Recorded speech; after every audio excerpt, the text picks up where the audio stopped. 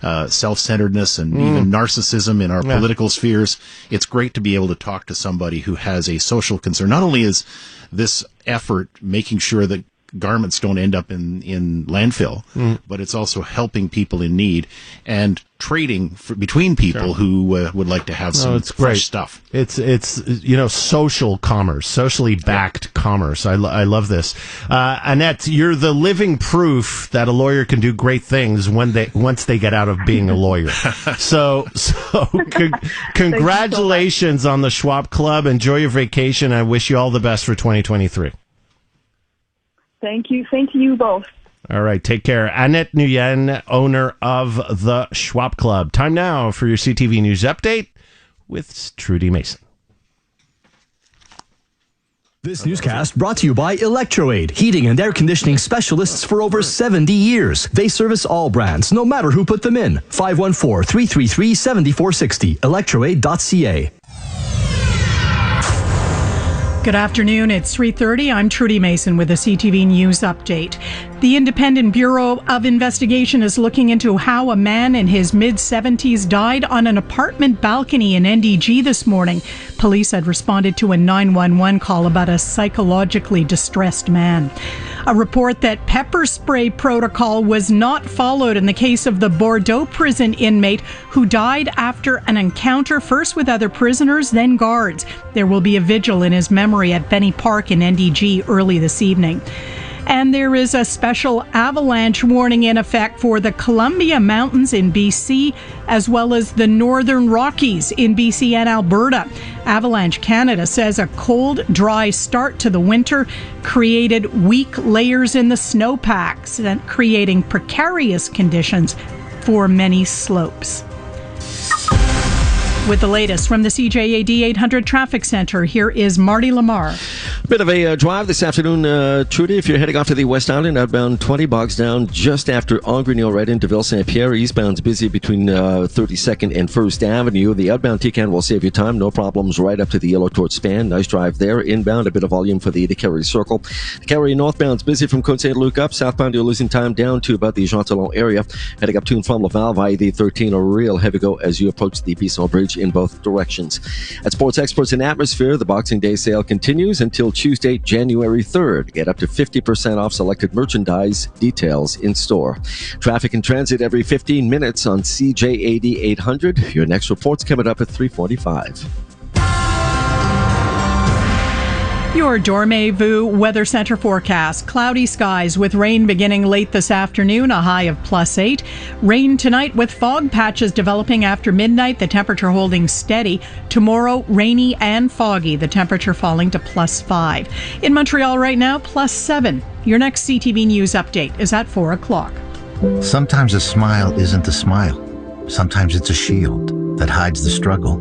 For some who have served in the Canadian Armed Forces or RCMP, mental health challenges can take on many faces. If you're struggling, there is support for you and your family.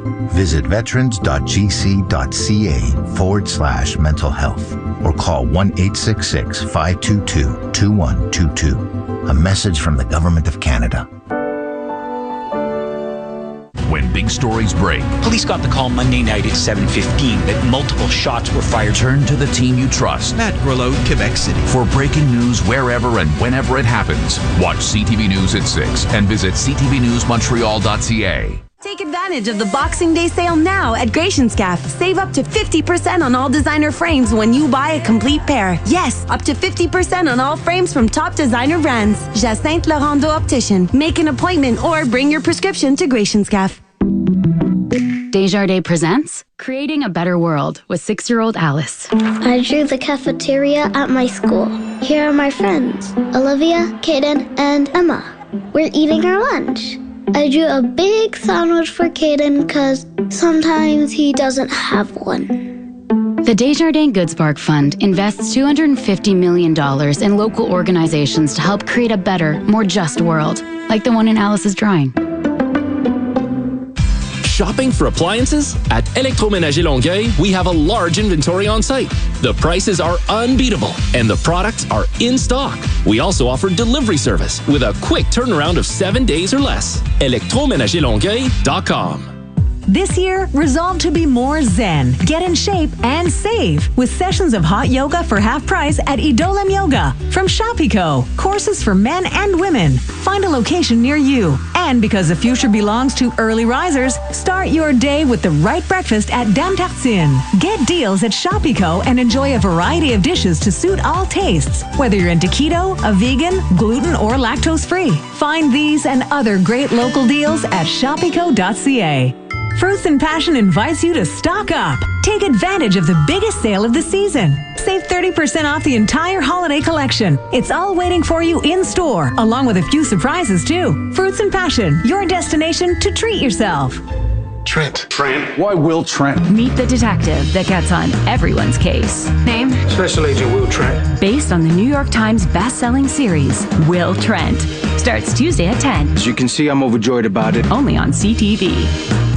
Rock marks moments in time, and only one radio station has been doing it in Montreal for over 50 years. Get your rock fix from the spirit of rock. Shome 97.7. This is Montreal Now with Aaron Rand and Natasha Hall. CJAD 800. Welcome back. David Hertel, joined by Welcome Hall Mission Sam Watts. We're talking about good people doing good things this afternoon to end the year here on CJAD 800 in Montreal Now. Before we get to our next guest, a very moving text here from Nancy and Magog. Good afternoon, David and Sam.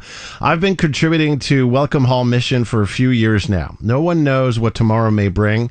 Any one of us could be out on the street in the blink of an eye. My contributions are by no means extravagant, but for $4.39 per meal at Welcome Hall Mission, I try to help. My other contribution throughout the year is Mothers Against Drunk Driving. Listening to Dean reminding everyone not to drink and drive warms my heart. We all have family and friends or even strangers to stay safe. Happy New Year to you all. Good health and happiness always. Thank you, Nancy. All the best for the new year. Sam? Nancy, what a wonderful person.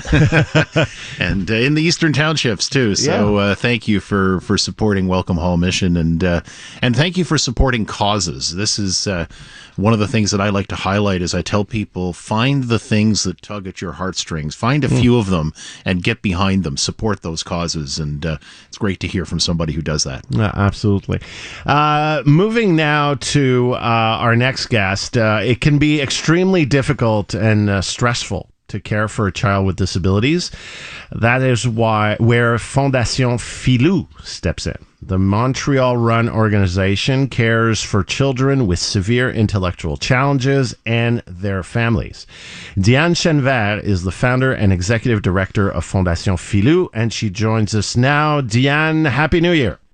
Happy New Year, David. Happy New Year, Sam. Thank you for having me. It's great to have you on the show. So tell me more about your organization.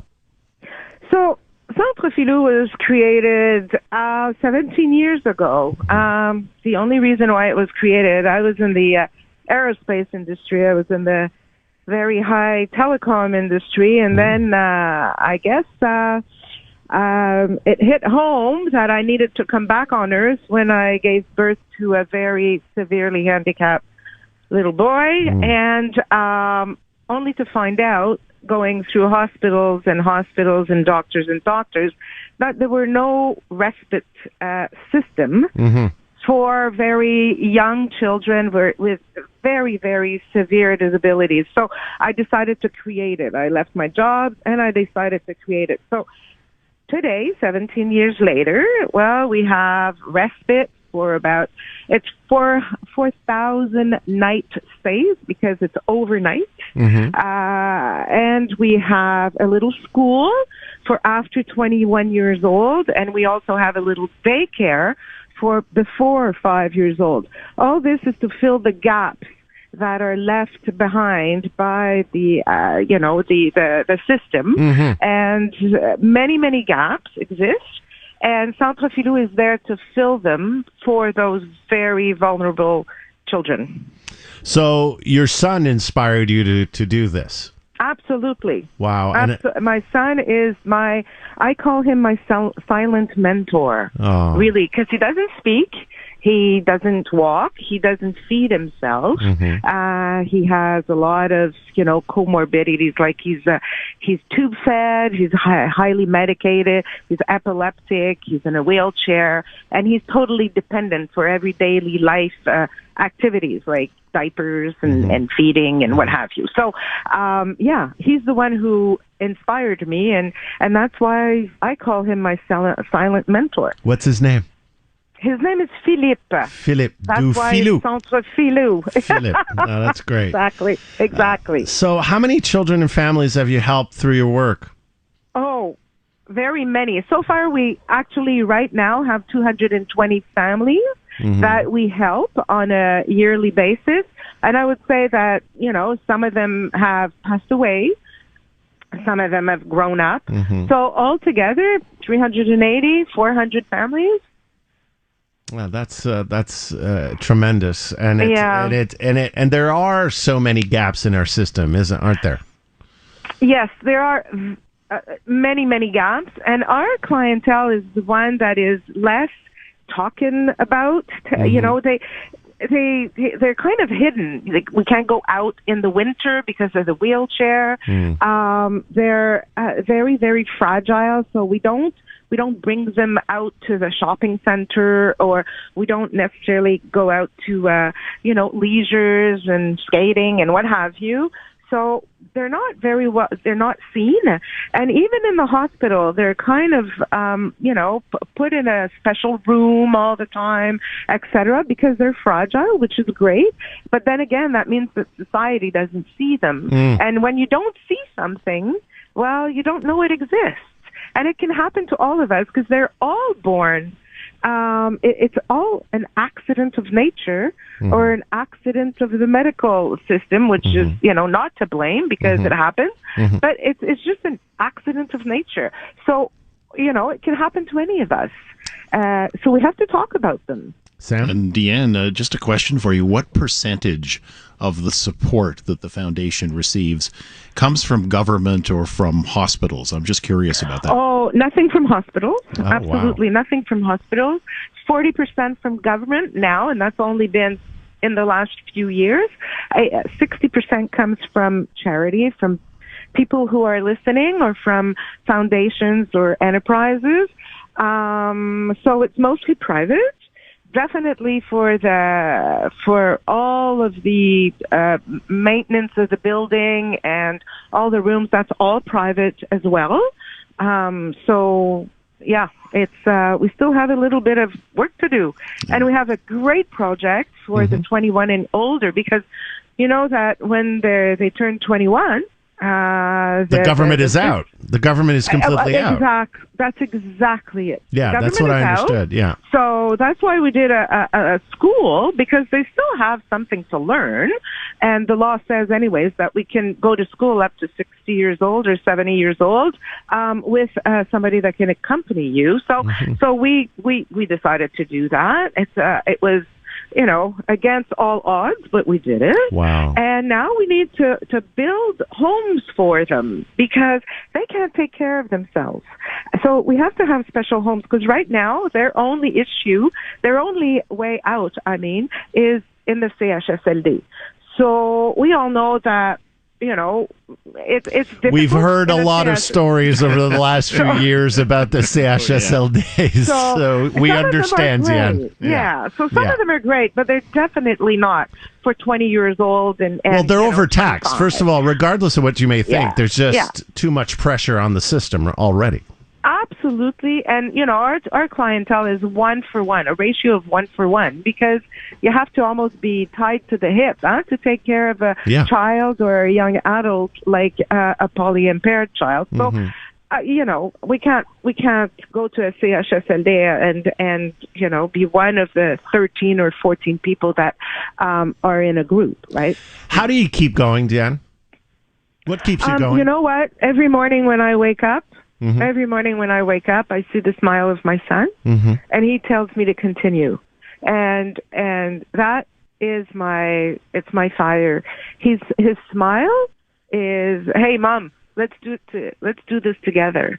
So I have 86 people working at Centre Filou, all paid. and decently paid. Tell me about that team. I mean, what kind of professionals do you have? I don't have professionals. Okay. I have students. Students. I believe in students. I have students from Université de Montréal and McGill University, mostly, in fields like physiotherapy or even law. We have those lawyers young again. Doctors, lawyers again. Those darn lawyers. We need them. You know why? We need them because these kids really need lawyers to be able to continue living when they're going to be on their own, right? Defend their rights. Yeah. Yes. They have rights. Yeah. Perfect. So we have young students, and what we want, our model is that they become conscious that these children exist, and what are they going to do? They're going to spread the word out that, hey, it can happen to all of us. So let's help them. Let's show them. Let's make them participate in our society as full people. I mean, that's what they are. Mm-hmm. They're just in a wheelchair with tons of medication, but then again, they bring something to society. They do. They do. You know, like a crooked tree in a forest. The forest is pretty because there's a crooked tree somewhere, and kids actually go up the crooked tree. Well, it's the same thing for us. I mean, they do have a purpose in our society. I only have a few seconds left, Dan. What's your wish for 2023? That we actually build our home for the 21 and older so that they can stay there and their parents can actually start living. You have a website? We do. Centrefilou.com. Centrefilou, and that's Philou. That's correct. All right. Diane Chenvert, thank you so much for sharing your experience. Very inspiring. I'm emotional right now. So, but Diane, your story and the best to you and your son and your great organization. Thank you so much, and all the best in 2023. Thanks, David. Thanks, Sam. Take care of yourself. Happy Merry New Year. Thank you. Diane Chenvert, founder and executive director of Fondation Philou. Time now to check on your drive from the CJAD 800 Traffic Center. Here again is Marty Lamar. Marty. Hey, David, a bit of a drive here for this Friday afternoon. We are looking at heavy delays on the inbound, outbound Île-aux-Tourtes, if you can, not Île-aux-Tourtes, but La Fontaine. So if you can avoid that area, the other South Shore spans are pretty decent. A bit of volume for the inbound, outbound Champlain. To carry northbound Côte Saint-Luc up, southbound you're losing time off the top down to Van Horn. Busy but moving on the Met between the 215s, inbound, outbound Tican, fine, no problems there. 20 westbound, a bit of volume through Ville-Saint-Pierre, and a busy go 13 north and southbound on the approach to the Bisson Bridge. 50 or over, ask your doctor, nurse, or pharmacist if vaccination for pneumococcal pneumonia with the new Prevnar 20 is right for you. Learn more at Prevnar20.ca. Marty Lamar, CJAD 800 Traffic Center. Thank you, Marty. Coming up next, Egbert Gay, founder and editor of Montreal Community Contact.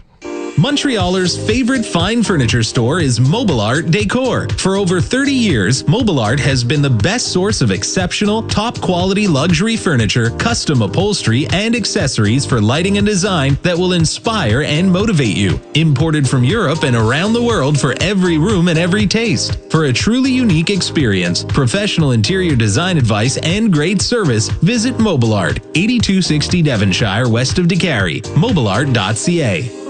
When it comes to respiratory viruses, there are some people who fall a little sick, some who fall quite sick, and some who fall very sick. When sickness hits, some people fall further than others. Wearing a mask is a simple gesture that acts as a safety net for all of us. To better protect yourself and those around you from the viruses going around, it's a good idea to wear a mask in crowded public places. A message from the Gouvernement du Québec. Need a venue for your upcoming event? PMG Group has 12 locations in and around the Greater Montreal area to accommodate up to 2,000 people for weddings, corporate events, holiday parties, meetings, fundraisers, social gatherings, on-site catering, and more. Visit us online at plazapmg.com. Hun, when you have a second, please print this file for me. You may not print every day. Babe, Emma needs this doc printed for school tomorrow. But when you need a print, you need it now. Get Canon's all-in-one printer. Perfect for hybrid and remote work. Print, scan, and copy from your laptop or smartphone with the Pixma TS3420 printer. Now just $49.99 for Boxing Week. The best price for home office life. Offer valid December 21st to January 5th, 2023. Visit canon.ca/levelup for details. Save more and get more out of your next all-inclusive beach vacation with Sunwing. Enjoy savings of up to 50% off on last-minute getaways to Cabo San Lucas, Montego Bay, Veradero, and much more. With hundreds of top-rated resorts down south to choose from and flights from Montreal, there's never been a better time to get away this winter. Book with your travel agent or Holiday deals all week long at Bicycles MCW with up to 50% off all featured accessories. Winterize your bike or e-bike with a vast selection of winter accessories. Winter tires, helmets, shoes, gloves, and much more. In-store at Sherbrooke and Hampton and NDG. BicyclesMCW.com. When renovating, you want peace of mind. Call Renofco, winner of Consumer's Choice Award and West Island Chamber of Commerce Excellence in Business category. Renofco.com, 514-856-9993. For Philadelphia's Missing Persons Unit, when someone is taken, every second counts. We will get your baby back. Scott Kahn stars in the new series, Alert. Starts Sunday, January 8th, only on CTV.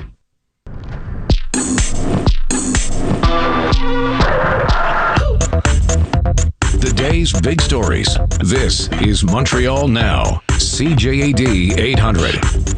Thank you, Dean Bertoya. Great music. I've never heard the song. This is your stuff? Yeah. Are you like a nifty dancer to this stuff too? Well, I wouldn't say nifty. What I do isn't called dancing. What is it called? It's called This Guy Needs Help. Okay. But thank you very much. Anyways, welcome back to Montreal Now. I'm David Hertel. I'm joined this afternoon. We're doing a special show. I'm with Sam Watts of the Welcome Hall Mission. We're talking good people that do good things. And we are joined, as we are throughout the week and next at this time, by the founder and editor of Montreal Community Contact, Egbert Gay. Hey, Egbert. How you doing? I'm a good guy, am I not? You are a great guy. You're a great guy doing great things all the time, my friend. It doesn't matter. I'm so vain. You could be putting me on, but I like it. You know? It doesn't matter. I'm not putting you on, my friend. No, I think you're one of the good people, just like Sam. Great Montrealers like doing good things for the community. There are many ways to do good things to contribute to your community, and you do it with Montreal Community Contact for sure. But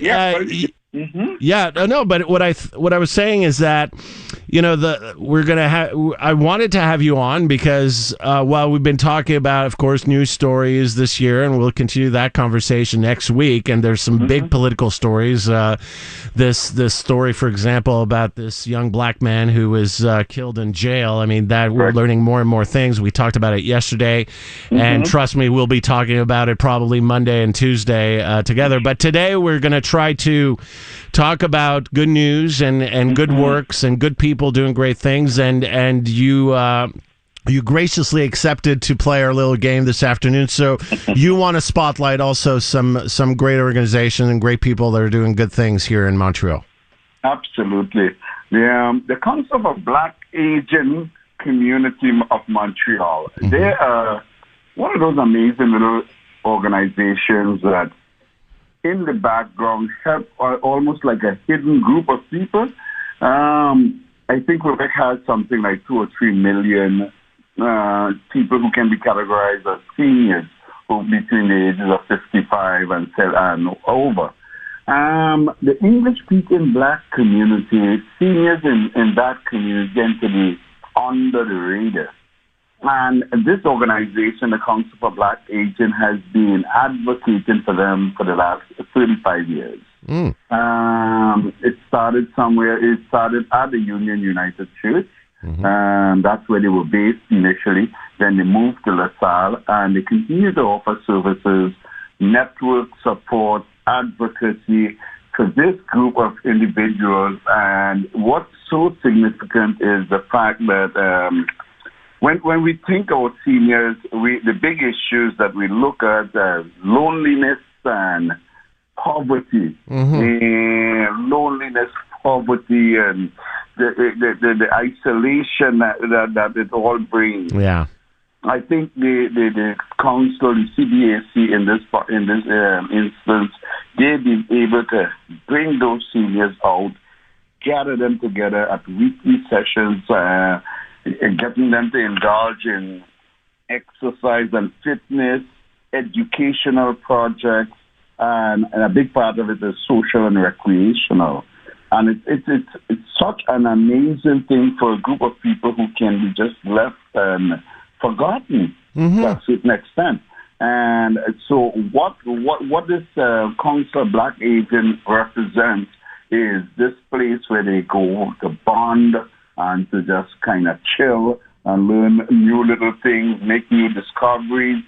But what has been significant in what they've been doing over the years is the fact that they used to keep these before the pandemic, that is, they used to hold these major conferences where they would tackle some of the big issues facing seniors across Quebec.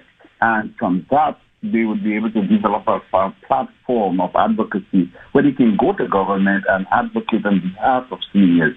So, groups like that, I mean, obviously, we know the work that Sam Watts and people like him do.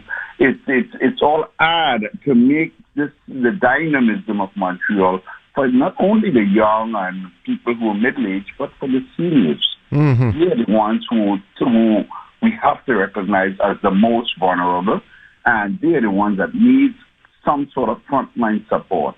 So groups like the Council of Black Agents, Council for Black Agents in Montreal, they represent that frontline support. They represent that sort of bond that's going to help these people stay alive and excited in their golden years, Mm-hmm, absolutely. Sam, you want to add something on that? Sorry? Hold on. Can we get Sam's microphone on, please? Thank you. Oh, and there we go. Now he's back. I can hear myself. You're back, yeah. Okay, Sam is on. But Egbert, I just a couple of comments to you, because first of all, that's a great illustration of an organization that may not be on everybody's radar. But I've repeated a couple of times that poverty plus isolation always brings bad things, usually suboptimal health outcomes for seniors. But when you add in the fact that these seniors are part of the visible minorities of Montreal, I think that's another dimension that an organization like this is stepping up to serve. And we know that when we serve people like this, we elevate them. And that's what we need to be looking to do in 2023, is to help people get to where they want to be. And so I'm really pleased to hear about it. So, sorry, go ahead. Yeah, 100%. And, Sam made the point, as visible minorities, sometimes we sort of get left under the radar. We sort of fly under the radar. And also an inability to access resources from governments. So they always need an additional push and an additional spotlight, heaped on them in order to sort of let people know what they're doing to help the seniors in Montreal and sort of bring forth that, cover the vulnerability that can envelop a lot of these individuals. So it's the Council for Black Aging Community of Montreal. The website is cbacm.org. cbacm.org. Is there anybody in particular you'd like to send a shout out to?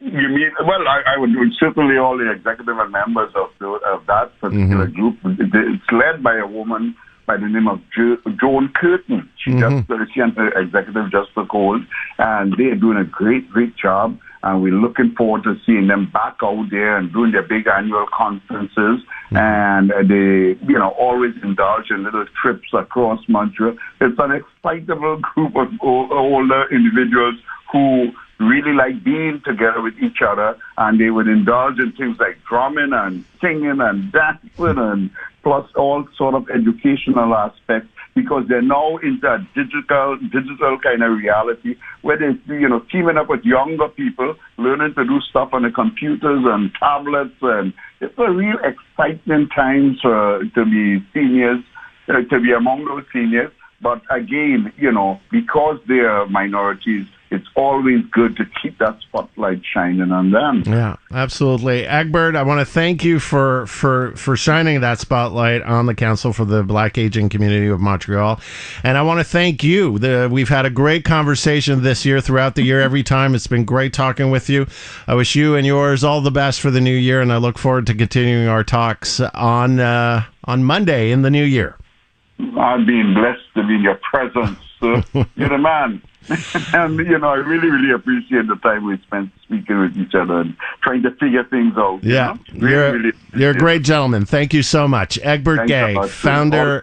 Thank you. Egbert Gay, founder and editor of Montreal Community Contact. I have time to read a text. Yeah, before we go to the news, we got this text that came in.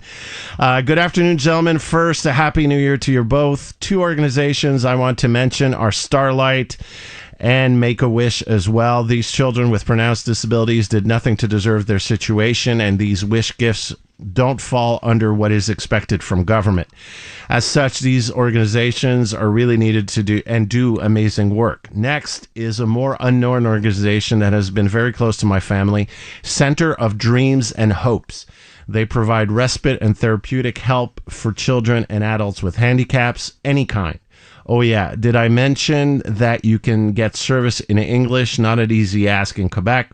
My son was diagnosed with autism 17 years ago, and we've been together with the center ever since. Now, to the wonderful people that are responsible, the organizers are moms with different backgrounds, all have children with special needs, and I can tell you that kids with special needs have special moms, super moms. So it's centerofdreamsandhopes.org. Thank you for your time, Don. Well, thank you, Don, for that great shout out, that great text. You can text us at 514-800 for more examples of good people doing good things. Time now for your CTV News Update with Trudy Mason. Montreal Now with Aaron Rand and Natasha Hall. Brought to you by Dormez-vous. Give the joy of better rest this holiday season with sleep essentials from Dormez-vous. Sleep well, stay well. Dormez-vous. You're listening to the Voice of Montreal. News Talk Radio, CJAD 800, an iHeart radio station.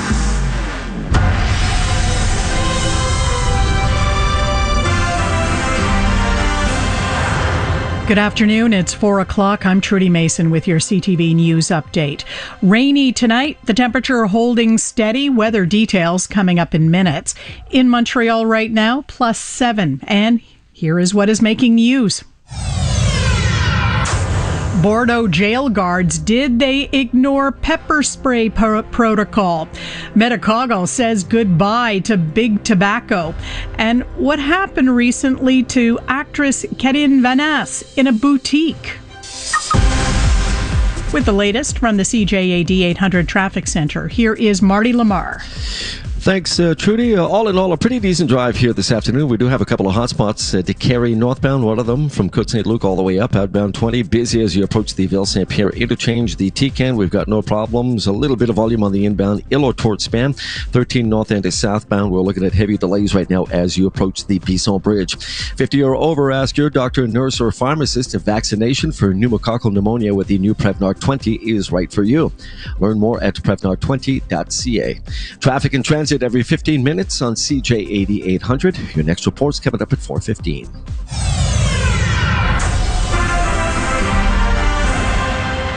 In the news, there is a report today that guards at Bordeaux jail did not follow pepper spray rules when they subdued an inmate who'd been involved in a fight with other prisoners.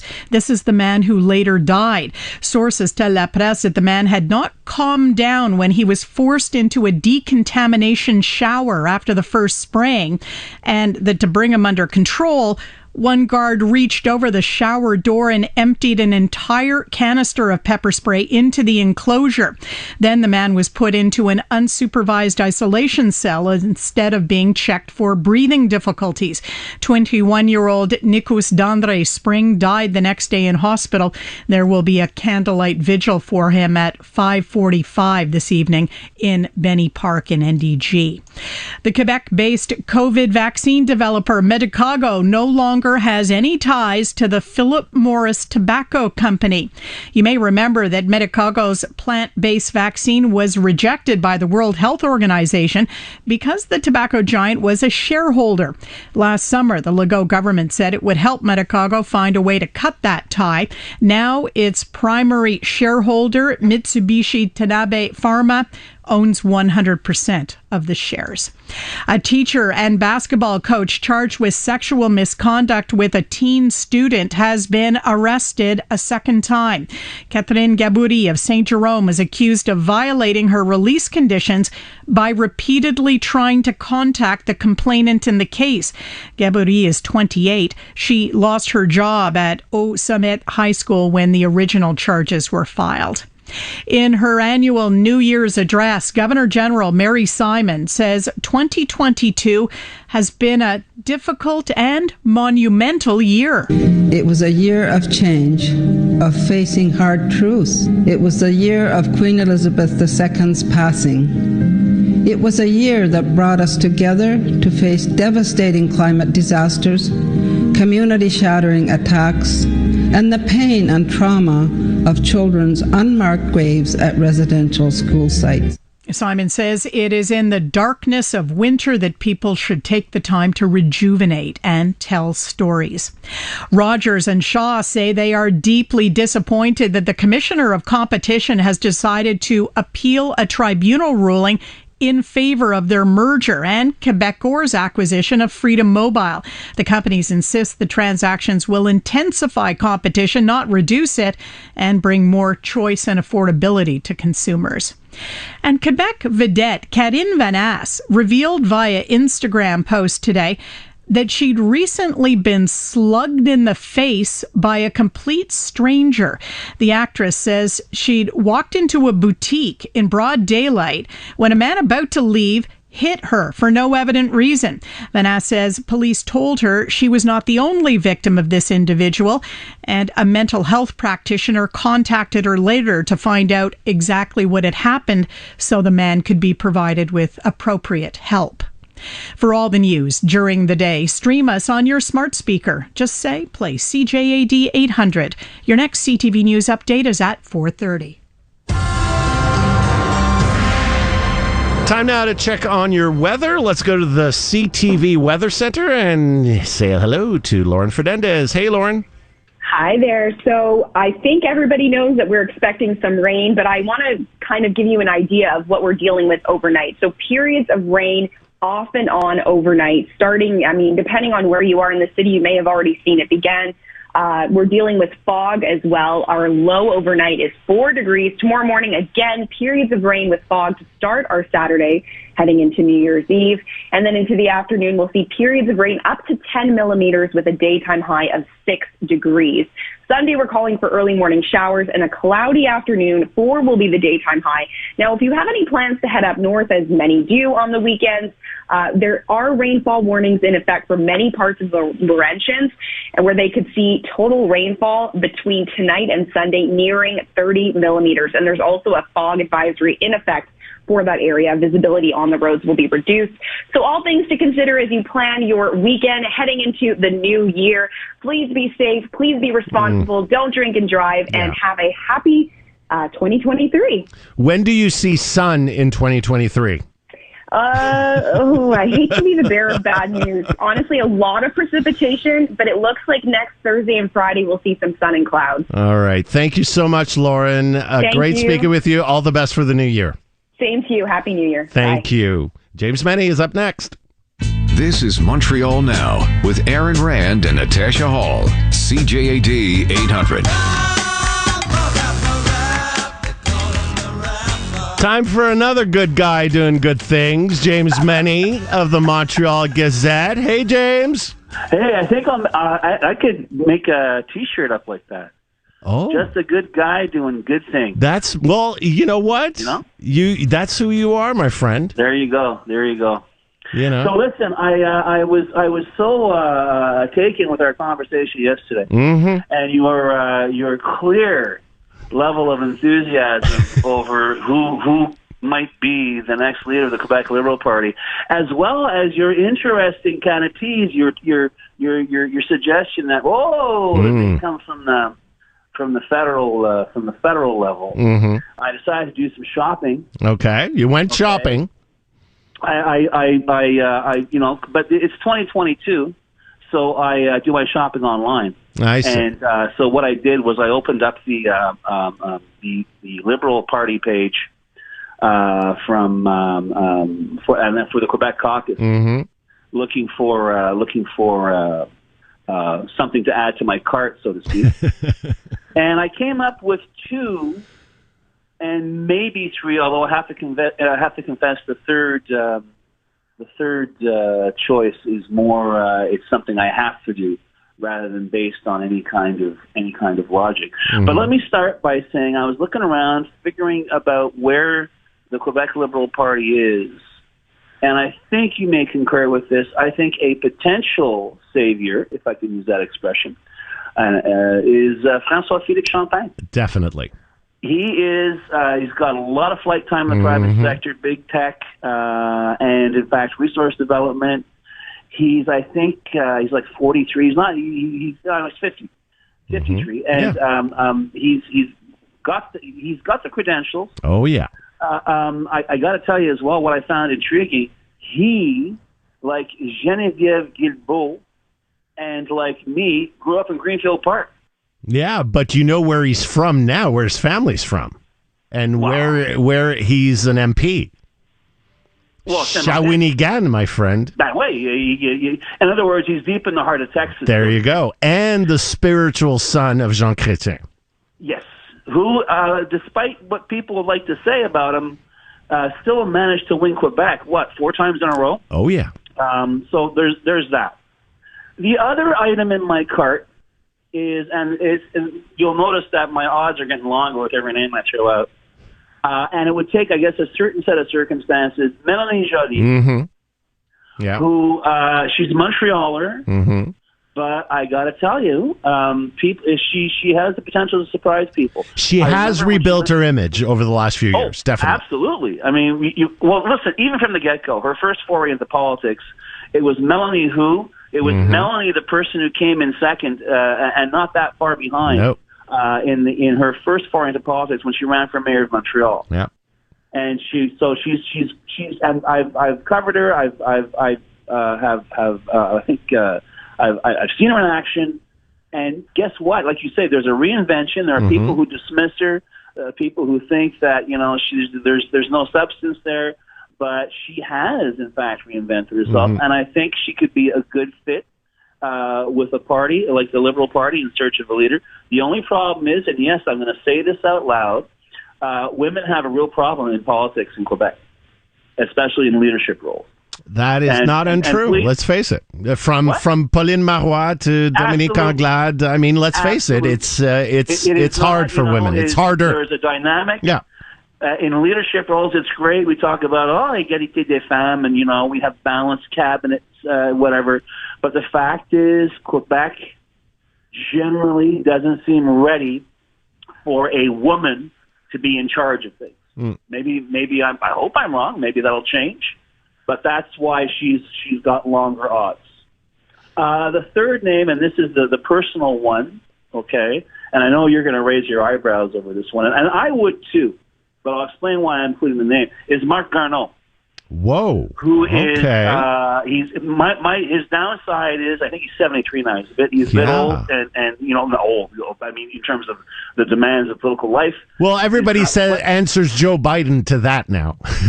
Well, exactly, But the thing is, he can't be perceived as a Trudeauista.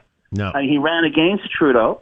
For the leadership of the Liberal Party. He did. He seems to have been very shabbily thrown out of cabinet by the PMO. Yeah. I don't think there's any love lost between Captain Garneau and the regime in power in Ottawa right now. But that's the real reason why I throw him in there, David, because I said Captain Garneau. My dad enlisted in the Royal Canadian Navy when he was 16 years old. And I won't bore you with all the World War II stuff, but when he came back, he had this perception, which he passed on to his kids, that the Navy can do no wrong. So when I finally ended up living in NDG, I didn't even have to see Marc Garneau's platform when he was running as an MP. Sure. Because all I need to know is a retired captain, Royal Canadian Navy. Okay, he's got my vote. That's it. That's all. Although all that said, I will say I still think he does have certain qualities that could be a steadying hand. And guess what? He's Quebec City, and he's an astronaut. And you know what? That counts. Believe it or not, in this crazy world of politics, it's great to discuss how many sovereignists can dance on the head of a pin. But having done extraordinary stuff in the blood and guts and DNA of politics, that counts for something. But frankly, those are the only 3 items that I could find on my page. Really? Because another one that is still hanging around and is still his name is still circulating is Quebec City MP Joel Lightbound. You know why I left him out? Why? I got 3 little words for you. To. Okay. No, I'm serious. That's where he comes from. I know he's utterly bilingual.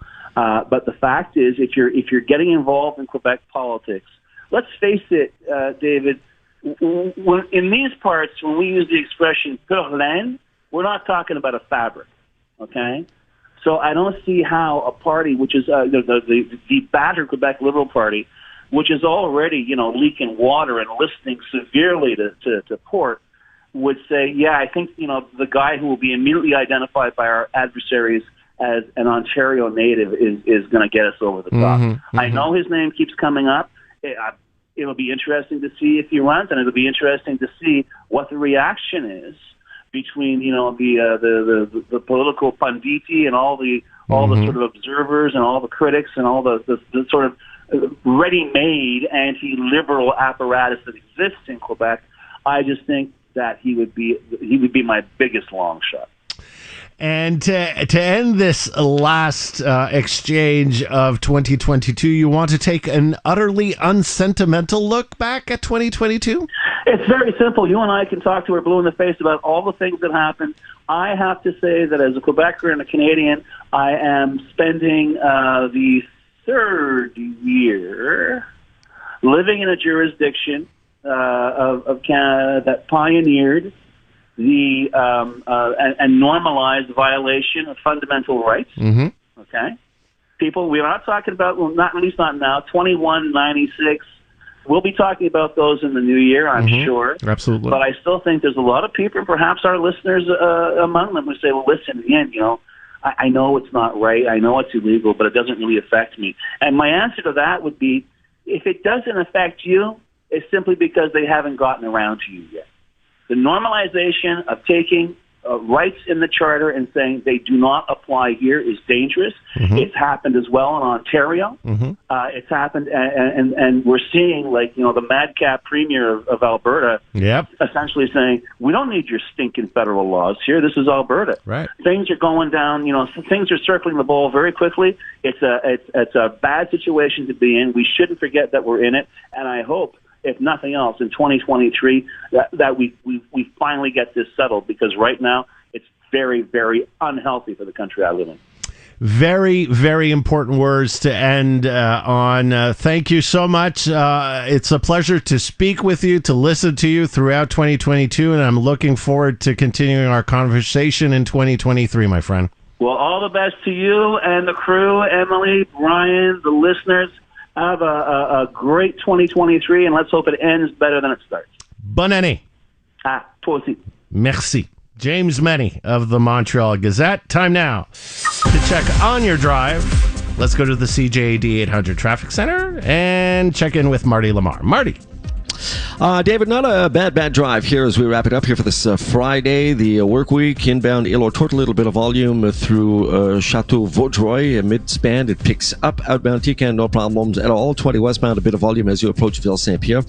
13 northbound, a heavy go from the 40 right up to the Bisson Bridge. Is southbound from Notre Dame across the span, getting into Montreal to carry north, and is southbound some volume through the Jean Talon area. Busy but moving on the mid this afternoon between the 215s. Inbound, outbound Champlain Bridge. We're looking at some volume in both directions. vaccinations. 50 or over, ask your doctor, nurse, or pharmacist if vaccination for pneumococcal pneumonia with the new Prevnar 20 is right for you.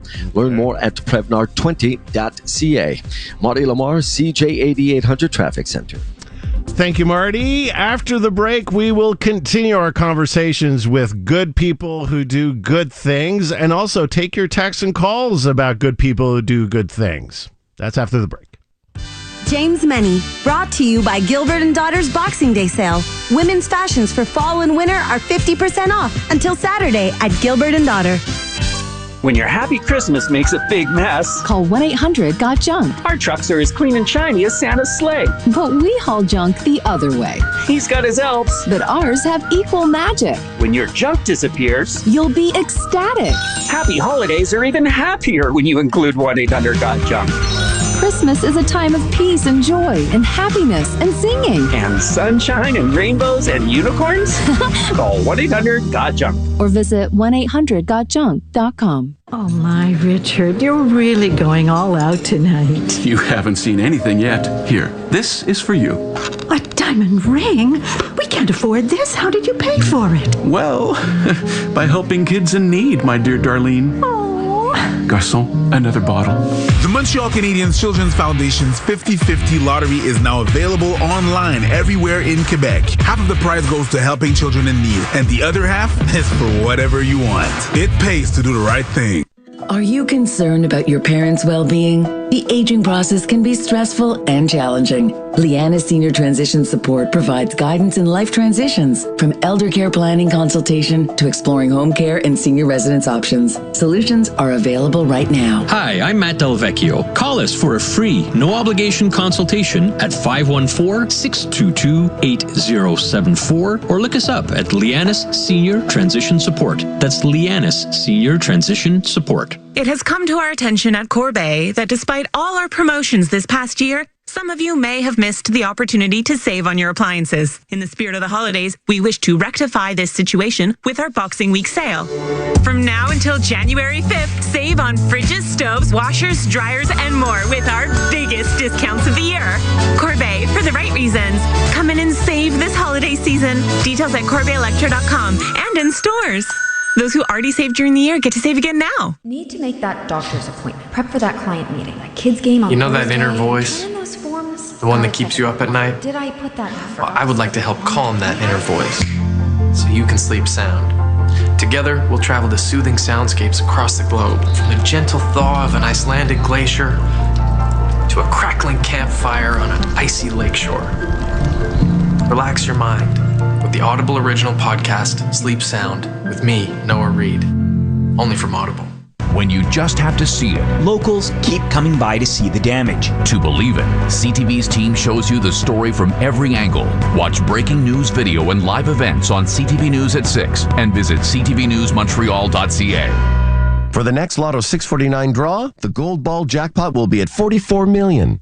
It won't change you, except it kind of will change you a little bit. Right? When renovating, you want peace of mind. Call Renofco, winner of Consumer's Choice Award and West Island Chamber of Commerce Excellence in Business category. Renofco.com, 514-856-9993. You're listening to Montreal Now with Aaron Rand and Natasha Hall.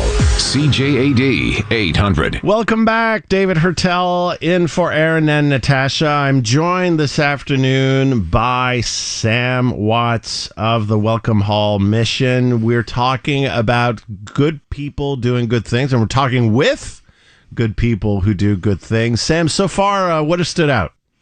Well, a couple of things. I think one is that we were listening to organizations talk to us and people talk to us who probably your listeners might never have heard of before, which I think highlights the fact that there are so many groups out there that are doing really good work.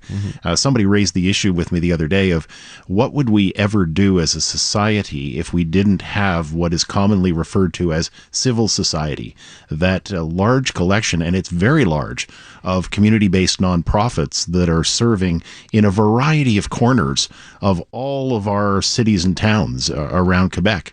And it's been something that's been kind of slow developing, because if you look at Quebec society, let's rewind the tape back to before the 60s, it was the domain of the church. Mm-hmm. And since then, we've had to develop this whole new sector. And you're seeing it right now, and we saw it during the pandemic, is without that sector in the pandemic, I think we would have been in a heap of trouble. Absolutely. And so if you want to talk to us about good people doing good things, some organizations that you know of, or if you are working in an organization that does good things for Montreal, that contributes to our community, please call us 514-790-0800, or you can text us at 514-800. That's something that we also, Sam, don't necessarily, I think, realize, is that the government actually relies on groups like the Welcome Hall Mission and other groups to actually, and that's why some of the funding, it comes from the government. It's actually planned, and it's part of the government response. The frontline response are groups and organizations like the Welcome Hall Mission and other organizations. Yeah, and I think that's really appreciated. Like, I think I can't say enough for our partners in the government, and we work very closely with the CIUS Centre Sud and a number of the other CIUSs around the city. The key thing is that I've been advocating for a while that we need to shift our model, because the model has been based on funding an emergency response. So we tended to run from emergency to emergency to emergency, rather than establishing a system that dealt with the actual problem and brought solutions to bear on the whole situation. A good example is, and I've used this with you before on the air, if we built our entire hospital system around the premise that the only thing we needed was emergency rooms, you would tell me, well, Sam, that's insanity. And you'd be right.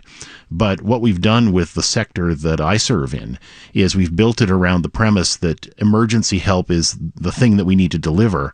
And we don't tend to think of working upstream to prevent and also working downstream so that we create a situation whereby there's actual solutions. And the coherent example right now, and we're going to talk about it later in the show, is homelessness. There are things that we know how to do to prevent people from falling into homelessness. We're not doing very many of them as a society. And there's things that we know what to do when it comes to getting people rehoused. And we're not doing that in any kind of systematic way. And I think that's the same thing goes for a variety of the other sectors that are out there. And those are the kinds of improvements that we need to talk about with our friends in government and get to the point where we're looking at this as a whole of government problem and not just something that we every once in a while parachute in on whenever there's a crisis. Let's go to the phones at 514-790-800 and say good afternoon to Michael. Hey, Michael. Hi, David and Sam. The best for 23. Thank you. Same to you.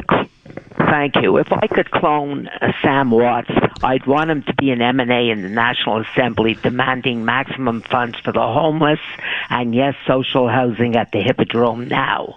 And I'd want him to demand 6 old SDM buses be stationed near where the homeless congregate in the cold of winter as warming stations. I'm sure Hydro-Quebec, the pride of Quebec, would come on side and no-charge hook the buses up to the electrical power grid and install a porta potty and telephone hotline to Welcome Hall. And lastly, Mayor Val, wherever you are, you're next. I want half the revenue from traffic infractions to be reserved for our many nonprofits whose services are increasing in demand with less funding to fulfill them. And if I just could make this one shout out to the late Gibby Rosenberg. He was a force to be reckoned with. Whether it was Christmas, he'd serve up double a turkey for the homeless, and that New Year's steak is on the table. All right. So thank you, Sam, for all that you do. All right. Thank you, Michael. I don't know about cloning me. I think that's a bad idea. But and to the idea of buses, again, this is a really good example because at some point in time, you often do need an emergency response when you're faced with a real emergency.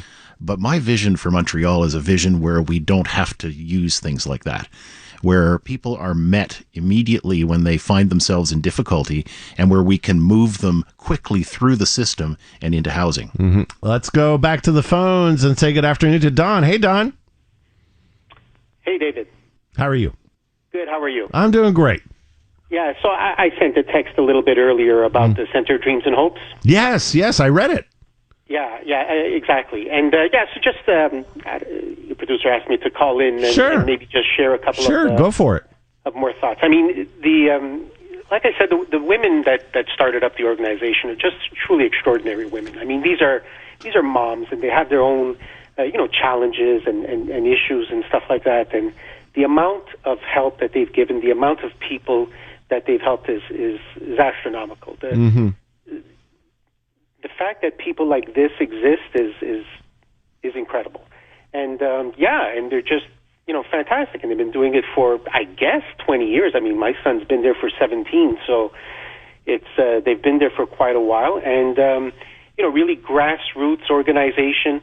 All the money that's raised really goes in there. They have a couple of respite centers, and you find that the CIUS are asking them to help out with services. It's really incredible work that they do. And like I said, in English. They do in French as well, but I can tell you that getting services in English is extremely difficult. And, having a child with autism, language is one of their major difficulties. And he has language, but the language that he has is in English. And trying to get services is extremely difficult. We live in Laval, and of course, the CIUS gets very territorial. And, we're having an impossible task to try and find respite services because there aren't any in English in Laval. So, anyways, that's on the politics side. That's, I guess, another show that you have. But going back to the Center of Dreams and Hopes, just fantastic people. And, Thank you so much for taking the time to call in and share your experience. I wish you and your family, your son and your entire family, all the best for 2023. Thank you likewise. All the best to you all. Take care, Don. These are great stories, Sam. Yeah. I love hearing that. Yeah, it's great to see people who really want to be part of the community and who want to promote some of these organizations that are doing great work. And so it proves that this show was a good idea, David. It was your idea, my friend. Thank you for your calls. Thank you for your texts. Time now for your CTV News Update with Trudy Mason. This newscast brought to you by ElectroAid, heating and air conditioning specialists for over 70 years. They service all brands, no matter who put them in. 514-333-7460, electroaid.ca. Good afternoon. It's 4:30. I'm Trudy Mason with the CTV News Update. A candlelight vigil will be held in Benny Park in NDG over the dinner hour for the 21-year-old who died after an altercation with inmates and then guards at Bordeaux Jail on Christmas Eve. The Independent Bureau of Investigation is looking into the death of a senior on an apartment balcony in NDG this morning. The man was found dead after Montreal police received a call about someone in psychological distress. And one-time Montreal Canadian Devontae Smith-Pelly announced his retirement from hockey this afternoon. He played 8 seasons in the NHL and was key to the Washington Capitals Stanley Cup in 2018. Last season, he played for the Laval Rocket of the AHL. With the latest from the CJAD 800 Traffic Center, here is Marty Lamar. Thanks, Trudy. A quiet drive here this afternoon. We do have a couple of hot spots. Île-aux-Tourtes in both directions. A bit of volume there. Décarie North and to southbound from Jean Talon up to the Décarie Circle. To and from Laval via the 13. Busy on the approach to the Bisson Bridge. It is moving. Heavy go in both directions for the inbound, outbound Champlain. Once again, just some volume, but moving. And the inbound, outbound La Fontaine hotspot here this afternoon. Real heavy go to get on and off the island. 50 or over, ask your doctor, nurse, or pharmacist if vaccination for pneumococcal pneumonia with the new Prevnar 20 is right for you. Learn more at Prevnar20.ca. Traffic and transit every 15 minutes on CJAD 800. Your next report's coming up at 4:45. Your Dormez-vous Weather Center forecast. Rain tonight, the temperature hovering around +8. Tomorrow, more rain plus fog, the temperature falling to +5 in the afternoon. And the outlook for Sunday, showers, a high of +4. In Montreal right now, 7 degrees on the plus side. Your next CTV News update is at 5 o'clock. Celebrate the holidays with Arahova. Enjoy their sizzling steak special at their newest locations on Brunswick and DDO and on Dicari Boulevard. Alberta AAA rib steak, 2 for $1. Book your holiday parties. Arahova Dicari, West Island, and participating locations. For all your commercial metal needs, sheet, plate, bar, tubing, and more, Diversified Allbrick is Canada's premier metal supplier with a full line of the highest quality stainless steel, aluminum, and specialty metals in all grades, forms, finishes, and tempers. AS 9120B certified for aerospace with over 20,000 inventory items to choose from throughout their 150,000 square feet of distribution space in Quebec and Ontario. Diversified Allbrick, Canada's most diversified metal service center. Buy online at diversifiedulbrich.ca. This Christmas, please give. Give food, give toys, give love, give time, give joy, give hope. Join our army of givers by donating now at salvationarmy.ca or call 1-877-288-7441. Everyone needs an army. The management team at Alto Seniors Residence in Ville Saint Laurent wants to wish you and those close to you the best of the holiday season. A Happy New Year with happiness, joy, and health to all our residents and staff. Hun, when you have a second, please print this file for me. You may not print every day. Babe, Emma needs this doc printed for school tomorrow. But when you need a print, you need it now. Get Canon's all-in-one printer. Perfect for hybrid and remote work. Print, scan, and copy from your laptop or smartphone with the Pixma TS3420 printer. Now just $49.99 for Boxing Week. The best price for home office life. Offer valid December 21st to January 5th, 2023. Visit canon.ca/levelup for details. The holidays. The turkey is great, the family reunions are sweet, and your mom-in-law is all smiles in her brand new kitchen. A subtle reminder that envy can creep up and grab you between two petits fours and a bowl of punch. Breathe in. It's time to think of you at Germain Lariviere's Comfort and Cheer Sale. With rebates of up to 50% on numerous products, it's your chance to make your home more beautiful and live your dreams. Germain Lariviere. Appliances, furniture, and mattresses. So many Quebecers suffer from back pain, which, when left untreated, can result in a loss of quality of life. The Quebec Chiropractors Association invites you to learn more. Visit chiropractic.com for more information about the practice. You can find tips and advice for daily activities and where you can find the chiropractor closest to you. Be well informed, prevent injuries, live your life to the fullest. Pain changes everything. Chiropractic care changes pain. This is Montreal Now with Aaron Rand and Natasha Hall. CJAD 800.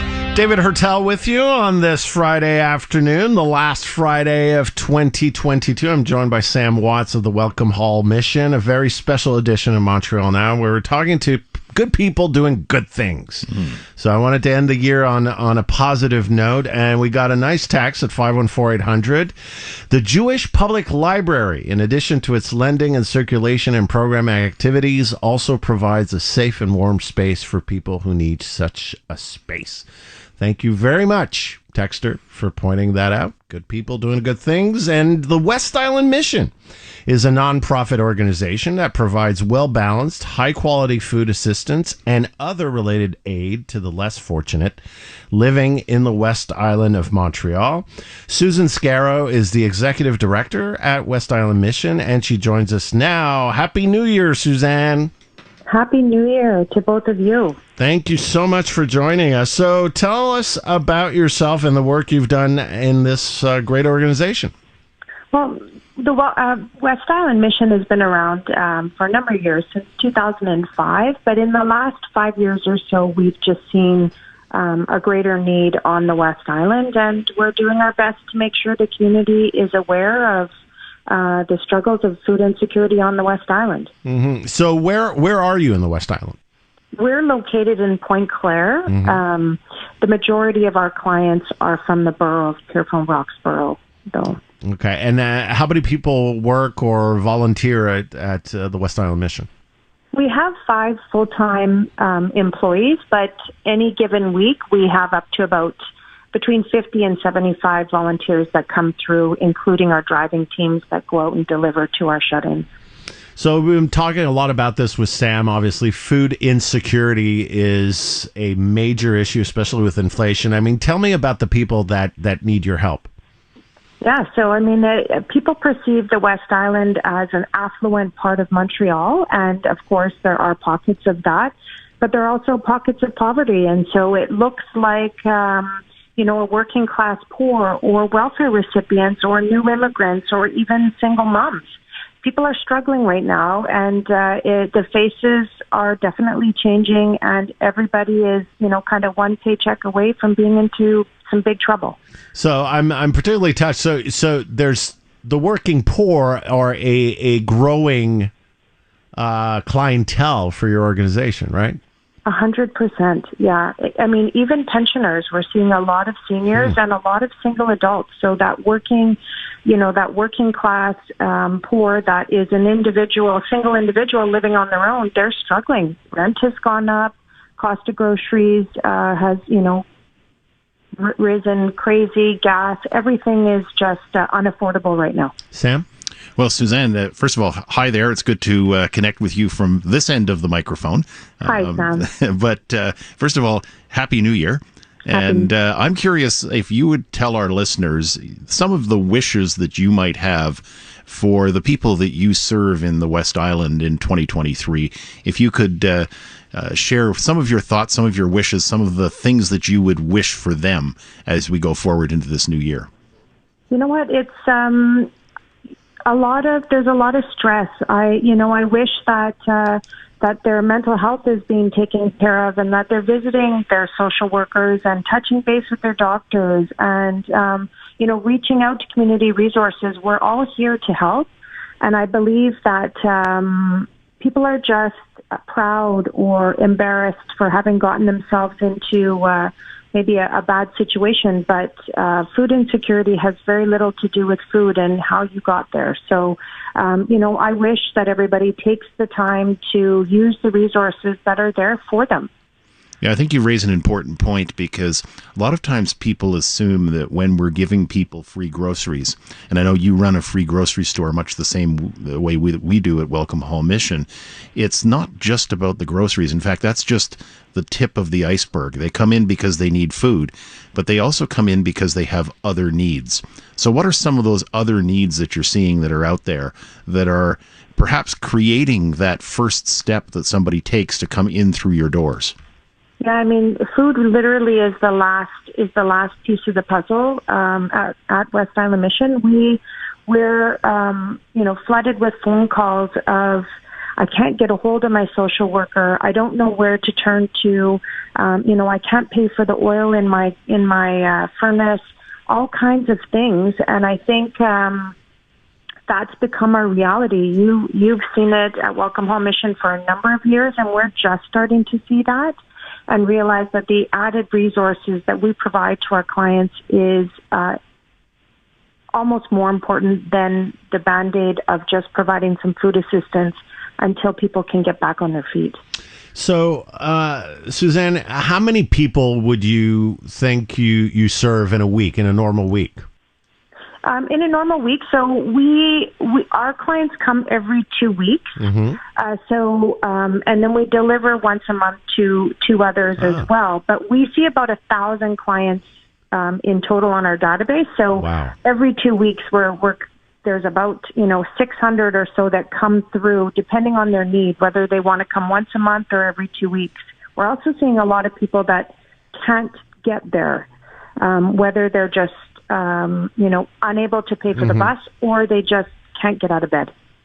So, in terms of financing, do you get any financial support from governments, or is it all private sector? We get some from governments. We've actually there was just a press release. Our local MNAs just put out a chunk of money for the 3 local food banks on the West Island, which was very nice. So that's like discretionary funds, right? That's like discretionary M&A funds, right? Yep, exactly. Yeah. But typically it's private sector and foundations. Okay. And a lot of it comes as emergency funding and has a limited time on when we need to spend it, and that's tough on us. Sam? Yeah, I think the interesting thing that you've raised as well is the number of people that you're seeing that you're going to need to deliver groceries to. This is something that we noticed at Welcome Hall Mission during the course of the pandemic. Was we always had this premise that people should come and enjoy a shopping experience. But there's an increased number of people who simply can't get out. And I'm just wondering, with the number of deliveries that you're doing, do you see that as something that's going to grow in 2023? 100%, because we're seeing a large number of increase in our seniors. The stress that we're watching, as you know, Sam, you made a good point about we want people to come in and pick and choose what they want, like, need. On the flip side, if you're, a senior and you're having to take the bus and you're having to carry this all home, the amount of stress and anxiety that we're putting on to someone's back, it's much easier if we just expand our driving teams and deliver directly to them. We do manage their diets if there's allergies and stuff, but still it's for sure that's going to increase, and we're happy to do that. We're here to serve. What are you looking forward to in 2023? What are your hopes? What are your goals?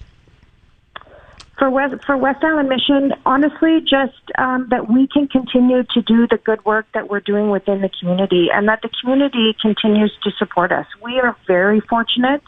We're in a good location, that we're easy to drop off, so people do. And the awareness is building, and we're seeing stories of hope, and we're seeing joy, and we're seeing people leaving happy, and that's super important to us. That's why we are in community. That's why we serve the way we do.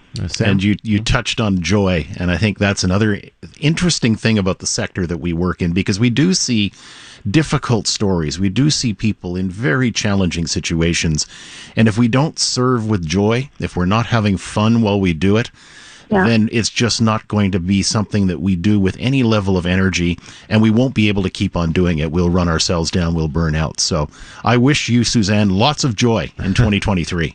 I wish you both the same as well, and the whole West Island community. Thank you, Suzanne. And if someone wants to get in touch with you, how's the best way to get in touch with you?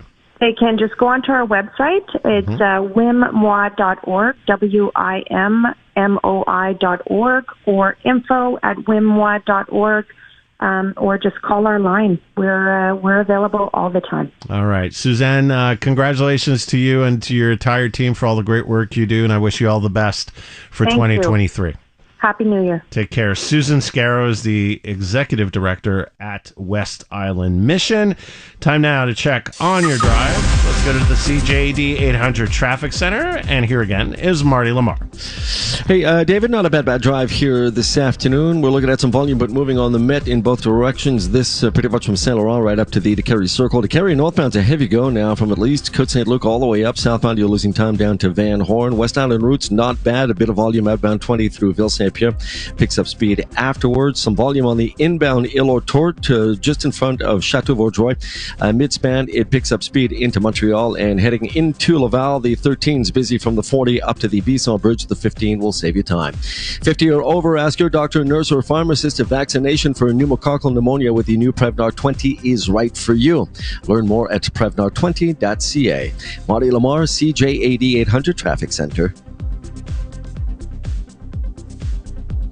Thank you, Marty. Coming up next, Benoit Langevin, City Councillor and Youth Homeless Spokesperson at the City of Montreal for the opposition, Ensemble Montréal. Hit music lives on Virgin Radio, home of the biggest artists. Boost your mood with Montreal's #1 hit music station, 95.9 Virgin Radio. For the next Lotto 649 draw, the Gold Ball jackpot will be at $44 million. It won't change you, except it kind of will change you a little bit, right? Hi, it's Fido. Boxing Week is back. Now's your chance to save big on select phones and plans you've been dreaming about all year. We've got all your favorites at their most affordable. Select plans even include data overage protection so you can be data confident. Wait, seriously? Yeah. Where are you going? I'm going to Fido to save, and so should you. Wait for me. Go to Fido.ca or a Fido store now. Fido, at your side. Honey, We're due for a holiday. Well, I just saw that Air Canada flies nonstop to more than 100 destinations from Montreal. Nonstop as in no stops? As in direct, no connecting flights, no stress. No nap interruptions. We just have to decide between Milan or Tokyo or Bogota or Delhi or Lisbon or San Diego. Oh, I've always wanted to go to San Diego. So we just have to pack our bags and update our bucket list. Book at aircanada.com or contact your travel agent.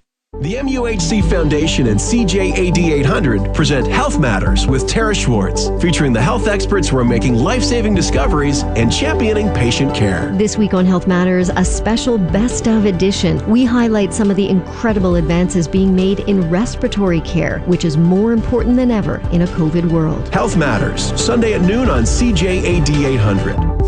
More Boxing Week blowout deals have been added at The Brick. Thousands of items are in stock and ready to go. Save up to 30% on sofas, love seats, matching chairs, sectionals, and recliners. Up to $1,100 off select TVs. And up to 50% off mattresses. Plus, buy more, save more. Up to 25% off bedroom and dining furniture. And up to $600 off major kitchen appliances. Some exclusions apply. Visit thebrick.com for details. The Brick, saving you more. 1877 Cars for Kids.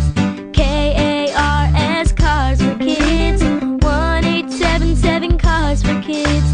Donate your car today. With car prices at an all-time high, our donors are now getting highest receipts ever. Donate at carsforkids.ca and your car can be picked up tomorrow. 1877 Cars for Kids.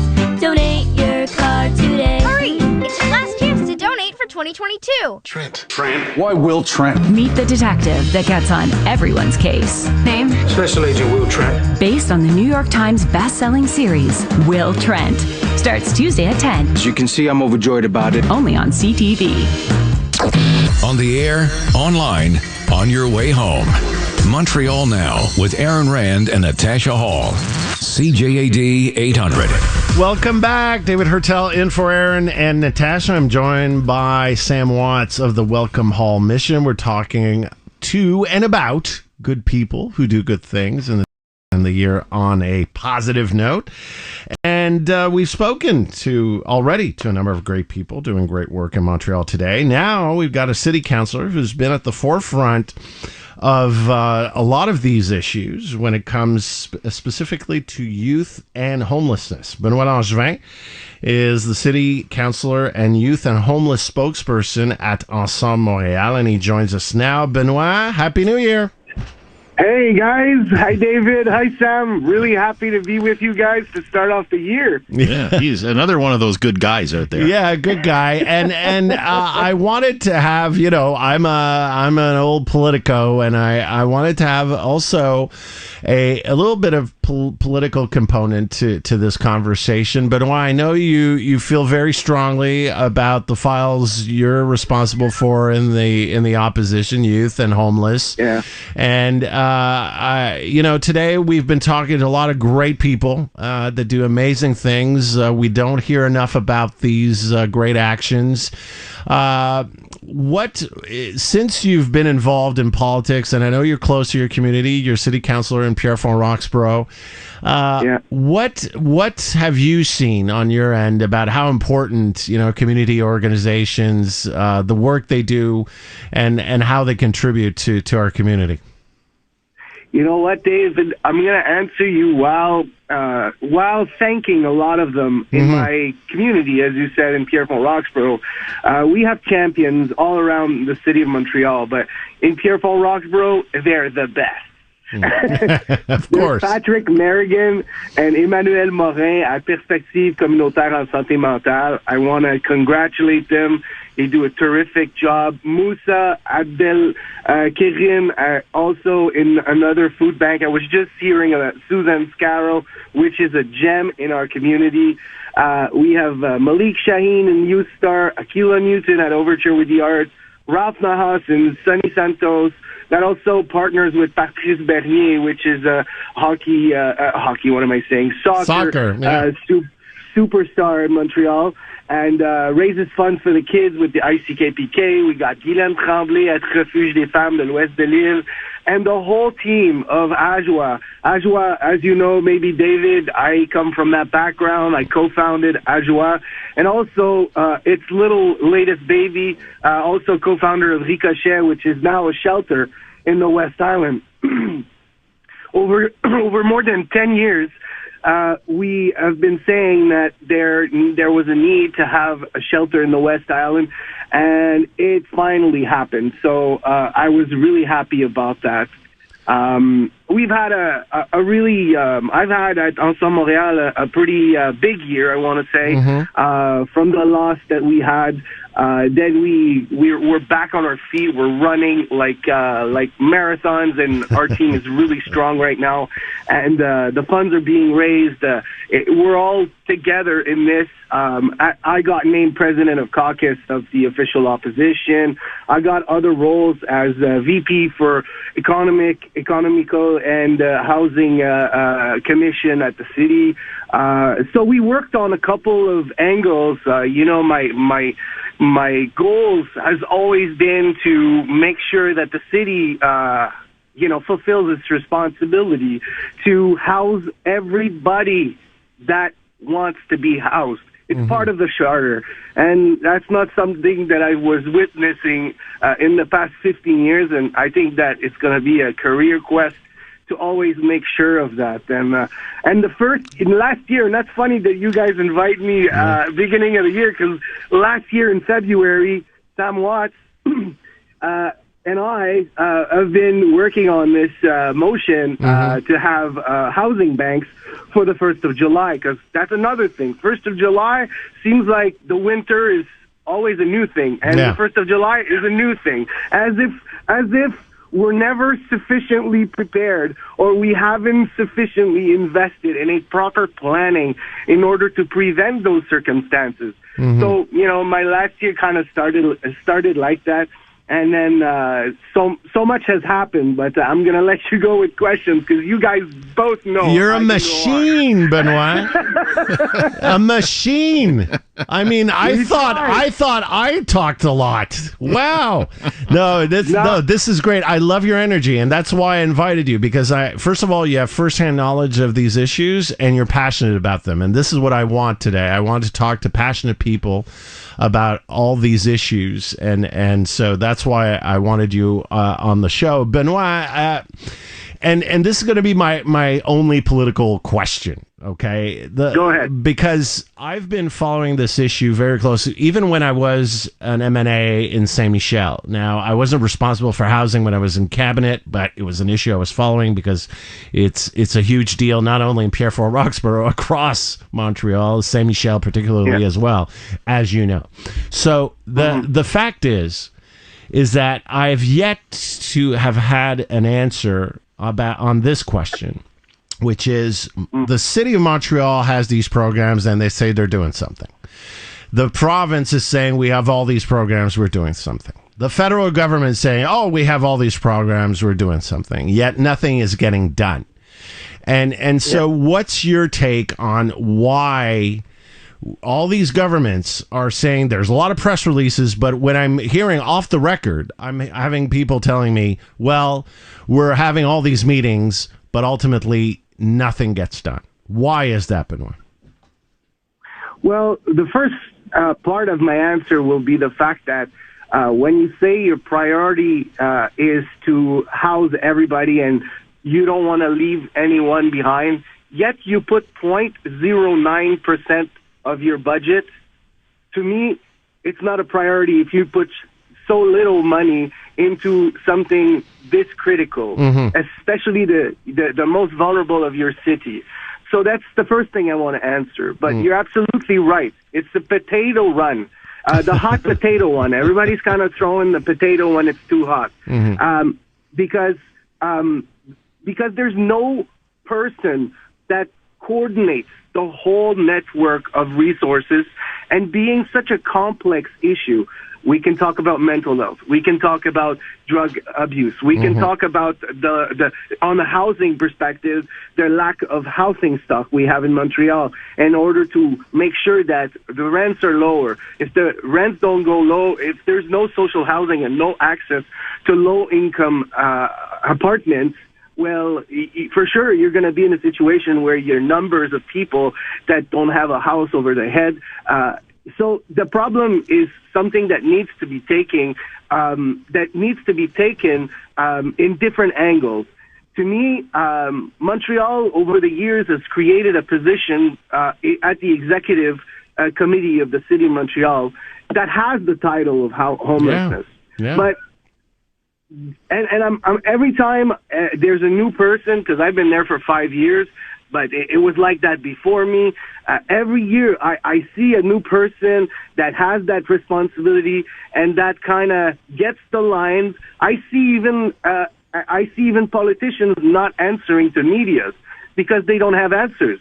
And to me, that's a problem, because if you're proximity government, you're supposed to be on a dial phone all the time with the other levels of government in order to always have an answer for anyone who needs to be housed. But that's not how the structure is made right now. And I think that going forward, media, politicians, we all have to find a way to create a position, a responsible position, so that there's imputability and transparency. Because at the end of the day, some people die. We've had deaths. We've had, and to me, in Canada, when it's minus 30, it's absolutely nonsense. In a rich society like the one we're living in, that we can't find solutions on a minute basis, on a month basis, on a 5 years basis. There's no sufficient planning, and there's not enough sufficient coordination between not only the different levels of government, but also the different communities. Because the needs are very different in Pierrefonds-Roxborough than they are in Ville-Marie, downtown core. The complexity of some of the issues requires more investment. But there's no one to oversee all that and to coordinate all that. You got major players like Mission Bon Accueil. You have major players like Old-Brewery Mission and Maison du Père. And there's about 7 or 8 that have the 95% of the emergency housing stock. And they work together, but there has to be somebody that does the oversight of all these resources and that partners with these brilliant, positive entrepreneurs, social entrepreneurs that there is in the city, and make sure that we can have an answer in each of those communities. And I think that would be my short answer. Boy,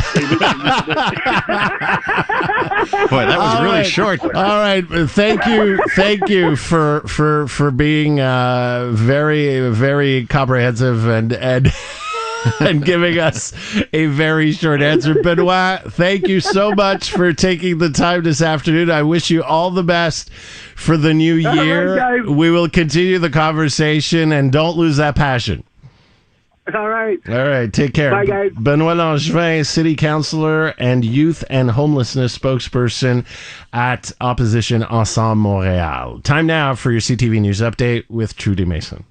You're listening to the Voice of Montreal. News, Talk Radio, CJAD 800, an iHeart radio station.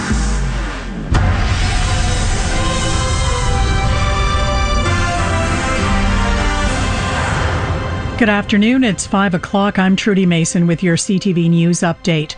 Rain tonight, the temperature hovering around +8. Weather details coming up in minutes. In Montreal right now, 7 degrees on the plus side. And here is what is making news. Bordeaux jail guards, a report says they broke pepper spraying rules. What guards at the prison in Cowansville found yesterday. And the social media influencer under arrest for human trafficking. With the latest from the CJAD 800 Traffic Center, here is Marty Lamar. Thanks, Trudy. Coming in on the inbound Champlain Bridge, the Eastern Township's auto route back into the Bell Practice Center. The La Fontaine, not much better, all due to an earlier accident and road work. We're backing to Boulevard de Mortagne on the inbound 20, just a slow crawl. It's affecting the 132 north and is southbound, med east and westbound. Looking at some volume between the 215s, affecting the Carrie north and is southbound, pretty much from the Jean Talon area. 20 westbound, a bit of volume through Ville Saint-Pierre, outbound Tican. Things are moving well. At Sports Experts and Atmosphere, the Boxing Day sale continues until Tuesday, January 3rd. Get up to 50% off selected merchandise. Details in store. Traffic and transit every 15 minutes on CJAD 800. Your next report's coming up at 5:15.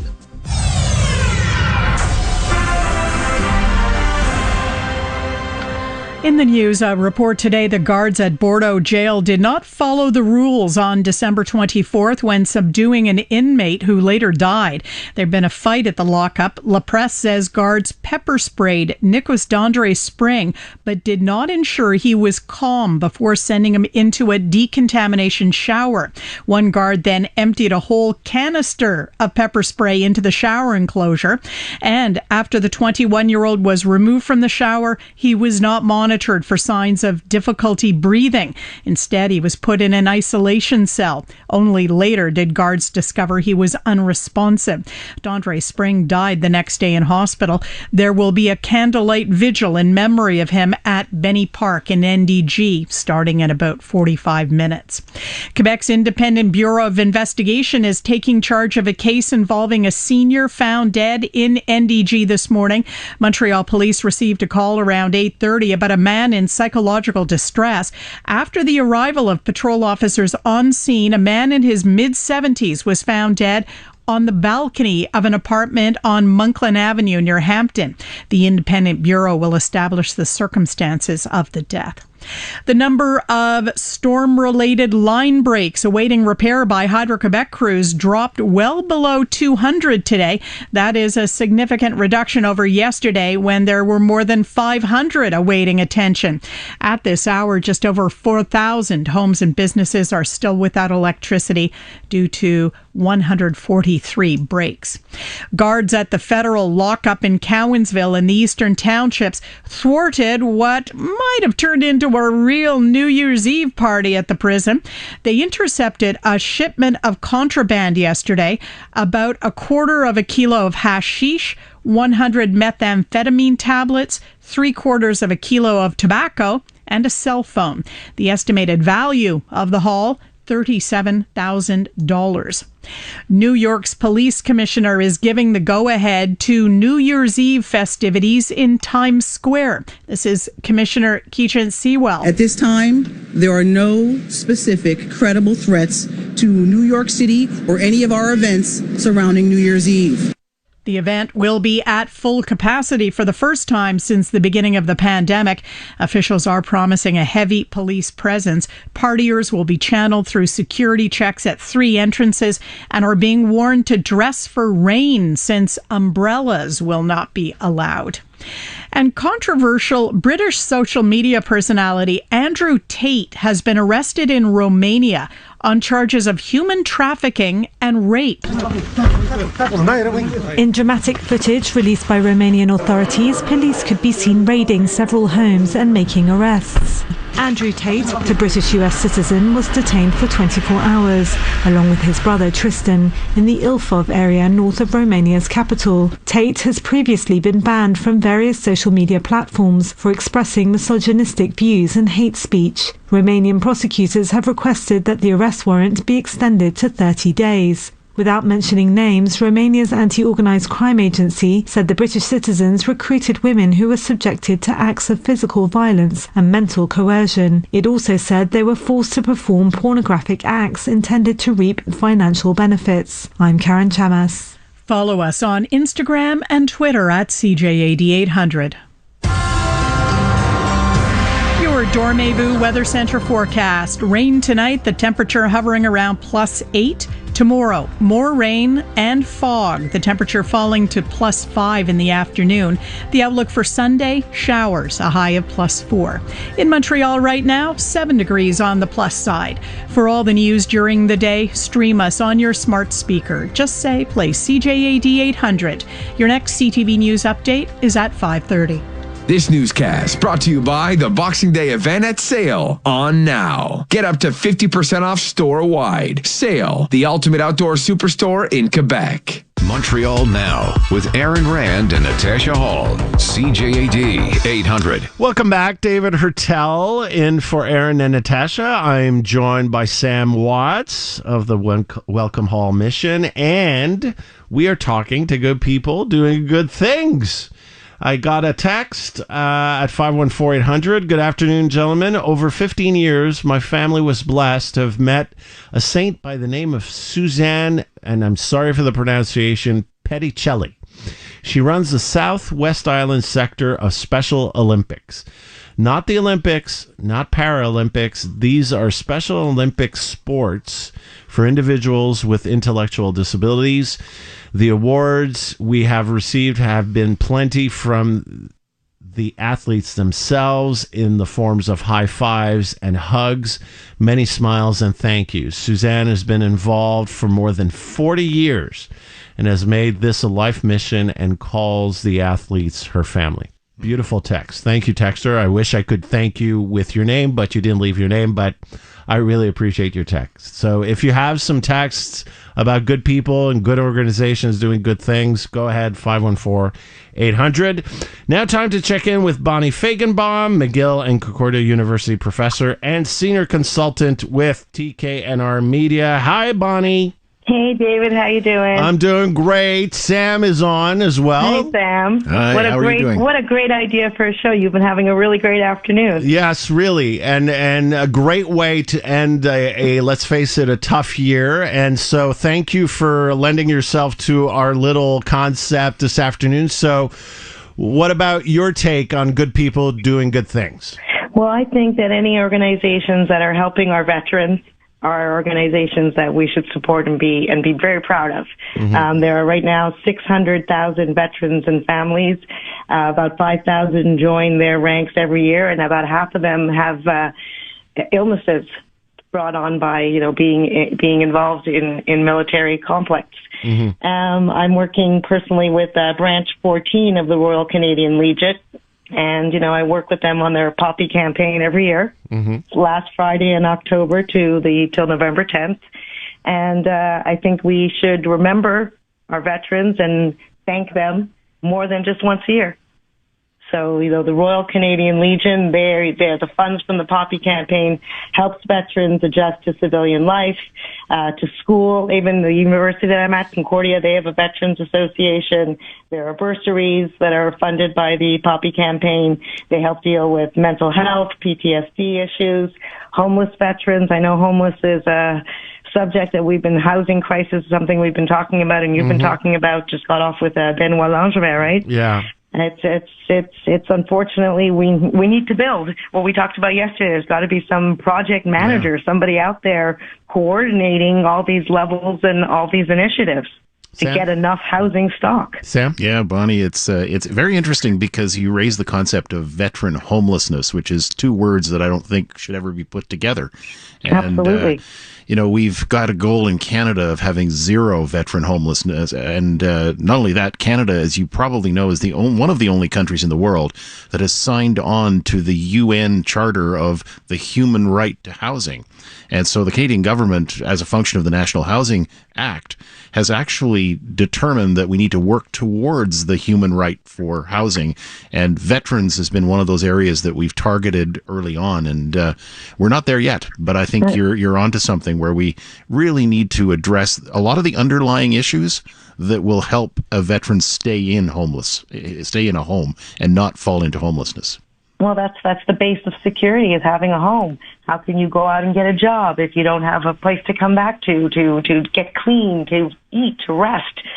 We need to, it's another organization I just started recently donating to True Patriot Love. Their tagline, they've had our backs, now it's time we've had theirs. It's honestly, to me, a travesty that any veteran is fighting with the government to get benefits that they deserve. Absolutely. And this has quite a personal significance for you, right? Well, I have to be on. I mean, I was a city councillor, and we gave Freedom of the City rights to the RMR Foundation back in, I think, 2011. And so I've been working with them as affiliate member because I never served. But yes, you're right. Subsequently, my daughter and son-in-law are in the military. They serve. And we thank them for their service. And as every military member that I've come in contact to, that I say that to, they go, no. No, don't thank us. I think we do. I think we absolutely do, and I'm always in awe of people who make that commitment, and it is a sacrifice, and we have to remember them because and it's not just every November 11th. I mean, we have to remember this is every day, and a lot of our veterans are struggling. So, I mean, going back to the Legion and fundraising, I mean, beyond the Poppy campaign, is there any other way of raising money, and where does this money go? Well, like I said, there's many other organizations that support veterans.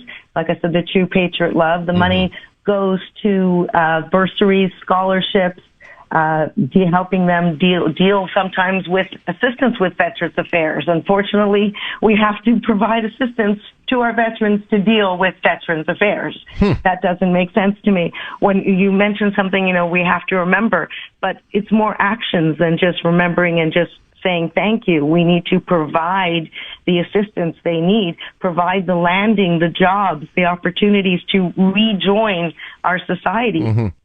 They've lived in a different type of routine, and we need to help them adjust. Yeah, it's a completely different life, and a lot of it is about reestablishing connection because one of the things that we've discovered with veterans is they sometimes just don't know what number to call, and if we can help them with that and help them with getting those connections reestablished, then it goes a long way towards ensuring that they have one of the fundamental building blocks of human health, which is a place to live. Exactly, and the support they need for mental health. Because it's besides the transition being shocking, leaving the environment. So Bonnie, what would you like to see in 2023? I'd like to see homelessness eradicated like what you just did in Finland. Oh, tell me more about this. I'm not aware of what's going on in Finland. So I've just been coming across this new program that they put in where they have just said everybody will have a home, and they've put in place build facilities, and they have their project managers, and they've built out enough place for everyone, and I believe they've reduced homelessness. I'm sorry, I don't have the stats in front of me, to about 0.2%. And that's something, I teach marketing, I teach consumer behavior. We talk about Maslow's hierarchy of needs. Safety, security, having that home is the basis of humanity. And especially when we're talking about people who have volunteered to serve, we need to make sure that when they come back, they have a home. Yeah, the Finland model is an interesting one, and just so you know, Bonnie, I'm very aware of that one. It's something that's front and center with us. They've been at it for about 20 years. It's not something that's very recent, and it took them a while to do because these things do take a while. We didn't get to where we're at in Canada overnight, and we won't get out of it overnight, but It's a great model because what it does is it takes charge of a person the moment they find themselves in any kind of precarious situation and ensures that right away they go into housing, and that from that point of housing, they're helped to get to a spot where they can be in permanent housing. And it's a really great model. It's one that could be implemented here in Canada. We've got some particular issues around jurisdiction, like red tape. Every province has its own way of doing things, but nonetheless, it's a model that works. Well, we can't put politics over people. A great point to end on. Bonnie, thank you very much. It's been a great week. Looking forward to continuing the conversation in 2023. All the best. All the best. Happy New Year. Happy New Year. Bonnie Feigenbaum, McGill and Concordia University professor and a senior consultant with TKNR Media. Time now to check on traffic. Let's go back to the CJAD 800 Traffic Center. And here again is Marty Lamar. Thanks, Dave. Sloppy drive here. Getting off the island of Montreal is not bad, but coming in from the South Shore, major problems on the Eastern Township's autoroute for the Champlain Bridge. Beyond the Bell Practice Center, we have a stalled tractor trailer on the inbound Jacques Cartier, so we're spilling onto all approaches, and the inbound La Fontaine is jammed right now. Boulevard de Martin on the inbound 20. It's affecting the 132 north and southbound. To carry northbound volume from Queen Mary, southbound just a bit of volume off the top. Busy on the Met this afternoon between the 215s. West Island routes are looking fine. The 13 north and southbound, we're looking at some volume on the approach to the Bisson Bridge. At Sports Experts and Atmosphere, the Boxing Day sale continues until Tuesday, January 3rd. Get up to 50% off selected merchandise. Details in store. Marty Lamar, CJAD 800 Traffic Center. Thank you, Marty. Traffic is brought to you by CTV. Don't miss the epic prequel to Game of Thrones. All episodes of HBO's House of the Dragon are now streaming only on Crave. Subscribe now at crave.ca. Coming up next, the great work of the Canadian Alliance to End Homelessness. When it comes to respiratory viruses, there are some people who fall a little sick, some who fall quite sick, and some who fall very sick. When sickness hits, some people fall further than others. Wearing a mask is a simple gesture that acts as a safety net for all of us. To better protect yourself and those around you from the viruses going around, it's a good idea to wear a mask in crowded public places. A message from the Gouvernement du Québec. In need of a good night's sleep? Then don't miss Matelas Bonheur's Boxing Week sale going on now and until January 9th. You'll save up to 35% off everything, including mattresses, adjustable beds, sheets, pillows, and much more. Details at matelasbonheur.ca. There are all kinds of reasons a couple might be having trouble with intimacy. Neither of you is at fault. Men, especially, often feel like they're not up to the task of talking about it, that is. But that's the most important part. Talk about it with your partner. And then book a consultation at elnasexualwellness.com. Whatever the issue, guys, help is available. Always with respect and discretion. Take a break from your usual online activity and visit elnasexualwellness.com. With Sell-Off Vacations, you can go from saying, season's greetings, to, sees ya later, I'm going on vacation, bye-bye.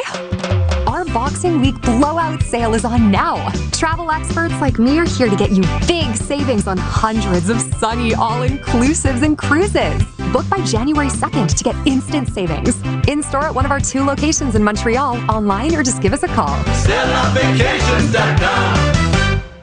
Hun, when you have a second, please print this file for me. You may not print every day. Babe, Emma needs this doc printed for school tomorrow. But when you need a print, you need it now. Get Canon's all-in-one printer. Perfect for hybrid and remote work. Print, scan, and copy from your laptop or smartphone with the Pixma TS3420 printer. Now just $49.99 for Boxing Week. The best price for home office life. Offer valid December 21st to January 5th, 2023. Visit canon.ca/levelup for details. In need of a good night's sleep? Then don't miss Matelas Bonheur's Boxing Week sale going on now and until January 9th. You'll save up to 35% off everything, including mattresses, adjustable beds, sheets, pillows, and much more. Details at matelasbonheur.ca. Bonjour, I am Sophie Renoir, and I welcome you to Lasting Impressions. This is immersive 3D LED holographic technology. Travel into the paintings of Renoir, Degas, Monet, Van Gogh, and many more. Don't miss Lasting Impressions, starting January 5th at the Studio Cabaret, Espace Saint-Denis. Tickets and info at lastingimpressionsin3d.com. Produced by Tandem and Ruben Fogel.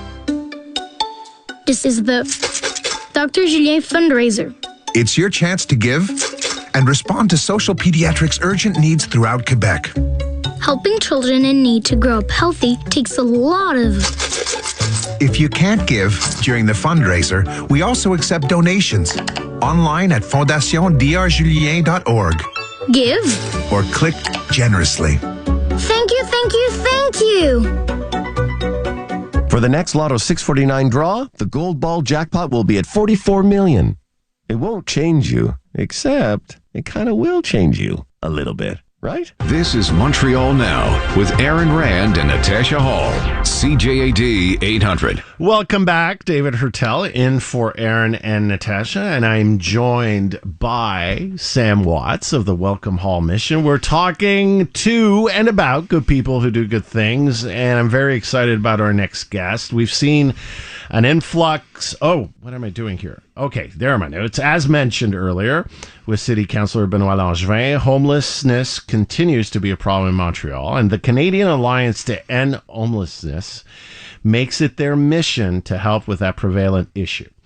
Tim Richter is the Executive Director of the Canadian Alliance to End Homelessness, and he joins us now. Tim, great pleasure to have you on the show. Hey, good afternoon. Thanks for calling. And you know Sam pretty well, I think? Yeah, we know each other, I think. Reasonably well. It's a pleasure. I serve on his board, and as well, he and I work together on the National Housing Council. So it's fun. And Tim is the smartest guy in Canada when it comes to homelessness. Maybe the smartest guy in North America. So, well, a great honor to have you on the show. And my first question to you, Tim, is since you have this national overview of the situation having to do with homelessness and housing in Canada, I mean, where are we at? Because, again, I'll give you my perspective, because I try to talk about homelessness as much as I can, and I've talked to Minister Hussein, the federal minister responsible for housing, and I keep getting the runaround. And don't worry, it's not just federal. I get it from Quebec City, and I get it here in Montreal. But everybody says they're doing great things. There's a ton of money out there, and it's always somebody else's fault that nothing gets done. What is your perspective on the situation as we're ending 2022? Well, we work with about 80 cities around the country in different ways. We have seen a handful of communities that are having success in reducing chronic and veteran homelessness, which is really good news. But we're facing kind of a quadruple whammy of bad news that's driving increases in homelessness pretty much across the country. So we have, of course, the housing crisis that's continued unabated, except in Quebec, and I can talk about that a bit later. But the housing crisis, we have the pandemic, which created a significant number of problems, and Sam would be acutely aware of some of the challenges in frontline organizations. We also have now a cost of living crisis, and that is driving a lot of people that are low income households or people kind of on the margins into homelessness. We're seeing that almost across the board, and I'm sure you're seeing that as well in Montreal. But what's also those things are all compounding, and on top of that, especially in Western Canada, we see a drug poisoning crisis. Well, it's across the board, really, and that's just making homelessness that much more dangerous. And the combined impact, we're seeing an influx of new homelessness, more people outside, not in the shelter system, and those that are experiencing homelessness are facing much greater danger. So it's a very perilous time at the moment. Yeah, and Tim, I'm curious too, because you've got this perspective nationally, and I'm wondering what you see in the rest of Canada versus Quebec, because there's some things that I would argue we do reasonably well here in Quebec. There's some other things that we don't do as well. And so I'm interested in getting your perspective, and I'm sure our listeners would appreciate this, because we tend to look out on the ecosystem in Montreal and we see things as worse than they have ever been. But how do we compare with the rest of Canada? Well, Quebec is a really interesting case study, and it teaches us a lot about what we ought to be doing in the rest of the country as well. I'm calling from Calgary, and if you study the rates of homelessness, comparing Calgary and Montreal over the years, I mean, Calgary, Montreal, and the Montreal area are roughly the same size, but the rate of homelessness in Montreal is significantly less, and that's down to a couple of really important factors. One is when the federal government withdrew from housing investments, stopped building housing, and as a result, most provinces stopped building affordable housing. Quebec didn't. So Quebec continued to build social housing, which was critically important. The other thing that Quebec has done that's really smart and is preventing a lot of homelessness today is they index income support, so welfare payments and disability payments, to inflation. So when you see a cost of living crisis we see today in the rest of the country, people living on income support or disability, the money they get doesn't change. So they can't absorb that increase. And for low-income households, the real inflation rate is about 25%. There's no possible way for them to absorb that kind of income, that kind of change. And so you see a huge rush on food banks, which you may be seeing, Sam, and in homeless services. Yeah. And when it comes to some of the things that we don't do as well here in Quebec, you and I have talked about a few of those things over the years, but just for our listeners' purposes, what are some of the things that we maybe could learn from what the rest of Canada is doing, some of the cities where they've made some progress? Well, I think the big thing is about focusing on the elimination of homelessness and building a coordinated homeless system using real and kind of continuous improvement. And we've talked about some of those things beginning to take place in Quebec. And the only other thing I'd say is, and I see this not just in Quebec, but around the country, the thing about homelessness is most of the things we need to do to solve it have been done somewhere. And Quebec isn't so different from BC or Alberta or other places in Canada around North America that there isn't something to learn from those other places. As there is a lot for us to learn from Quebec. So the more we can work together nationally, the faster we'll get to a solution. So, Tim, I'm unfortunately running out of time because I think just listening to two experts just talking like this is very interesting. But if I could turn towards 2023, I mean, what would be your goals, your priorities? How do we make positive movement forward on this very important issue? Well, I think, we enter 2023, and I think of it as a time of great promise and great peril. Great promise because I think, we know what it takes to solve homelessness, and there are some models there are some places having success, and I think Quebec can be among those places.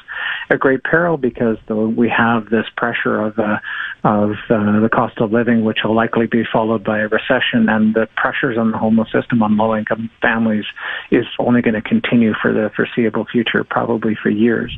My wish for the year is that the federal government would step up its investment in housing, that it would expand the Canada Housing Benefit and provide direct financial support to low-income households so that they can pay their rent and pay their food, expand the Canada Housing Benefit, and do essentially what Quebec has shown to work, which is provide that income support to families, and they can take care of themselves.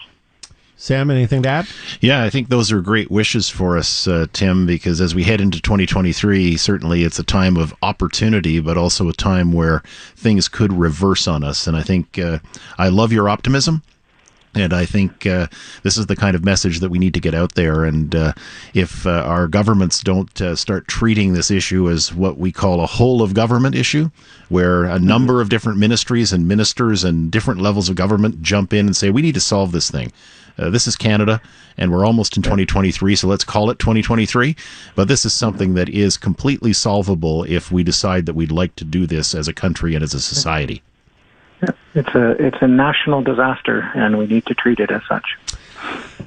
Great conversation. Somber words to end on, but with a lot of work to do, and I couldn't think of two better people to be doing it. Tim, thank you so much for taking the time this afternoon, and I wish you all the best and success for 2023. Yes, success. Thank you both. Fun. Merry Christmas. Happy New Year. Happy New Year.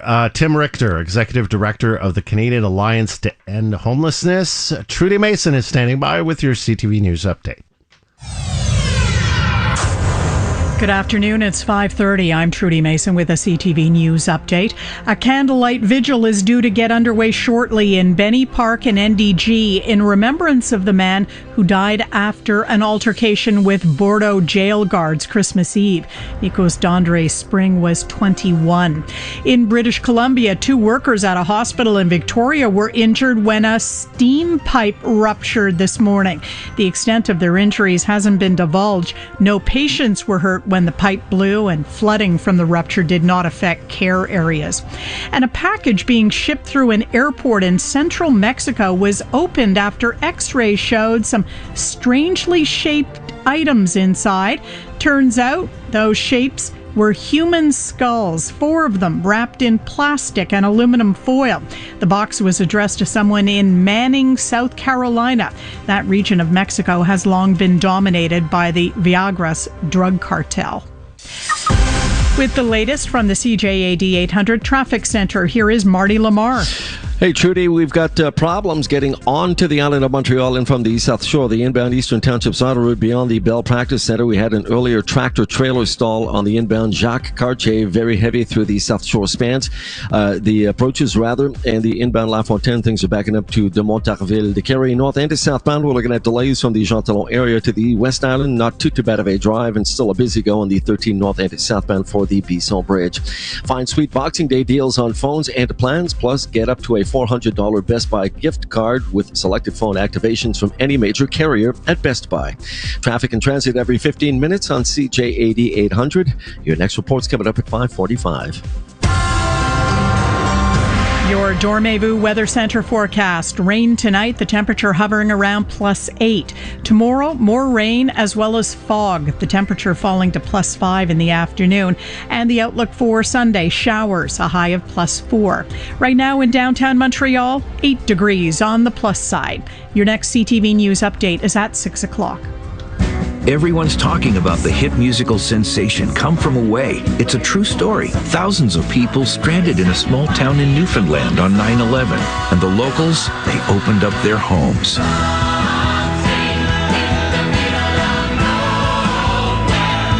Come From Away, the Broadway musical that celebrates the best of humankind. Playing at Place des Arts from January 10th to 15th. Tickets on sale at evenco.ca. Flu shots now free in Quebec for all age groups. When big news happens, property taxes going up across Montreal. Montrealers know where to turn. Watch CTV News at 6 and visit ctvnewsmontreal.ca. Fruits and Passion invites you to stock up. Take advantage of the biggest sale of the season. Save 30% off the entire holiday collection. It's all waiting for you in store, along with a few surprises too. Fruits and Passion, your destination to treat yourself. It has come to our attention at Corbeil that despite all our promotions this past year, some of you may have missed the opportunity to save on your appliances. In the spirit of the holidays, we wish to rectify this situation with our Boxing Week sale.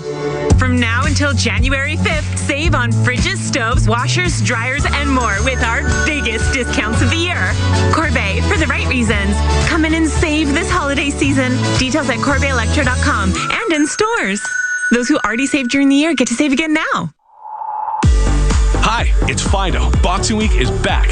Now's your chance to save big on select phones and plans you've been dreaming about all year. We've got all your favorites at their most affordable. And select plans even include data overage protection so you can be data confident. Wait, seriously? Yeah. Where are you going? I'm going to Fido to save, and so should you. Wait for me. Go to Fido.ca or a Fido store now. Fido, at your side. The cozy town of Fletcher's Grove is a perfect place to spend the holidays. But if you look closer, underneath the mistletoe, you'll uncover the truth. A series of mysterious murders is making the season a real fright. Join me, Kobe Smulders, for Mistletoe Murders, only from Audible. It's the most wonderful crime of the year. The great Boxing Day sale is on at Archipel. Save 50% on all our holiday decorations. That's right, the most festive store in Montreal is offering you 50% off. Your home for Boxing Day shopping is Archipel, Casino Boulevard, Saint-Hubert. Hi, it's Ken Connors for Electrica, who not only want to thank you for another year of trusting them to make sure your home is safe and comfortable, but to wish you and your family the best of the season. And as always, Electrica will be working and available to answer your call every single day throughout the holidays at 514-768-7778. All the best from the team that you can always rely on to take care of your home's electrical, heating, and air conditioning needs every day of the year. That's Electrica with a K.ca. This is Montreal Now with Aaron Rand and Natasha Hall. CJAD 800. Welcome back. I'm David Hertel. I'm joined by Sam Watts of the Welcome Hall Mission on this very special New Year's Eve edition of Montreal Now. We're talking to good people doing good work. And here we've seen in Montreal and across Quebec an influx of asylum seekers, of course, via Roxham Road, which has cascading consequences on the Quebec Social Support Network. The most striking effect is migrants who don't know where to stay and are now knocking on the door of homeless shelters. This is where organizations like the Old Brewery Mission step in, providing the homeless a place to live in the city. James Hughes, President and CEO of Old Brewery Mission, joins us now. It's a great privilege, sir. Yeah. Yeah, great to be with you, David and Sam. Really appreciate the chance to chat. Oh, that's great, James. There was a big story in La Presse yesterday. You were quoted in it. Tell me what the situation is, particularly with regards to asylum seekers. Yeah, so asylum seekers, it's the numbers are now really quite marked. Much more than we've seen before. We've all read about the Roxham Road crossings and the number of people here with absolutely zero status. So they come here to Quebec, sometimes in families, sometimes as single people, and they've got no networks. They don't know how to access services. They don't know what to do. And what is done is obviously officials, try to help them as much as they can. When there is absolutely no connection whatsoever, they provide them with a hotel as a kind of a last resort. But what if there's problems there? What if there's tension? What if there's issues regarding the individual and that the hotel or the officials in question can't support them? What do they do? Where do they go if they're invited to leave the hotel or have to leave for other reasons? Well, they come to places like Sam's and mine, the Old Brewery, the Welcome Hall, all the other organizations are starting to see anecdotally individuals starting to show up without language skills, without the kind of networking skills that you need to navigate through, the Quebec social service system, which you mentioned before. I mean, there's lots of opportunities to help them, but it's really unfortunate that you have to come to a homeless shelter to really start to get back on the road to recovery and including housing. Yeah, I think that's a really good point that you make, James, because I think if I have my numbers correct, in the last month we had 37 different individuals who showed up at the Macaulay Pavilion who we were able to trace back to either Roxham Road or something to do with asylum seeking. So it's interesting that it's gotten much more than anecdotal, and I think it begs for a solution. And I'm interested too, and because we're looking to house these people, your organization and ours, we work together on this, and it's very interesting. I got a piece of data today that you probably don't even know about, but the program Bienvenue that we operate together, we housed somebody who was 84 last month, and the youngest person we housed was 8 years old. And what that tells me is there must have been a family somewhere in that equation. And so we're seeing something that's a little bit different now in the phenomena of the experience of homelessness that we never saw before. It used to be, if you rewind the tape to 30 years ago, it was a single older male. And that phenomena is not the case anymore. I'm just wondering if you have any more insight into that. Well, yeah, totally. I think the kinds of trends we've seen over the last 30 years, as you say, include the feminization of homelessness, the number of women that we're seeing on the street needing services of a shelter, or actually in absolute homelessness outside. We've seen some deaths, women, a few over the last few years is one of those phenomenon. I call it the complexification of homelessness as well. We've seen the advent of people with not just one but multiple types of health conditions, behavioral issues. It makes for a very difficult environment from a clinical point of view to work with these people. And now if you add on this layer of individuals with without any status whatsoever, asylum seekers, as well as others. You can start to see within the facilities we run, and Sam's and our organization at the Old Brewery, we run like these are not small organizations anymore. They've become very big social service organizations, and the diversity of people that we're seeing is really quite remarkable. So you need a team on the front line to be able to address that complexity, and that's a whole other challenge, especially when you have manpower and woman power shortages such as we're having now. So James, I got to ask, because, well, you may know, I used to be immigration minister, so I had that file, and what I'm hearing also from both of you today is that the resources, the government resources, just aren't there. Because you're basically doing work, and if asylum seekers are showing up at your doorstep, it's because ultimately there's been some sort of either cutback or there's a missing link here that should be taken over by the government. Shouldn't there be? Well, I mean, I would say that we're essential services, but we're private organizations. We always have been, and we always will be, and we're complementary to those systems that you mentioned. And all of us in the system. The Welcome Hall runs a wonderful dentistry clinic and has other clinical services. At the Old Brewery, we run health services, including managed alcohol program, mental health program called the PRISM program. Welcome Hall does that as well, and the other organizations have these programs as well. It's one of the other trends we're seeing in terms of solutions to homelessness is this unification of, if you will, government expertise, health expertise, medical expertise with community expertise. And what we're really good at is getting to know people who are homeless and helping them on the on that corridor, on that way out and into housing, and supporting them in their housing. But if you can add on to that a medical partner or another form of partner, then I think you've actually got an equation that works. It's almost, if you will, modern sheltering, I think is really what that's demonstration of. But we need to do more of that. Right. And I think we need to actually really pivot up into the immigration area. Is just another perfect example. Why can't workers such as ours go into those hotels and work right beside immigration officials to try to make sure they get into housing and not come to the shelter? So has that conversation begun, James? Are you talking with either federal or provincial immigration officials about that? Is there money flowing, or is this just in its infancy? Well, this is the prevention file. This is homelessness prevention, and it's really the greenfield in our sector. It's how to make sure people who are at imminent risk of homelessness, such as people who are asylum seeking, can actually get directly into housing and not have to pass through facilities such as ours.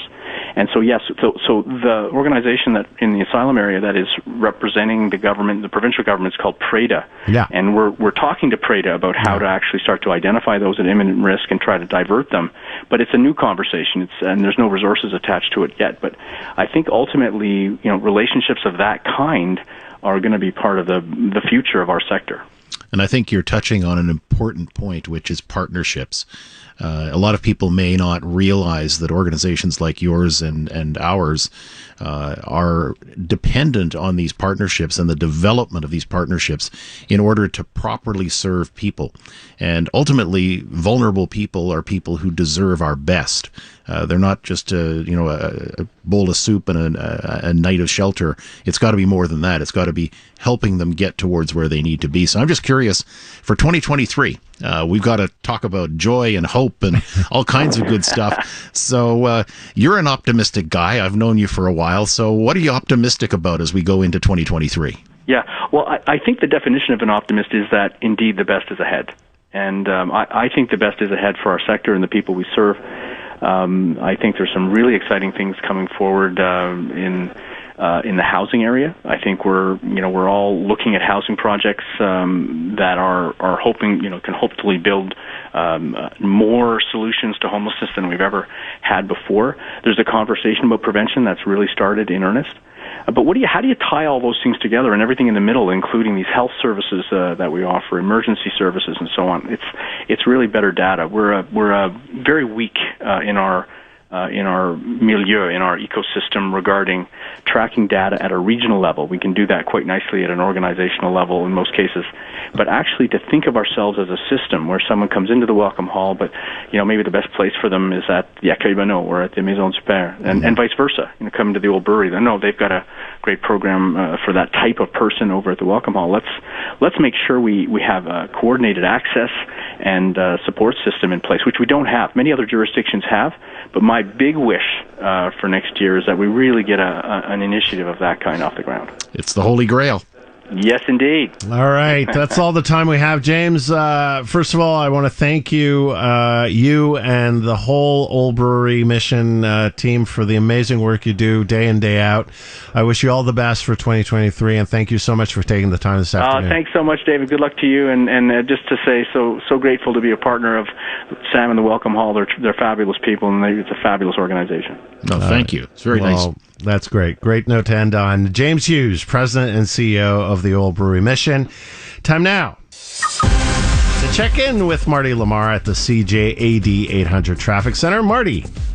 Hey, David, we are looking at a crash on the inbound 20. This is just after Angrignon. Lots of volume. Transport Quebec is on site in that area. We're looking at delays in both directions, actually, due to rubbernecking in the westbound direction. So keep that in mind if you're heading off to the West Island.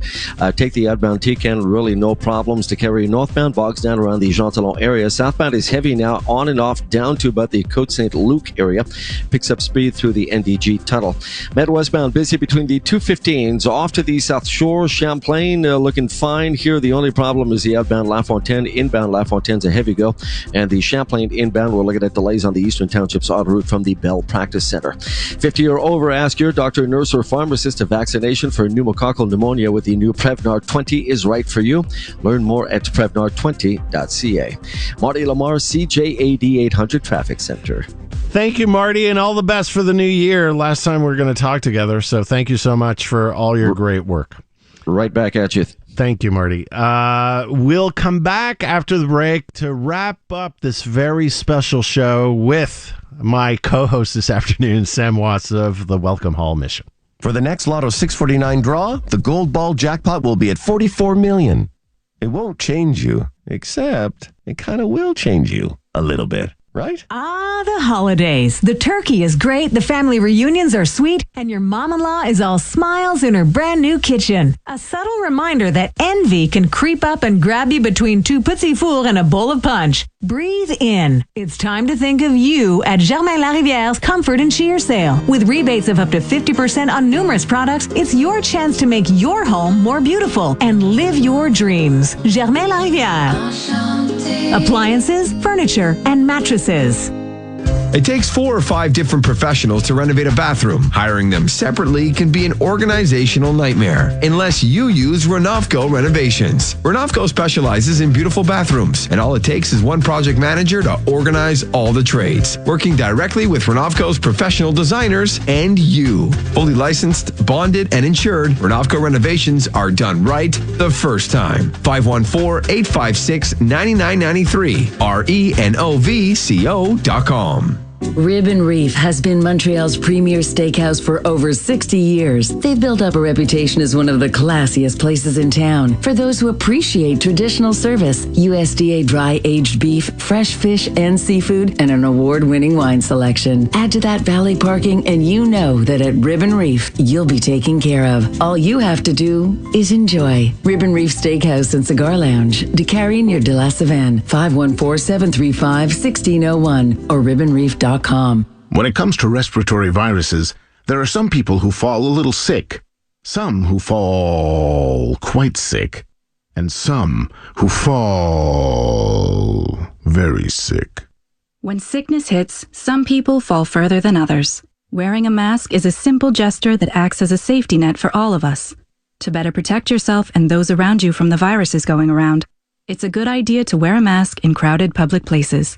A message from the Gouvernement du Québec. Before the spotlight, Sidney Crosby. They played in the World Juniors on TSN. The future of hockey lives here. The 2023 World Juniors, December 26th through January 5th on TSN. Montreal's home for live sports and sports talk. TSN 690. Suzuki gets it across Caulfield.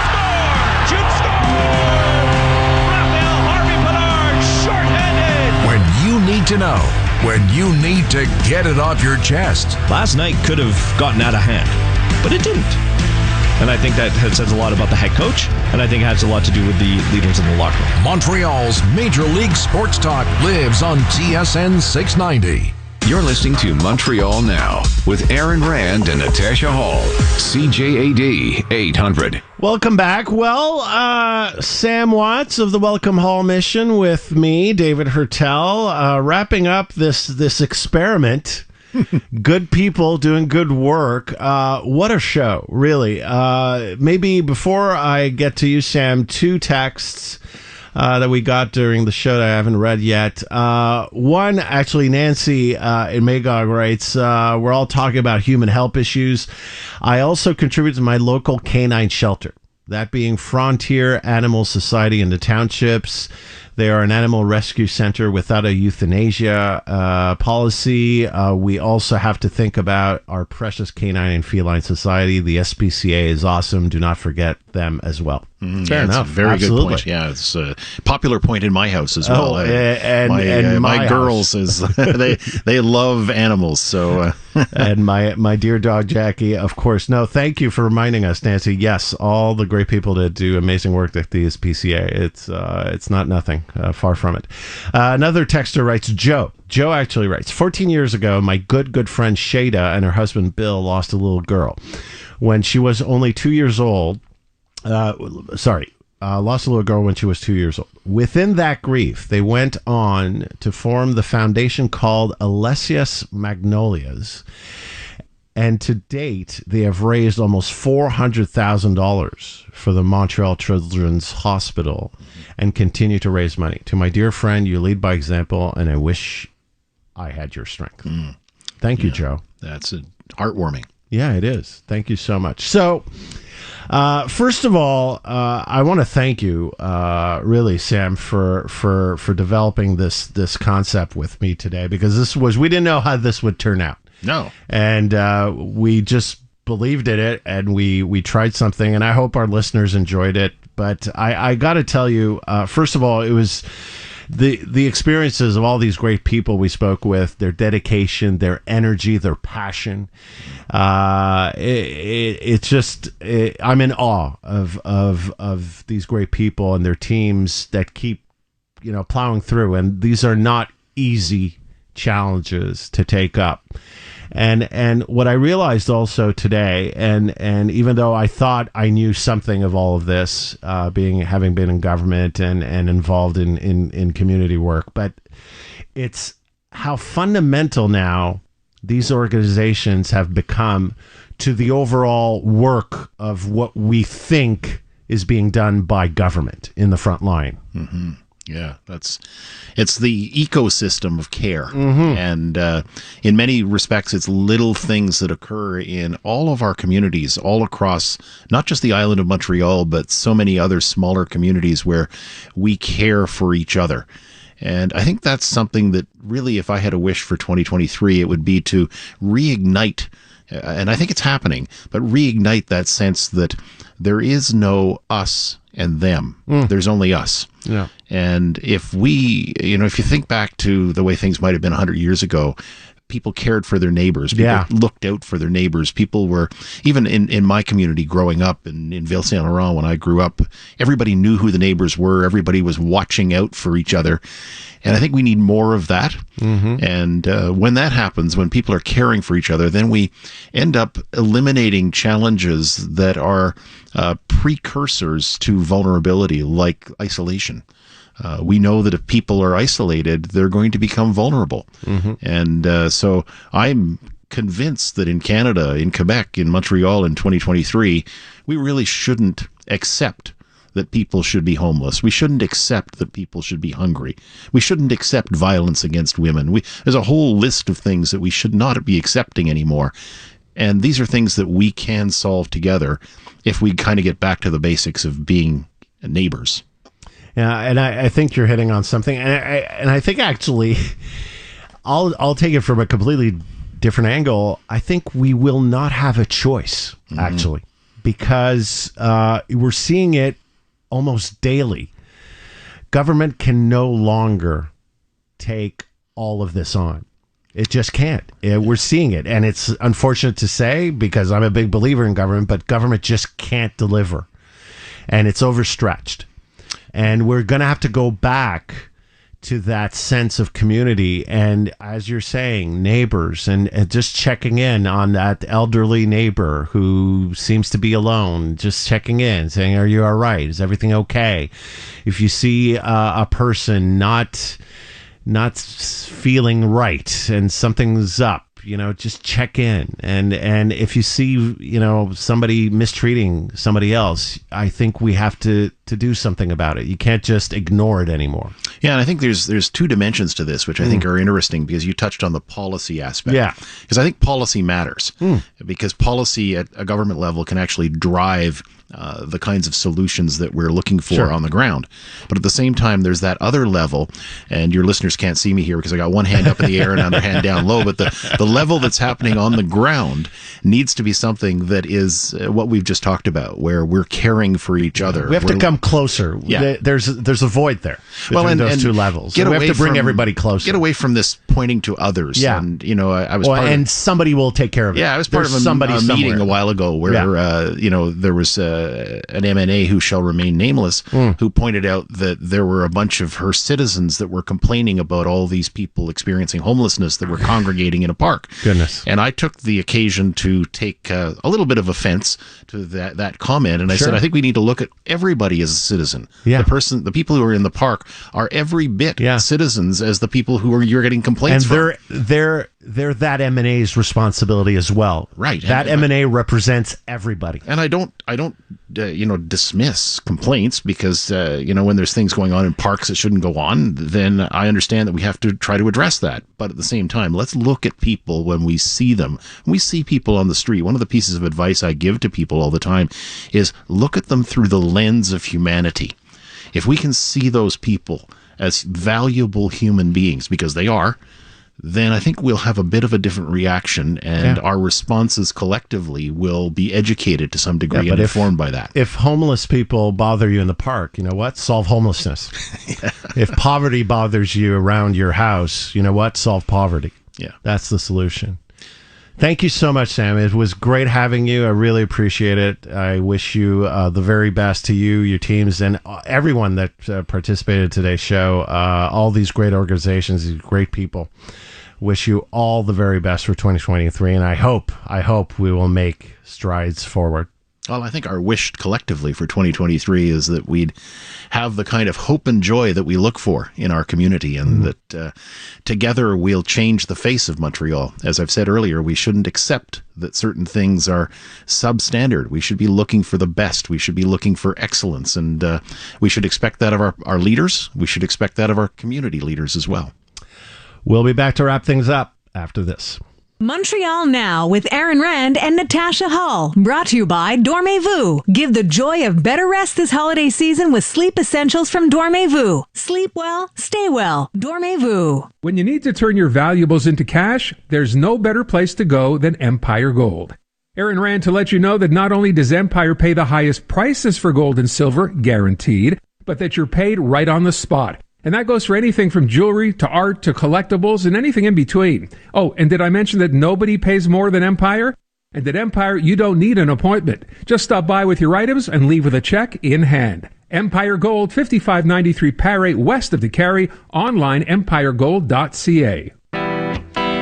That's it for 2022. Thank you so much to Sam Watts of the Welcome Hall Mission for being here with me throughout the afternoon. Thank you to our great guests. Thank you for your calls, your texts.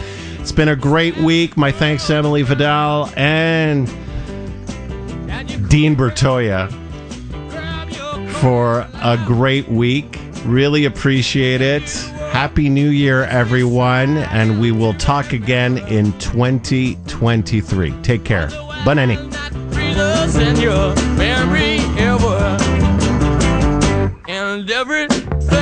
You're listening to the Voice of Montreal. News, talk radio, CJAD 800, an iHeart radio station. Now an update from the CJAD 800 Traffic Center. Things have eased up around town. We still have a couple of hotspots trying to get onto the island of Montreal in from the South Shore. Major headaches for the inbound La Fontaine back in on the 20 to Boulevard de Mortagne. It's affecting the 132 north and southbound. Outbound, we're looking at some volume through the Souligny. Earlier, tractor-trailer stall on the inbound Jacques Cartier. Still lots of volume there. The Eastern Townships autoroute for the Champlain Bridge inbound. Things are back into Milan. 20 east and westbound, very heavy go right now just before Angrignon due to an earlier accident. And to carry north into southbound now, lots of volume from about Queen Mary all the way up. 50 or over, ask your doctor, nurse, or pharmacist if vaccination for pneumococcal pneumonia with the new Prevnar 20 is right for you. Learn more at Prevnar20.ca. Marty Lamar, CJAD 800 Traffic Center. A detainee's death in troubling circumstances. His ability to breathe would have been heavily impaired by the dual effect of the mask and the pepper spray. Why did a 21-year-old who was supposed to be released on bail die instead? 6 years worth of Trump's tax returns now public. This is someone who has made a real effort at saying he represents the average American, the regular working person. What the newly released documents reveal about Trump's finances. And keeping consumption under control. Sometimes the alcohol will make you feel a way, and the cannabis will make you feel another way. The risks of overindulging during New Year's celebrations.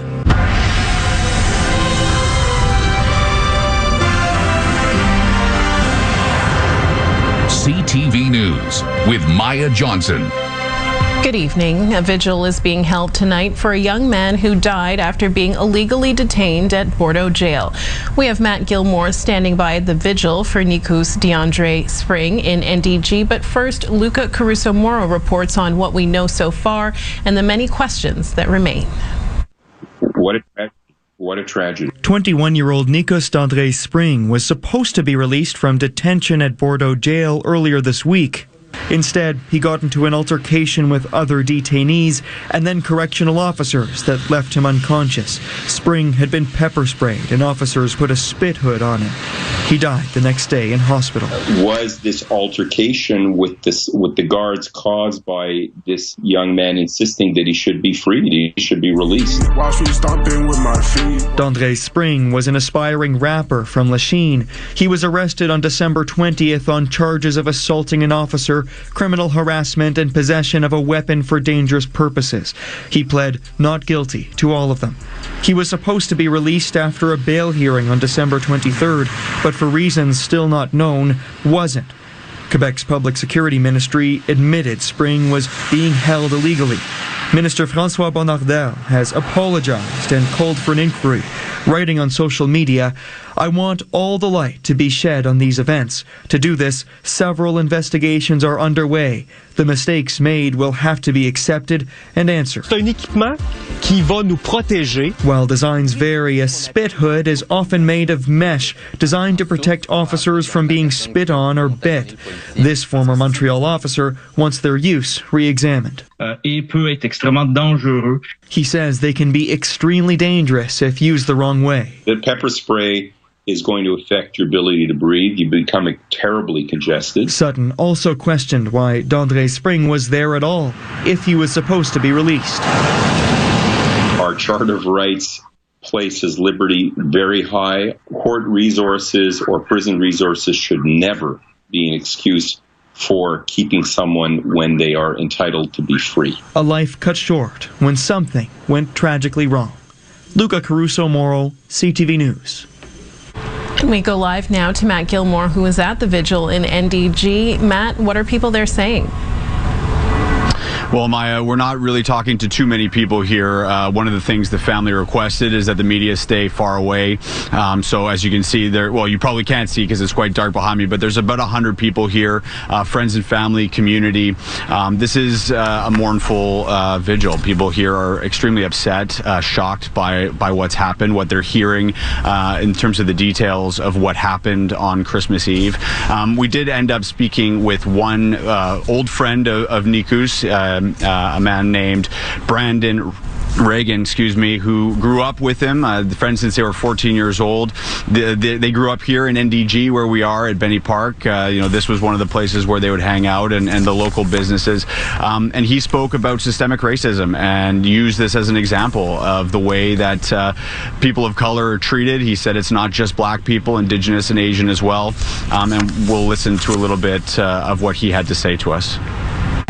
Of course it makes it harder, and to know that on Christmas Eve, when he should have came out, spent time with his mother and nephews and nieces, he was beaten down, pepper sprayed, and his life got snuffed out on Christmas Day. Of course it's hard, especially not only this is someone I grew up with. It's hard for me, but his mother's over there crying her eyes out, and that's something that's never going to change. She's always going to feel this hurt for the rest of her life. So obviously a very difficult time for this young man's family. We spoke to him about some of the mistakes that maybe he had made, but he said that's absolutely not a reason for something like this to happen. Obviously the community here is trying to come together. As I said, around 100 people here. They're listening to some of his music. One of the things that Reagan wanted me to tell our viewers was that he was an aspiring musician, a happy guy, and not a violent person, and that this is something that this community is going to it's going to take a long time for them to come to grips with. Maya.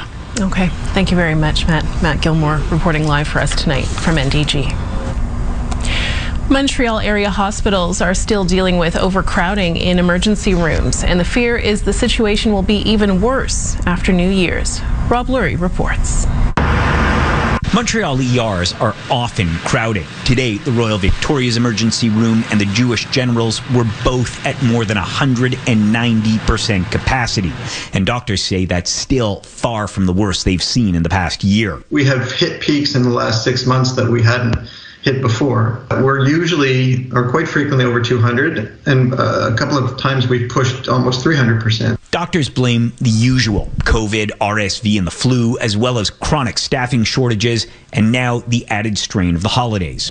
During the holidays, a lot of people do close their offices, and there's less availability of primary care, and so people don't necessarily have another option but to come to the emergency department, and so they do. And the problems often get worse after January the 1st because some people ignore symptoms, particularly during the holidays. There's always a reason to explain away the overcrowding, but we don't just need to explain it away, we need to solve it. Dr. Paul Saba says what's needed to fix the problem is to make nursing more appealing and give incentives to doctors who have left the public system to come back. Find out on the ground, why are they retiring early, and try to resolve it. There could be tax incentives. There could be other ways, maybe they only want to work 2 days a week. The Quebec Association of Emergency Workers points out there are still 10,000 healthcare workers across the province missing. And if conditions don't improve, the situation will continue to deteriorate. And that means more people will end up in clogged emergency rooms.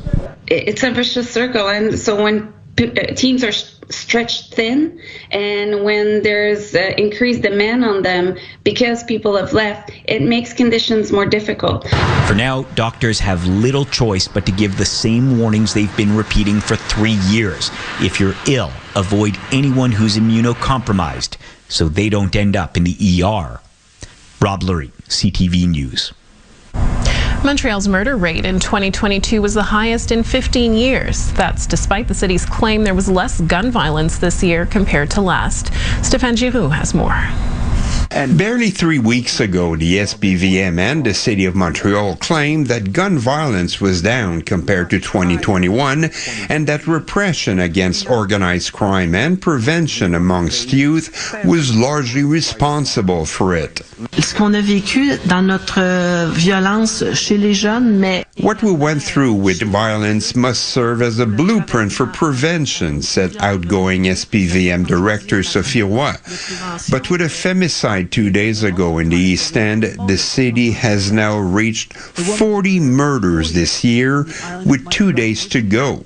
It's 3 more than last year and 15 more compared to 2 years ago, suggesting that the city's fight against gun violence has yet to show results. The concern, when you look at 2022 in retrospect, you have to go back to 2017, 2007, I think, to see as many murders. Hopefully there'll be nothing, but there's always normally something that happens around New Year's Eve. Half the murders involve settling of accounts involving criminals. The balance were split between femicide and other conflicts. The concern is that most of the crimes so far, the murders, 19 of them, I believe, were committed with a firearm, compared to 6 only in 2019. And that's despite the SPVM's high-profile crackdown on gun trafficking. In the rest of Quebec, at least 70 people were murdered, and 53 of those were investigated by the Sûreté du Québec. That's 12 more than last year, which was already higher than average. Organized crime, femicides, and other conflicts once again represent the overwhelming number of cases. Stéphane Giroux, CTV News. The body of an Ontario police officer shot dead earlier this week was transported to his hometown of Barrie today. Fellow officers, emergency workers, and ordinary Canadians paid tribute to OPP Constable Greg Priscilla along the route on Highway 400. A police funeral will be held for him in Barrie on January 4th. 4 people are dead, including 2 children, after a house fire in Hamilton, Ontario overnight. Police were called to the fire just after 11 p.m. Firefighters found 6 people inside the house. 2 adults and 2 children were later pronounced dead. 2 other adults are in stable condition. The cause of the fire is under investigation. A man faces DUI charges after driving through 2 fences in a park and crashing into a house in Pierrefonds. This is the aftermath of the crash near Parkinson Park on Pierrefonds Boulevard. It happened around 3:30 this morning. A 29-year-old man was arrested. He was not seriously injured. There was minor damage to the house and no one else was hurt. There's been an arrest in connection with the murder of 4 university students in Idaho. The 4 were stabbed to death at an off-campus house in November. DeMarco Morgan explains. 28-year-old Brian Koberger taken into custody by Pennsylvania State Police and the FBI Friday morning. The suspect arrested after a criminal investigation into the brutal killings of 4 University of Idaho students led to Koberger's whereabouts in Monroe County, north of Philadelphia. These murders have shaken our community, and no arrest will ever bring back these young students. However, we do believe justice will be found through the criminal process. Authorities received a tip that led them more than 2,500 miles across the country. This was a very complex and extensive case. We developed a clear picture over time, but be assured the work is not done. This has just started. It was back in November that roommates Kaylee Gonsalves, Madison Mogan, and Xander Coronado and Coronado's boyfriend Ethan Chapin were all discovered inside a house off campus, stabbed to death. 2 other roommates, who authorities say were asleep at the time of the killings, were not injured. An entire college town on edge for nearly 2 months, breathing a sigh of relief. I think it'll be a massive exhale for a lot of people. In a plea to the public, authorities sought for weeks for any information that could lead them to a suspect or a motive in the case. This crime has nevertheless left a mark on our university, our community, and our state.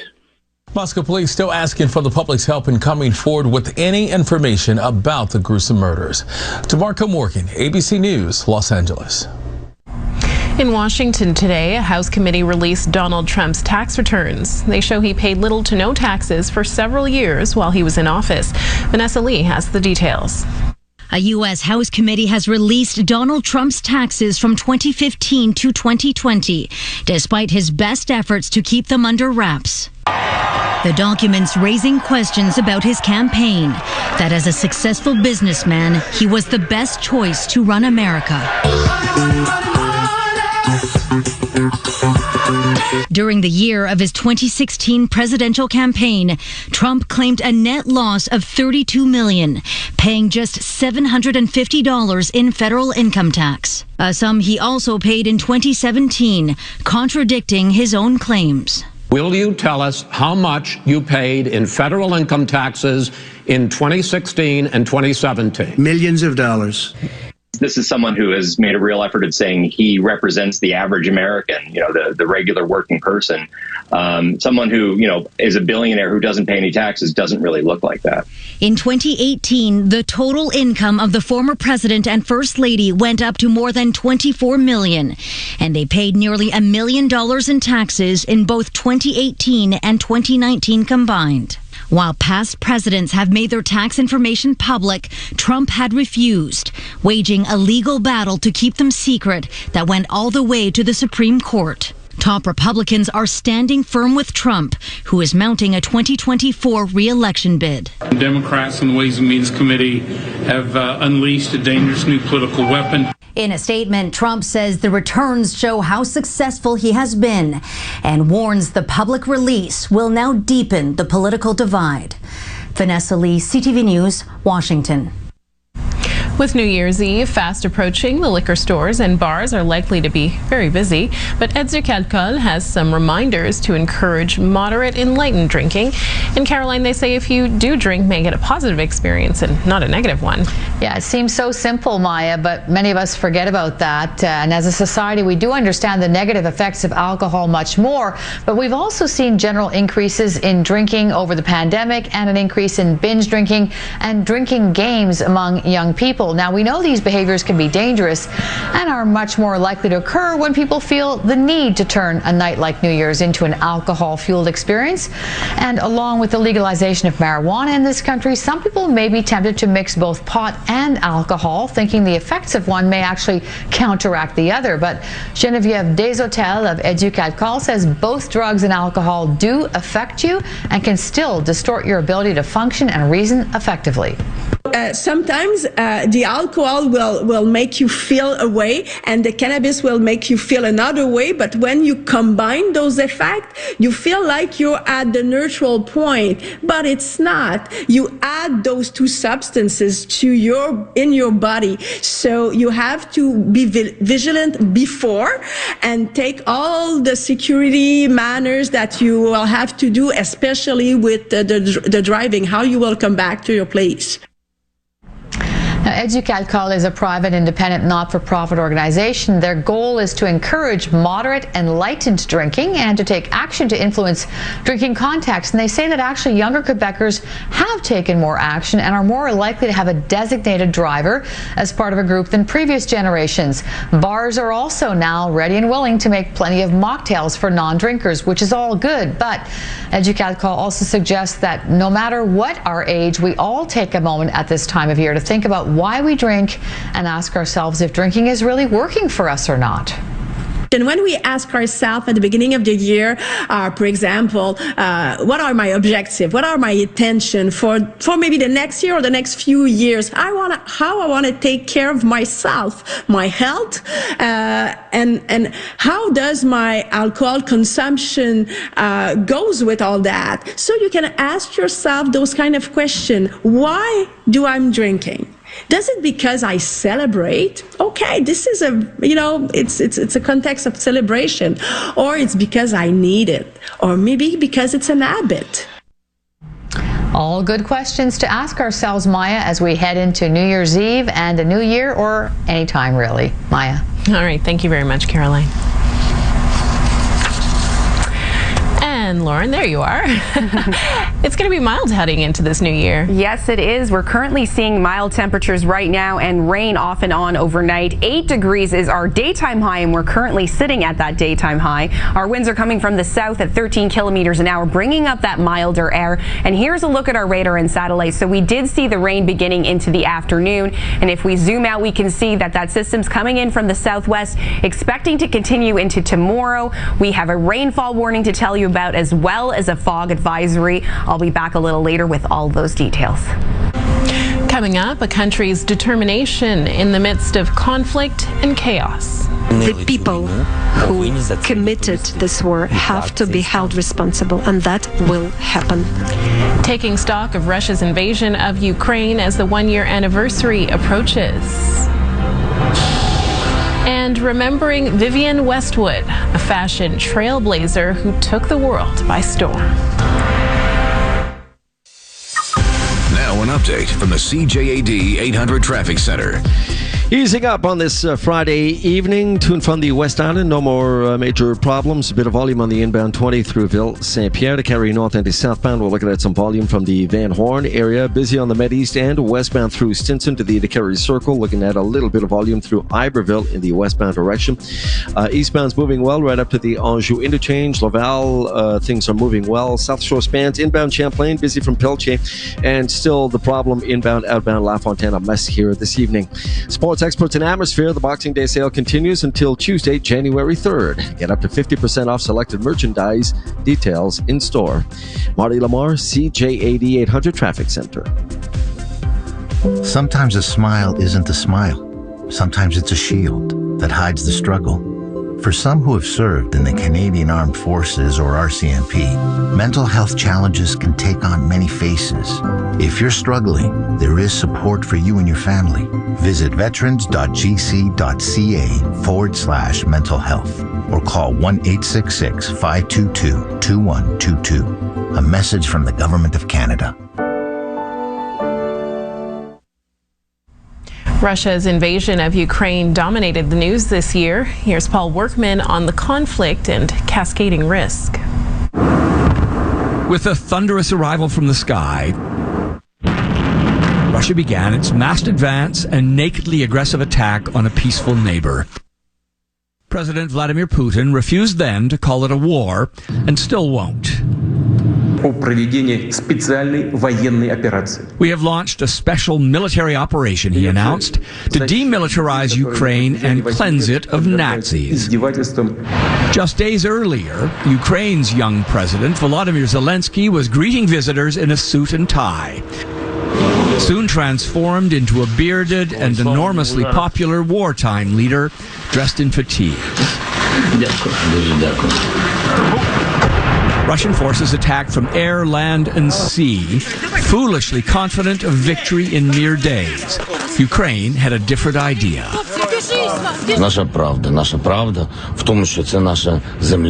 This is our land, our country, and we will defend it, said a defiant Zelensky. I am here, I am not leaving. If Putin's cynical intention was to cause a refugee stampede, it was immediate and overwhelming. Panicky guards fired shots in the air at Kyiv's central train station. Within weeks, some 8 million Ukrainians scrambled to leave the country on a scale not seen since the Second World War. Even as Russia inflicted horrendous suffering on Ukraine, this was a maternity hospital, its grand invasion plan faltered from the beginning. By springtime, Russia's army in the northeast made a full and humiliating retreat. And that's when the world saw the horror of Bucha and other destroyed towns, evidence of torture, indiscriminate killing, in all likelihood, war crimes. In May, Prime Minister Justin Trudeau reopened the Canadian Embassy in Kyiv, one of a succession of leaders who made hush-hush visits to support Ukraine in person. By late summer, Ukraine was on the attack, liberating territory north and south. The city of Kharkiv was suddenly out of Russian artillery range, offering bittersweet relief amid the wreckage of lives and property. Where will you go? I don't know. Vladimir Vladimirovich Putin. Facing disgrace on the battlefield, Putin turned to showy propaganda, formally announcing that 4 regions of Ukraine were now, and forever would be, part of Russia.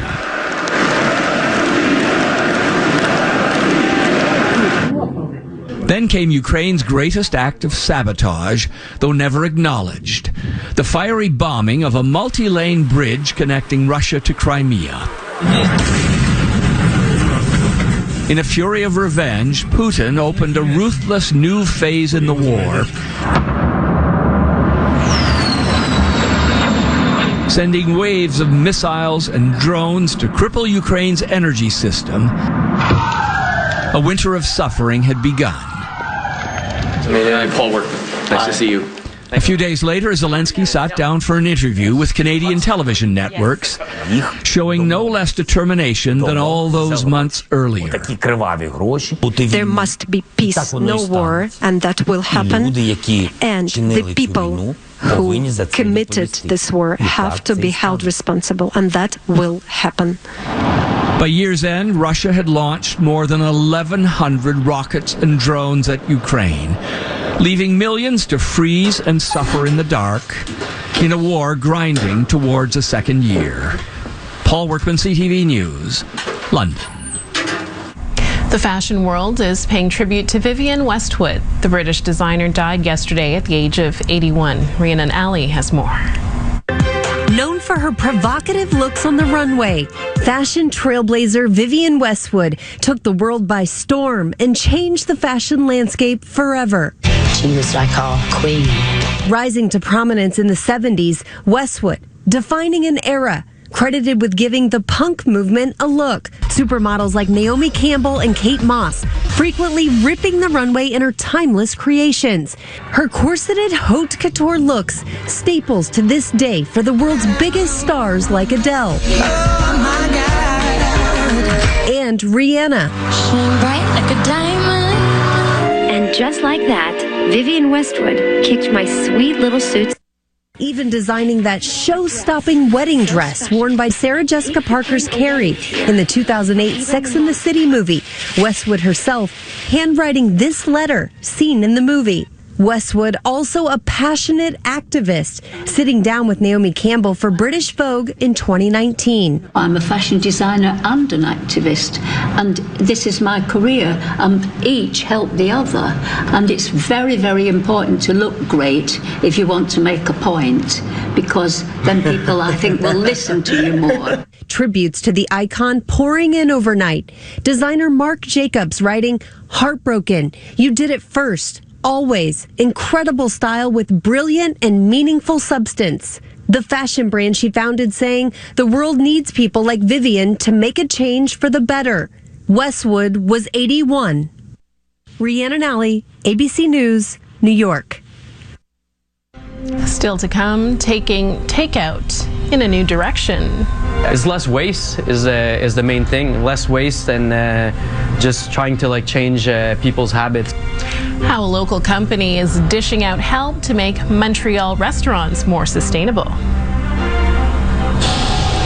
Plus, showcasing the slopes. After the first big snowfall, we continue looking back at our most memorable stories of the year. When a storm hits Montreal, CJAD 800 is there with special storm watch coverage on air and online. Get the latest forecasts, road conditions, and school closures live on the air every 15 minutes. Plus, you can check the CJAD 800 storm watch page for a complete list of closures, information on snow removal, parking restrictions, and more. Brought to you by Gordon's Tires. Get great service and great prices. Book an appointment today at gordonstires.ca. Storm watch coverage on News Talk Radio, CJAD 800.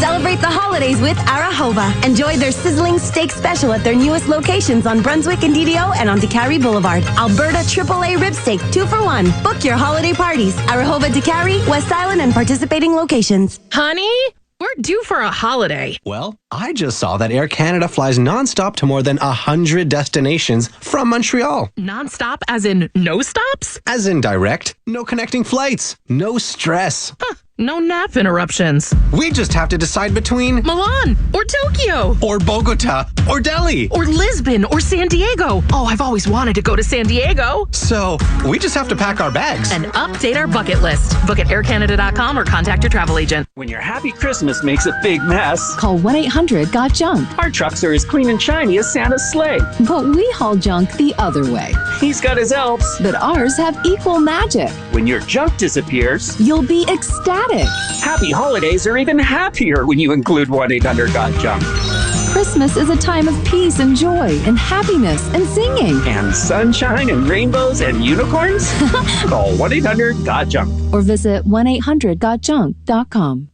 Hun, when you have a second, please print this file for me. You may not print every day, Babe, Emma needs this doc printed for school tomorrow. But when you need a print, you need it now. Get Canon's all-in-one printer. Perfect for hybrid and remote work. Print, scan, and copy from your laptop or smartphone with the Pixma TS3420 printer. Now just $49.99 for Boxing Week. The best price for home office life. Offer valid December 21st to January 5th, 2023. Visit canon.ca/levelup for details. Welcome to the party. Ready to have some fun? Yes, sir. Let's do this. Okay, I'm going to open my music app, get that going. Nice. Now I'll just get my lighting app and set the mood. Now just the blinds need to be closed. Just looking for that app. Needs an update. Can anybody in your family even use this? Yeah, they just call me. With Control 4, I can do all of that in one app. I even have an entertain button that does it all in one touch. I need that. Call the guys at ResAV and stop app juggling. Check them out at resav.ca. Now an update from the CJAD 800 Traffic Center. Easing up around town, here we are looking at a little bit of volume for Decarie North and southbound at the top on the Met as well between Stinson and the Decarie Circle. The hotspot remains the inbound, outbound La Fontaine, inbound pretty much from Boulevard de Mortagne right up to the Notre Dame area, outbound des Souligny into the La Fontaine Tunnel. But aside from that, heading up to and from Laval, West Island, and the other South Shore spans, things are moving well. 50 or over, ask your doctor, nurse, or pharmacist if vaccination for pneumococcal pneumonia with the new Prevnar 20 is right for you. Learn more at Prevnar20.ca. Marty Lamar, CJAD 800 Traffic Center. Looking to heat up your Tuesday nights? It's CTV's 911 Lone Star to the rescue. We never give up. Rob Lowe stars. 911 Lone Star. New season starts Tuesday, January 17th, only on CTV.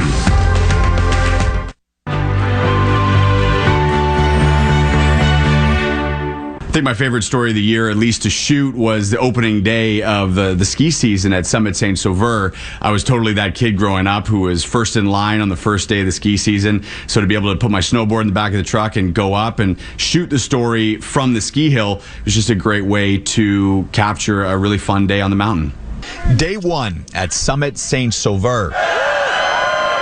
And people are excited to be back on the slopes. Crazy, man. Look at the snow. So excited. We came on the first day of last season. Okay. It's kind of a ritual. Every year for 30 plus years now. I feel like a little kid every year on the first day like that, and I got the shivers, and it's just something I got to do for myself. And the fresh snow couldn't have come at a more perfect time. No, yesterday was green. Alain Denis has been the photographer at Saint Sauveur for the past 10 years, capturing the excitement of opening day. This is probably one of the best ones. I don't think we've ever had an opening day with 20 centimeters like this. Hey, first run of the season. What do you think? Hey, it's perfect. It's sliding, it's white, everything's excellent. The mountain's head of marketing says he couldn't have asked for a better start. You know, they're hyped and it's just beautiful to see.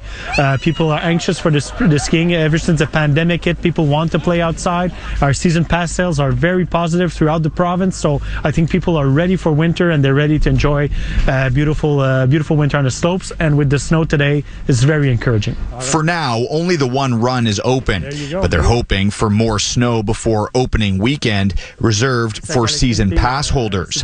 For now, skiers and snowboarders of all ages will take what they can get as they try to find their footing and put down their first tracks of the season. Half a run so far, my legs are already burning, so that's why we always encourage people to take it slow, have a good time. It's great to be outside. Matt Gilmore, CTV News, Saint Sauveur. It's an idea born out of the pandemic and all the takeout food that was being ordered. Retourn-Z is a new system of reusable steel takeout containers for restaurants and food shops. Christy Long has that story. At Satay Brothers, this fiery, flavorful feast is made to go in a Retourn-Z stainless steel container. It's not more work. We're putting the food in a takeout either way. It's less waste is the main thing. Less waste and just trying to change people's habits. Kind of like when plastic bags were banned in grocery stores. It works like this. Ask for a Retourn-Z when you make your order. A $9 deposit is added to your bill. Enjoy your food, and then later return your container at a drop-off point. We're going to clean the containers, sanitize them, and then deliver it back to the restaurant or the food shop. So it really works like a loop, and and our mission is really to reduce the single-use containers. Which there have been a lot of since the pandemic and the popularity of meals to go. 4 out of 5 waste that we find in the street or in the park of Montreal are from takeout food. As of March 2023, single-use plastics will be phased out in Montreal. Businesses are already planning for it. We kind of have to get like on board with finding a solution if people want to keep on doing takeout. I think it's more fun to eat in here than take out the food, but if you don't have the time, if you gotta go eat at home, whatever your reason might be, at least now you have like a eco-friendly solution. It's also showing to the restaurants or the food shops that we as a citizen want more ecological solutions. Returnsy aims to be low-tech and easy for everyone. With a bottle, you have a depot. So is this kind of a system like the depot for the bottle? Yeah, it's exactly the same thing. Usually people, they don't see the deposit because it's a really small amount. It's the same thing with Returnsy. They have a deposit, but because it's $9, people want the $9 back. Their website shows you the locations for partners and drop-off points, so you can use your Returnsy easily and always get your $9 back. Is it chef-friendly? Yeah, it's easy. And most of our dishes, everything fits in it. Buns, salads, noodles, fried rice, like everything. A reusable food service that won't leave a bad taste in your mouth. Christine Long, CTV News. Weather brought to you by Gratian Scaff's 2023 event. Thousands of frames reduced to $23 each. Well, the melting snow is all due to those milder temperatures, and it had me thinking about the skating rinks that we have in the city, and that's where this photo comes in. This was taken in Old Montreal, and that's the Grand Rue, and just beneath it you can see there are people skating and enjoying the rink there, and it's making me think about all the people that are probably working overtime to maintain that skating rink due to these milder temperatures. And just want to say thank you to those people who are working hard at keeping those rinks all nice and frozen for us, and that's because we're seeing these mild temperatures, as I said. How mild? Well, 8 degrees was our daytime high. We smashed a record set in 1965 previously, which was at 6.1 degrees. Now, let's put our futurecast in motion and see what we have in store overnight. I've talked briefly about how we're expecting rain. Let's see how this plays out. We're seeing it right now at this time, expecting a break in a couple of hours from now, but then it will commence again overnight into the early morning hours as we start our Saturday, New Year's Eve, and into the afternoon. Once again, we could see a few breaks, but we're expecting it to be pretty much continuous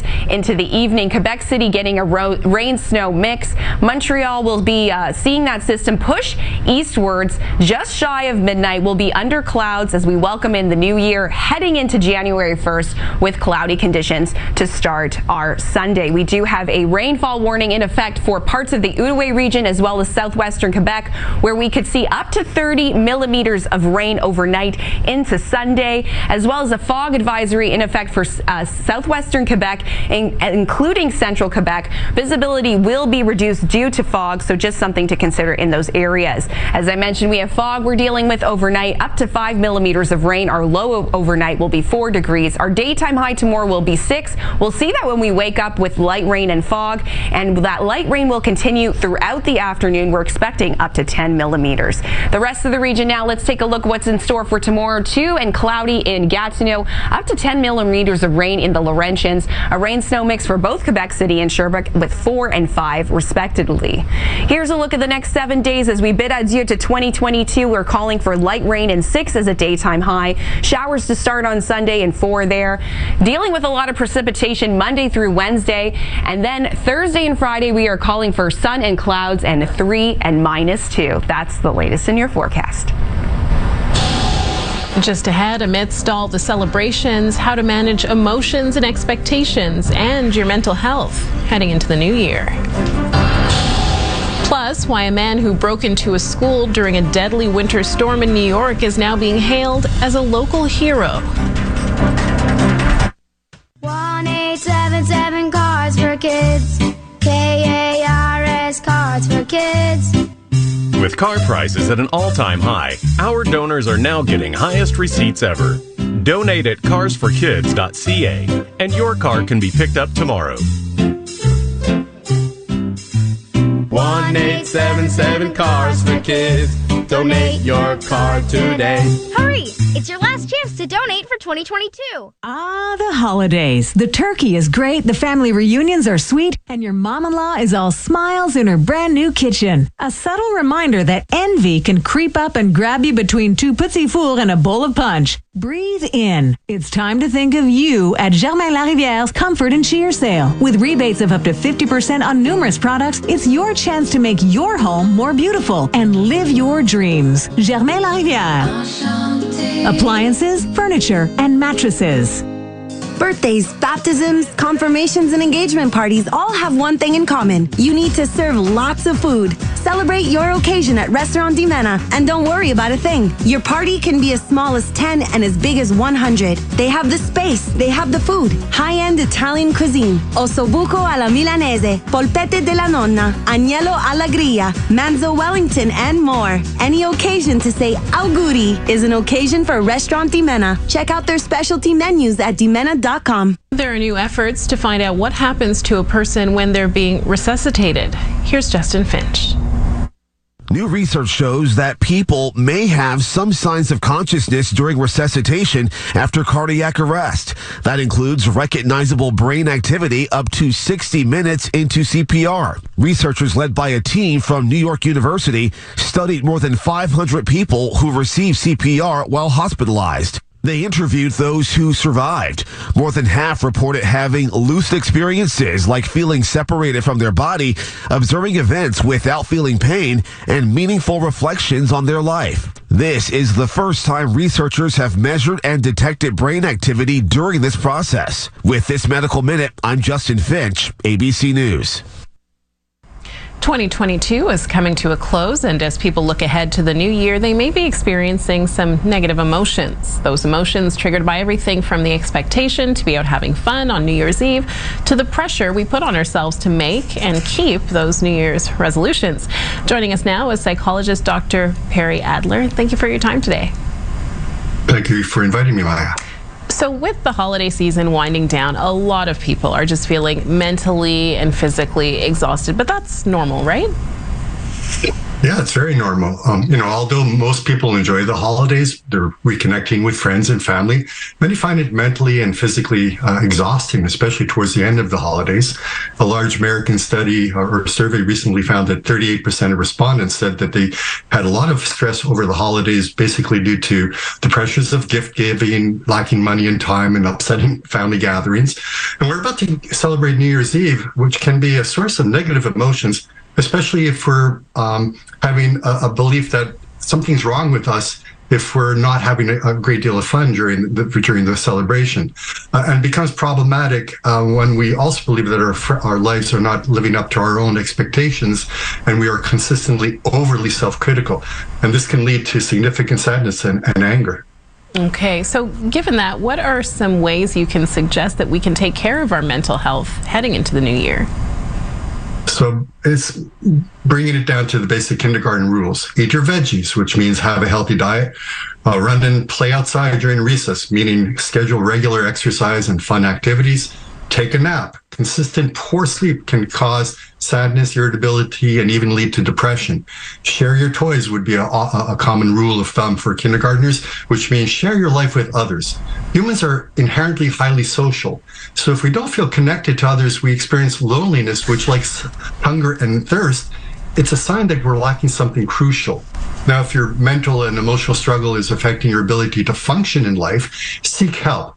Minimally online, there are resources that provide evidence-based advice. Look for the ones where the URLs are ending with .org, .edu, .gov, or .gc, and especially those that are teaching cognitive behavior therapy strategies.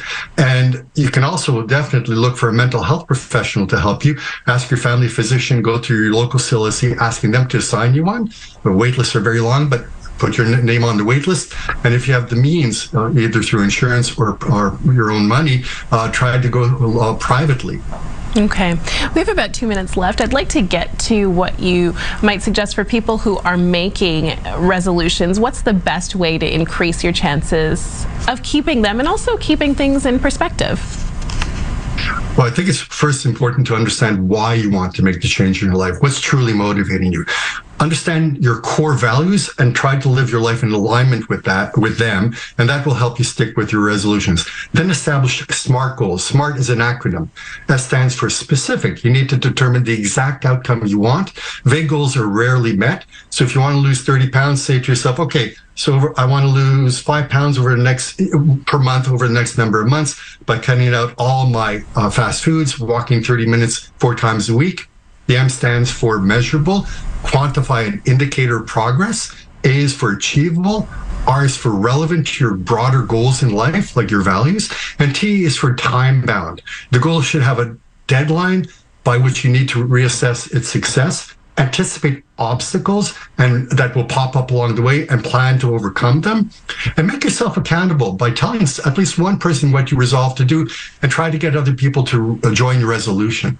Okay, and it's not all or nothing, right? It's not a zero-sum game. No, absolutely. You're absolutely right. For example, if you planned on losing 30 pounds but only lost 10, it's still a success. Celebrate that success. All right. Thank you so much for putting that into perspective for us. We appreciate it, and we wish you a Happy New Year, Dr. Adler. I wish you Happy New Year and all your viewers as well. Take care. Controversial internet personality Andrew Tate has been detained in Romania amidst an ongoing human trafficking investigation. The 36-year-old was arrested on suspicion of rape, human trafficking, and forming an organized crime group. Tate, who has been banned from social media platforms for misogynistic comments and hate speech, was arrested alongside his brother and 2 Romanian suspects. The brothers have been under investigation since April. Prosecutors say they found 6 women who had been sexually exploited by the suspects. Kahnawake chief peacekeeper is among the Indigenous leaders calling on Quebec and Canada for better funding for their police services. Chief Dwayne Zachary said his officers do the same job as those in Montreal, and it's time for the governments to start paying them accordingly. We just know that in Quebec, the vast majority of First Nation services were sometimes 40 to 50% underpaid compared to other services in the province. You know, like if you look at Montreal or our neighbors here in Chateauguay or even the Sûreté de Québec, there's no difference between any of those officers doing their job and a First Nation police officer providing services in his or her community. This month, the Quebec Court of Appeals ordered Quebec and Canada to pay an Indigenous community in Quebec $1.6 million for underfunding its police service. There's more on the story on our website, ctvnewsmontreal.ca. And now here are some of the day's closing financial numbers. In New York, the Dow closed down 73 points to 33,147. The Nasdaq was down 11 points to 10,466. Now here's the rest of the day's business news from BNN Bloomberg. Shares of Rogers and Shaw Communications jumped today after a much-awaited ruling by the Competition Tribunal seemed to give the green light to Rogers' planned takeover of Shaw. But the Competition Bureau says it intends to appeal. The Bureau had asked the Competition Tribunal to block the merger over concerns it would lead to less competition and higher prices. The tribunal said the evidence didn't support that, so it rejected the concerns. However, the Competition Bureau had the option to appeal, and within 24 hours, it said it would do just that. New research from the Bank of Canada shows Canadians are making fewer payments with cold, hard cash. In 2021, less than a quarter of payments were made with cash, even for small transactions under $15. The researchers found Canadians used coins and bills only a third of the time. Back in 2009, cash was the dominant method of payment. Since then, though, shoppers have shifted more towards using credit and debit cards, including contactless tap technology. And and North American stock markets ended the trading day and the year lower. It breaks a 3-year streak of gains for markets in both Canada and the U.S. In Toronto, the losses on the TSX weren't as bad as in the U.S., where the broad S&P 500 and the tech-heavy NASDAQ had their worst years since the financial crisis in 2008. Let's take a look at some of the other closing market numbers for today. The Canadian dollar is trading a hair higher at a little under 74 cents U.S. West Texas Intermediate oil gained almost $2 to about $80 U.S. a barrel. And Western Canadian Select also gained almost $2 to roughly $52 U.S. a barrel. As for stock markets, the TSX fell about 100 points to end the trading day and the trading year at 19,384.92. That is the latest in business. I'm Jacqueline Hansen of BNN Bloomberg. A man who broke into a school during the deadly winter storm in New York has emerged as a local hero. Trevor Ault has his story. Police in Cheektowaga, New York, searching for the man known only as Merry Christmas Jay. That man was spotted breaking into a school on this surveillance video, but they quickly realized this was not your typical break-in. I feel 100% that Jay's actions were heroic and 100% saved lives during this storm. They've now identified Merry Christmas Jay as 27-year-old Jay Withy, a real-life hero who they credit with saving the lives of 24 people during the Buffalo area snowstorm. That deadly blizzard dropped 50 inches of snow and killed at least 39 people. It was a matter of survival. It was just a very scary situation to be in. It all began when Withy went to pick up a friend who was stranded, but with only a quarter of a tank of gas left in his car, it quickly became stuck in the whiteout. The wind blowing, the snow falling, you couldn't see. If you stuck your hand out, you couldn't see the tip of your fingers of your own hand. Soaking wet and freezing, he decided to seek shelter inside the Pine Hill School, breaking a window to get inside. But instead of staying there to rest, he knew he had to help others who were stranded, and he ventured back out into Snowmageddon. I can see that there's a couple other vehicles stuck in the immediate vicinity of the school. So I go to them, I tell them that I broke into school and that there's heat in there. I thought we were going to die. It was scary and unforgettable. But yeah, seeing Jay in the morning and getting us into school really saved us. Once he gathered a group of fellow stranded drivers, Jay pried open the kitchen door to gather essentials to help feed the group. He also went to the nurse's office for blankets and water, even leaving the school's front door open overnight so anyone who needed could join them. It's very humbling to impact people impact their lives and save their lives. Man, I'm just grateful that I could have, I had the opportunity and that I had the will to do that. CTV News continues in a moment. Now an update from the CJAD 800 Traffic Center. Yeah, and it's gotten quiet around town. We're looking at a little bit of volume to carry north and southbound around the Carry Circle. Made eastbounds, busy through the Stinson area. La Fontaine inbound, outbound, a very heavy go there. The other South Shore spans are moving well. Heading up to and from Laval or the West Island, we've got no more problems here at this point. 50 or over, ask your doctor, nurse, or pharmacist if vaccination for pneumococcal pneumonia with the new Prevnar 20 is right for you. Learn more at Prevnar20.ca. Marty Lamar, CJAD 800 Traffic Center. Trent. Why Will Trent? Meet the detective that gets on everyone's case. Name? Special Agent Will Trent. Based on the New York Times best-selling series, Will Trent. Starts Tuesday at 10. As you can see, I'm overjoyed about it. Only on CTV. The MUHC Foundation and CJAD 800 present Health Matters with Tara Schwartz, featuring the health experts who are making life-saving discoveries and championing patient care. This week on Health Matters, a special Best of edition. We highlight some of the incredible advances being made in respiratory care, which is more important than ever in a COVID world. Health Matters, Sunday at noon on CJAD 800. The Boxing Day event at Sale is on. Get up to 50% off store-wide. Save big on thousands of items from your favorite brands like Columbia, The North Face, Merrell, and more. Sale, the ultimate outdoor superstore in Quebec, a 100% Quebec company. When it comes to respiratory viruses, there are some people who fall a little sick, some who fall quite sick, and some who fall very sick. When sickness hits, some people fall further than others. Wearing a mask is a simple gesture that acts as a safety net for all of us. To better protect yourself and those around you from the viruses going around, it's a good idea to wear a mask in crowded public places. A message from the Gouvernement du Québec. For this holiday season, JAF offers you hundreds of useful fashion items starting from as low as $20 each. You pick the suit, JAF makes it yours. Visit jaf.ca. That's JAF.ca. Shopping for appliances? At Électroménager Longueuil, we have a large inventory on site.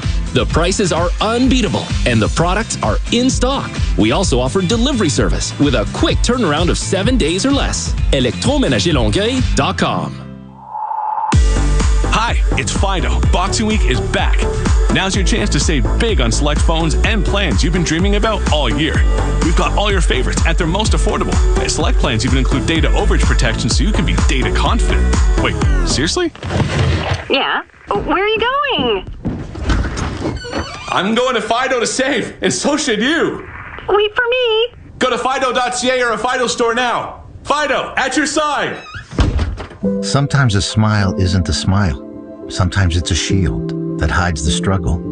For some who have served in the Canadian Armed Forces or RCMP, mental health challenges can take on many faces. If you're struggling, there is support for you and your family. Visit veterans.gc.ca/mental health or call 1-866-522-2122. A message from the Government of Canada. Those milder temperatures continuing as we head into the new year. That's right. And we're also seeing showers overnight into tomorrow, which will continue throughout the day. 4 will be our low overnight. We're calling for up to 5 millimeters of rain with fog continuing into the morning, light rain as well. 6 will be our wake up temperature, and we're expecting that to be our daytime high tomorrow, where we could see up to 10 millimeters of light rain. Be careful on the roads. And finally, for us, a programming note. We will have a special half-hour New Year's Eve newscast starting at 6 o'clock tomorrow night. Our Sunday newscast is preempted, but we will be back on Monday. In the meantime, for the latest news, you can always go to our website, ctvnewsmontreal.ca. Good night. See you soon.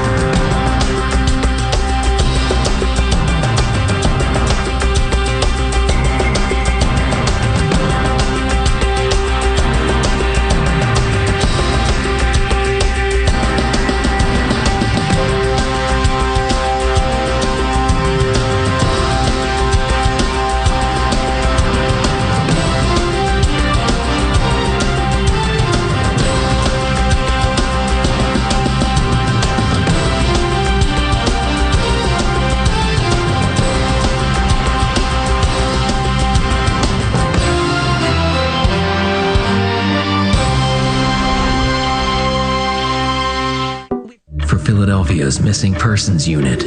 When someone is taken, every second counts. We will get your baby back. Scott Kahn stars in the new series, Alert. Starts Sunday, January 8th, only on CTV.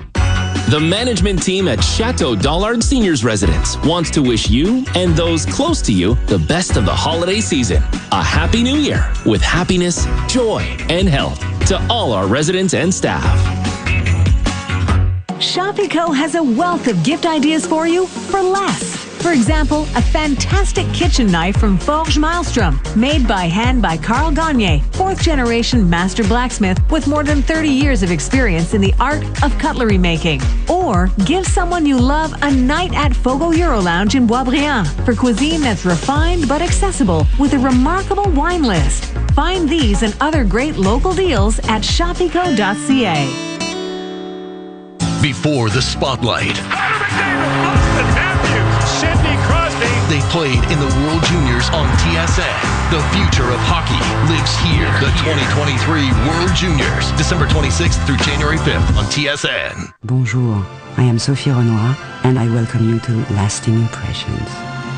This is immersive 3D LED holographic technology.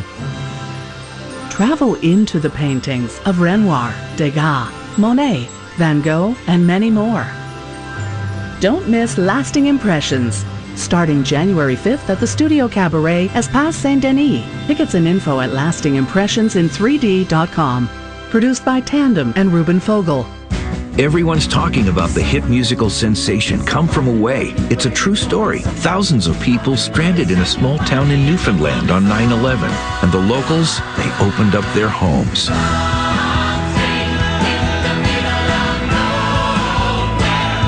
Come From Away, the Broadway musical that celebrates the best of humankind. Playing at Place des Arts from January 10th to 15th. Tickets on sale at eventco.ca.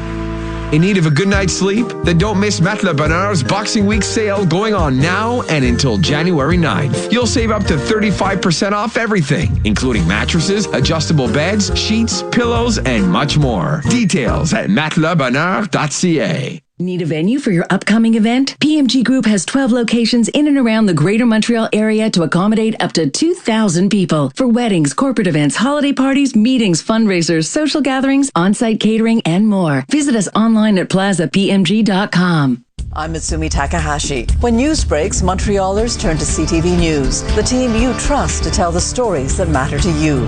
It's your home. Make it your news. Watch CTV News at 6 and visit ctvnewsmontreal.ca.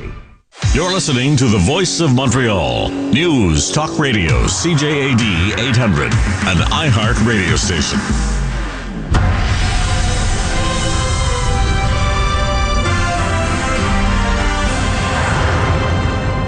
Good evening, it's 7 o'clock. I'm Kelly Gregg with your CTV News update.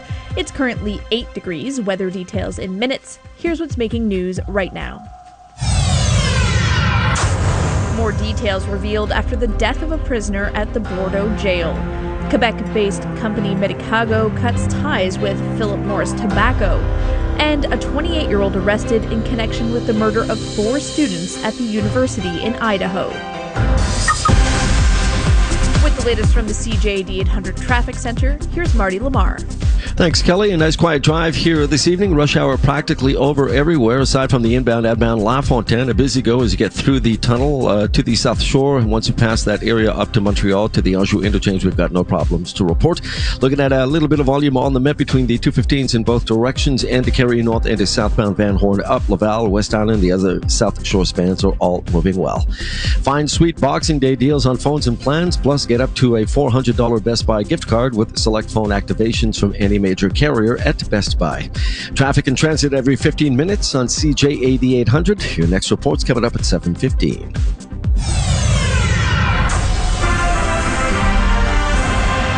In the news, a new report says guards at Bordeaux jail did not follow pepper spray rules when they subdued an inmate who'd been involved in a fight with other prisoners. 21-year-old Nikos d'André Spring later died in hospital. Sources tell La Presse the man had not calmed down when he was forced into a decontamination shower after the first spraying. To bring him under control, one guard reached over the shower door and emptied an entire canister of pepper spray into the enclosure. Then he was put into an unsupervised isolation cell instead of being checked for breathing difficulties. A candlelight vigil for him was held in Betty Park in NDG. The Quebec-based COVID vaccine developer Medicago no longer has any ties to the Philip Morris Tobacco Company. Earlier this year, Medicago's plant-based vaccine was rejected by the World Health Organization because the tobacco giant was a shareholder. Last summer, the Legault government said it would help Medicago find another way to sever that tie. Now, its primary shareholder is Mitsubishi Tanabe Pharma, and it owns 100% of the shares. A former teacher and basketball coach charged with sexual misconduct with a teen student has been arrested again. Catherine Gaboury of Saint-Jérôme is accused of violating her release conditions by repeatedly trying to contact the complainant. She lost her job at Haut-Sommet High School when the original charges were filed. The January 6 U.S. House Committee has released more than 100 interview transcripts giving further insight into the U.S. Capitol insurrection. ABC's Andy Field has more. Transcripts show the former president's aides knew he wanted to go to the Capitol with protesters 2 days before January 6th, and that the aides suggested putting the president in a protective glass box on a stage nearby so he could safely join the demonstration. White House Operations Director Tony Ornato called the idea ridiculous, but still referred it to the head of the president's Secret Service detail. While some of the witnesses were more forthcoming than others, the interviews tell the full story of the chaos at the Capitol and the fears of lawmakers and Trump's own aides. And authorities in Pennsylvania have arrested a 28-year-old suspect in the killings of 4 University of Idaho students. Brian Koberger is being held for extradition to Idaho on a warrant for first-degree murder. State Police Director Colonel Kendrick Willis says the community has been rocked by the killings. This has been a very difficult time for the families, the university, the community, and the state of Idaho. However, it is also proven that communities come together in tough times.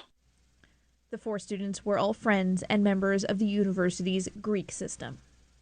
Follow us on Instagram and Twitter at CJAD 800. Your Dormez-vous Weather Center forecast: rain tonight, the temperature hovering around +8. Tomorrow, more rain and fog, the temperature falling to +5 in the afternoon. And on New Year's Day, showers and a high of 4 degrees. Right now, it's raining and 8 degrees downtown. For a complete recap of today's top stories in Montreal, join us tonight at 11:30 on CTV or here on News Talk Radio, CJAD 800.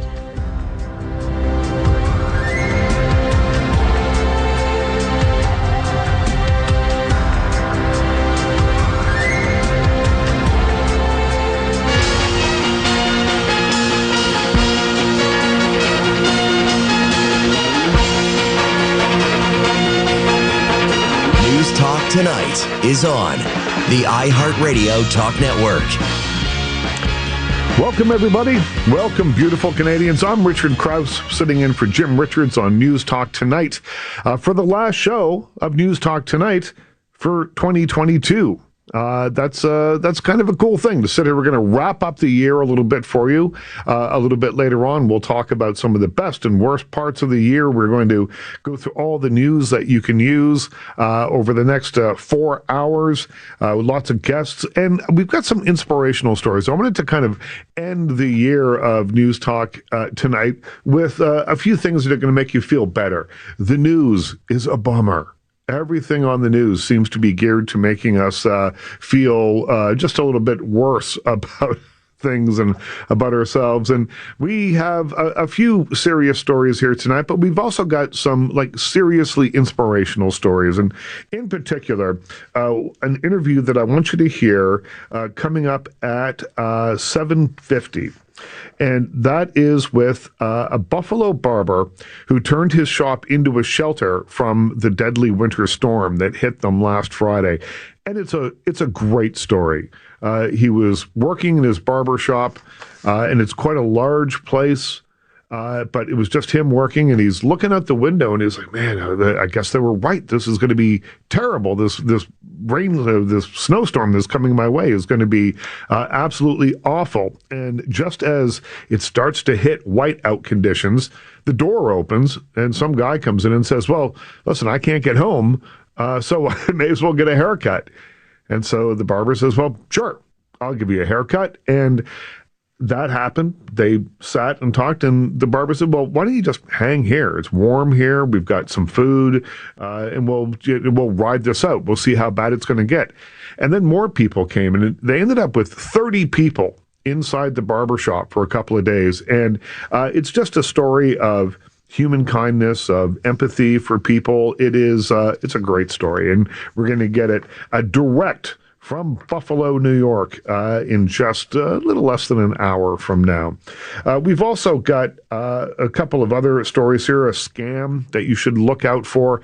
And, I get all the usual phone calls and the weird texts. You have a package. Click here.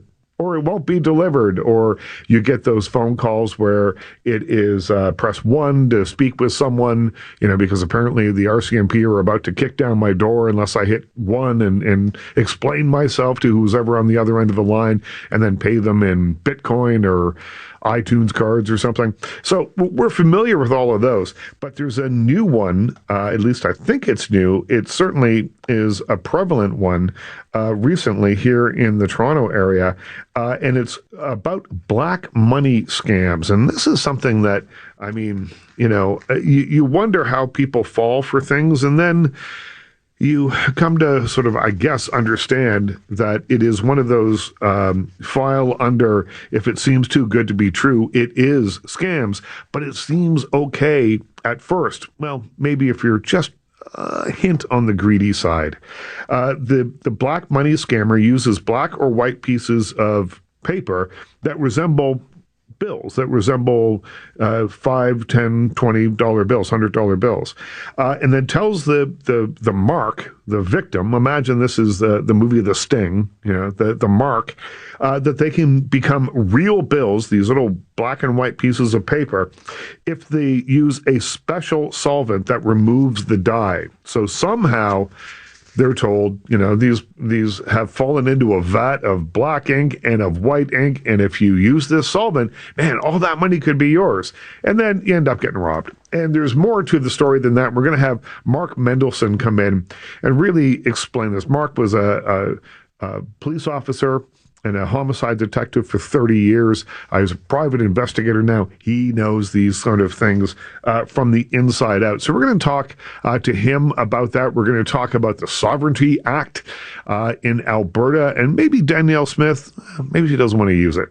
Maybe, or maybe she does, because it's kind of a toss-up here. I've read the article, with the CBC.ca news article, and I'm not really sure what she's thinking here. There is a lot of backtracking happening. I'm going to use it. I'm not going to use it. Oh, I don't think it's fair to use it. Oh, I'm going to use it again. So we're going to try and unpack that a little bit. We're going to, a little bit later on, we're going to talk about probably one of the most inspiring stories to come out of Canada in a long time. So inspiring that it became a feature movie that I reviewed earlier this year when it came out. It was called Peace by Chocolate. And if you like really, really great chocolate, you probably already know about Peace by Chocolate because you've seen it at Loblaws and you've seen it at wherever you buy fine chocolate. And it is a great story about a refugee family from Syria who ended up going to Nova Scotia and trying to figure out just what they were going to do. Those that are in Nova Scotia, we need work, we need jobs, we have to pay bills, we have to start a new life here. And they come from a long line of chocolatiers in Syria. And so they said, well, let's give the chocolate biz a try over here and see what happens. And it has become an enormous success. So we're going to speak with Tariq Haddad, the founder of Peace by Chocolate, and really get to the bottom of that story. It's such a great story. And he talks so lovingly about home. And home is Syria, but it's also Nova Scotia. And he talks about how he loves winter. I grew up in Nova Scotia. I don't know that I would say that I loved the winters down there, but he loves them. And there's all sorts of kind of great little twists to this story. But it's an inspirational story of creating a life for yourself and doing something positive for your family, for the community, and really building something out of adversity. And it's such a great story. So we'll get to that a little bit later on. In the meantime, if you have some Peace by chocolates kicking around the house, enjoy them as we get ready to do that interview. We also will tell you about champagne. There's a lot of just kind of crazy information about champagne that when I was looking all this stuff up today that I didn't know. Did you know, for instance, that Marilyn Monroe had been known to bathe in champagne? She liked to bathe in champagne. Let's see what else. There are about 49 million bubbles in a regular-sized bottle of champagne, and a standard-sized glass of champagne emits 30 bubbles every second. There's more, but we'll get to that a little bit later on with Matt Cause, who is the host of a podcast called Matt Talks Wine and Stuff with Interesting People. And tonight he's going to talk to me about champagne and about his podcast, and we'll kind of set you up for perhaps your drinking choices and that kind of thing for New Year's Eve. Although, if you don't want to drink on New Year's Eve, we've got the perfect guest. If you want to maybe have a dry January, a lot of people do that too. Sarah Kate will be here. Now, I had her on this show last week to talk about non-alcoholic drinks. She is a non-alcoholic drink expert and the publisher and editor of SomeGoodCleanFun.com. And she was so great, I wanted to have her back to tell us a little bit about non-alcoholic champagnes and that kind of thing, and other drinks that we can enjoy and not get the that feeling of, well, as she says on her website, the holidays, HOLIDAZE, the holidays that comes the next morning after you've maybe stayed up a little bit too late. So lots to come. We're going to do some serious stuff, get that out of the way, and then I hope to leave you feeling good, thinking about 2023 and looking forward to it, looking forward to New Year's Eve and spending it with your friends or your family, or maybe you're going to do it like my wife and I do it and go out in the afternoon, have a glass of champagne somewhere, come home, maybe around 7 o'clock, make a bite to eat, and if we're still awake at 10:30, I'll be very surprised. Anyway, that's our New Year's Eve. You can do whatever you like and have fun, and we're going to give you some ideas on how to do that just a little bit later on. I'm Richard Krause. I'm in for Jim Richards. Jim will be back. It seems like he's been gone a long time because I've been sitting in this chair for a long time. I'm in next week, Tuesday to Friday, and then he'll be back the week after that. I'm Richard Krause, in for Jim Richards. Stay with me. There's a lot more to come on News Talk Tonight. Now an update from the CJAD 800 Traffic Center. Everything is fine on the West Island. The autoroutes and the bridges on and off ramps looking good. No delays on the Décarie Expressway or on the Met. 25 southbound still has volume from Tellier for the outbound tunnel. Getting word of a stalled vehicle, Nuns Island right side, outbound side of the Champlain Bridge, not resulting in any volume. At Sports Experts in Atmosphere, the Boxing Day sale continues until Tuesday, January 3rd. Get up to 50% off selected merchandise, details in store. Let us know what you see on the roads. Call in your tips to Star 800. Next report, 7:30.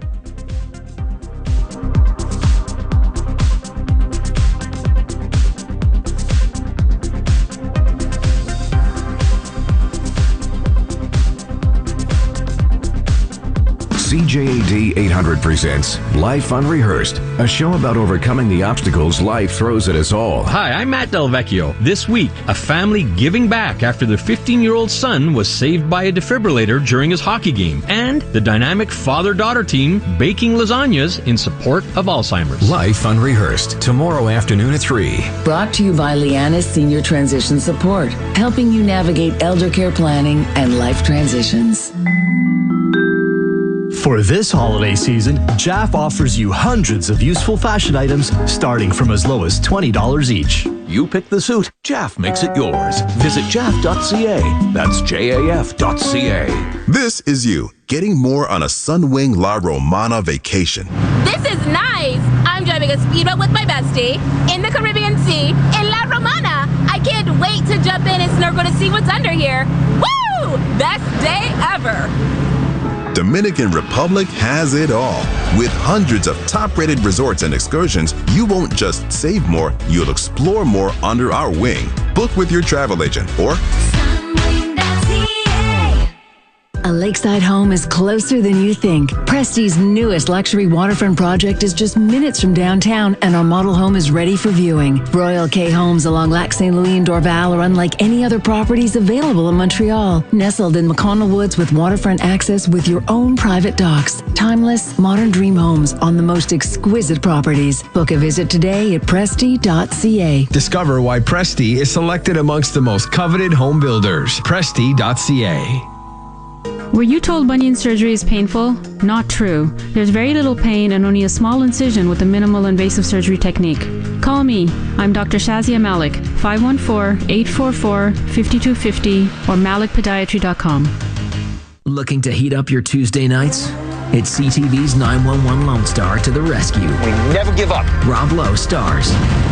911 Lone Star. New season starts Tuesday, January 17th, only on CTV. Lately, times have been challenging, with many people facing increased interest rates, inflation, and rising credit card debt. Everyone needs a little help from time to time, but it can be hard to ask for help when it comes to your personal finances. But you're not alone. Millions of Canadians share that feeling with you. 500,000 Canadians have found help with their debt, and so can you, with Consolidated Credit Counseling Services of Canada. They are one of the largest non-profit credit counseling organizations in the country, with an A+ rating from the Better Business Bureau. They could help you consolidate your bills into one affordable payment, minimize your interest rates, and get you out of debt fast. No matter how much you owe, you don't need to do this alone. To get help, call 1-800-318-1940. That's 1-800-318-1940. Let Consolidated Credit get you back to a debt-free life. Call 1-800-318-1940. Call toll-free today for a free consultation. 1-800-318-1940. Ontario license number 4705786. Boxing Day deals are on at Mondu. Until December 31st, save on cleaning and care products, accessories, treats, and food. Save $15 on all Pro Plan dry and wet food for cats and dogs when you buy for $85 or more. Does your dog love Meaty's raw treats or frozen bones? Because it's time to stock up on them with our buy one and get the second one free deal. Come see us at one of our 80 stores across the province or visit mondu.com to see all our offers. Mondu, here for you always. Oh, marvelously. Prices are dropping. Oh, marvelously. Time to go shopping. Oh, marvelously. Go drool on the sheet. Oh, marvelously. Dangle your feet. Hit snooze on repeat. Boxing Week is extended. Get amazing prices on all the best mattress brands. Plus, buy one, get one free on select pillows. Hurry, it all ends Tuesday. Only at Dormez-vous. Marvelously. Sleep well, stay well. Dormez-vous.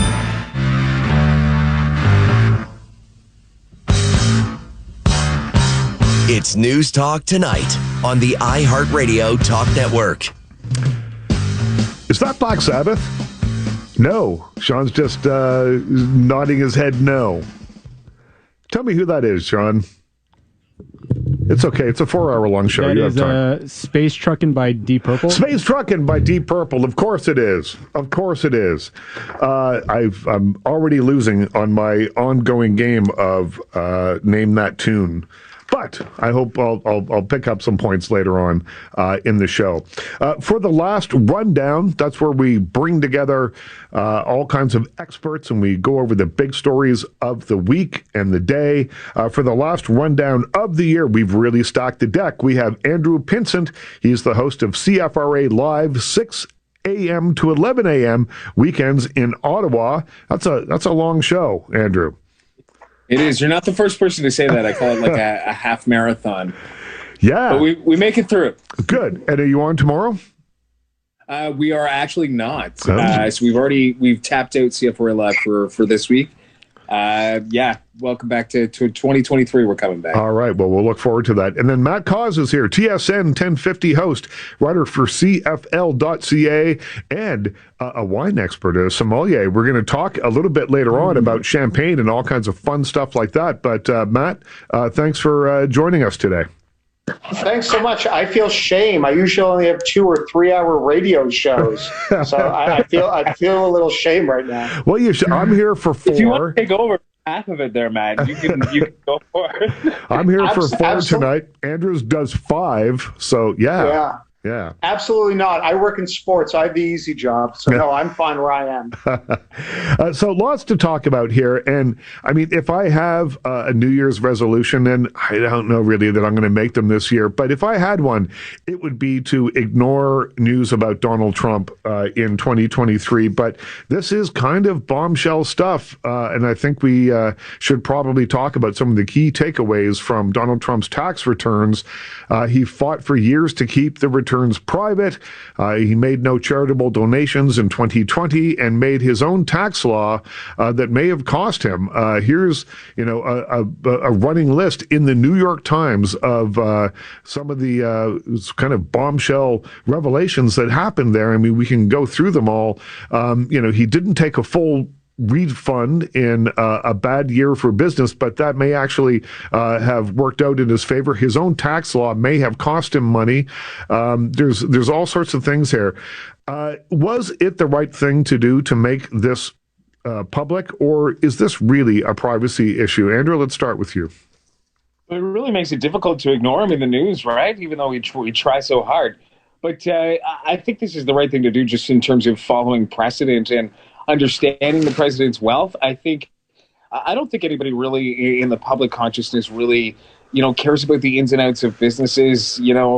A billionaire or a millionaire is probably going to have some shady practices. I think people have just kind of, accepted that. But I think if people, don't know if there's, foreign wealth involved in why he's in some of his decision making or things like that, I think that's kind of important for people to know. So the fact they had to pull so much teeth to kind of get this from him when every other president has done it, just kind of, par for the course for Trump. But I think one of the things that kind of sums up, Trump very nicely on this one is, he said he was going to donate his salary to charity at this point. But the tax returns show that just didn't happen. Yeah, Matt, I think by keeping these under wraps for so long that he actually raised interest. He actually kind of whipped things up into a bit of a frenzy here. People are really wanting to know what's in here, and it's 6,000 pages of documents, so it's going to take a while to parse all this stuff. But there's nothing here, I don't think, that I found tremendously surprising. Were you surprised at some of the revelations? No, absolutely not. And yeah, I did giggle at the part where if he did donate in 2020, he didn't claim it on his taxes. Yeah. So clearly Trump did not give any money or give his salary up to charity. That clearly didn't happen. I will say this first. I actually I muted the words Donald and Trump and all different versions of that on Twitter. So I've been able to live a mostly Trump-free life. And I got to tell you, Richard, it is glorious. And the shame in the end is, because you said there's like 6,000 or 9,000 pages. I feel at the end he will get away with it, and if he loses money, great. I hope so, but I don't think we'll ever get that thing we always wanted. That image of him in an orange jumpsuit, in cuffs, being taken out of the courts. That's what we've wanted for the last 6 years. Is him in cuffs. And unfortunately, I hate to be a Debbie Downer, I don't think we'll get it this time as well. But if it does happen, you won't know because you've muted it all on Twitter. I feel somehow that one will bust through a dam break-in, and we'll all get that one. Pierre Poilievre says Canadians are angry because they're hurting. And this is in response to a Substack that Aaron O'Toole wrote where he says, these flags, the blank Trudeau flags that are kind of prevalent, I see them almost every day somewhere, and you see them certainly during the convoy and all that kind of thing. And he said, we have to stop with that. We have to stop with the divisiveness. Now, I found that kind of funny, I don't know if funny is the word, but interesting, coming from someone who, posed in front of a porta potty and made a video making fun of Justin Trudeau. So I don't know that I take O'Toole terribly seriously here, but Poilievre says, we are angry because Canadians are hurting, and a lot of the reason that they're hurting is because of some of the policies of the current government. Let's hear just a little bit of audio. Sean, give me audio, clip 1, please. But I think we have to ask ourselves, why are people so angry? Why are people so angry? And the answer is that they're hurting. It's easy for the political establishment to say, stop all your complaining. But when you're one of the 1.5 million people that went to a food bank in the month of March, it's not so easy. If you're one of the people that went to the Mississauga food bank and asked for help with medical assistance in dying, not because you're sick, but because you can't afford to live, it's not so easy. If you're one of the 38-year-olds living in your parents' basement because it now takes more of a monthly paycheck to own a house than at any time in recorded history, it's not so easy. to be happy with the way things are going. He's not wrong on a lot of this. And in fact, later on the show, we're going to talk about mental health a little bit. And I think some of those points are bang on. But I just have to wonder, are these insightful points, or is this just political pandering? Andrew, what do you think? Well, from a political perspective, I think, all good political messaging is a little bit of both, because you're kind of weaving through what people's experience is with your own kind of party's message.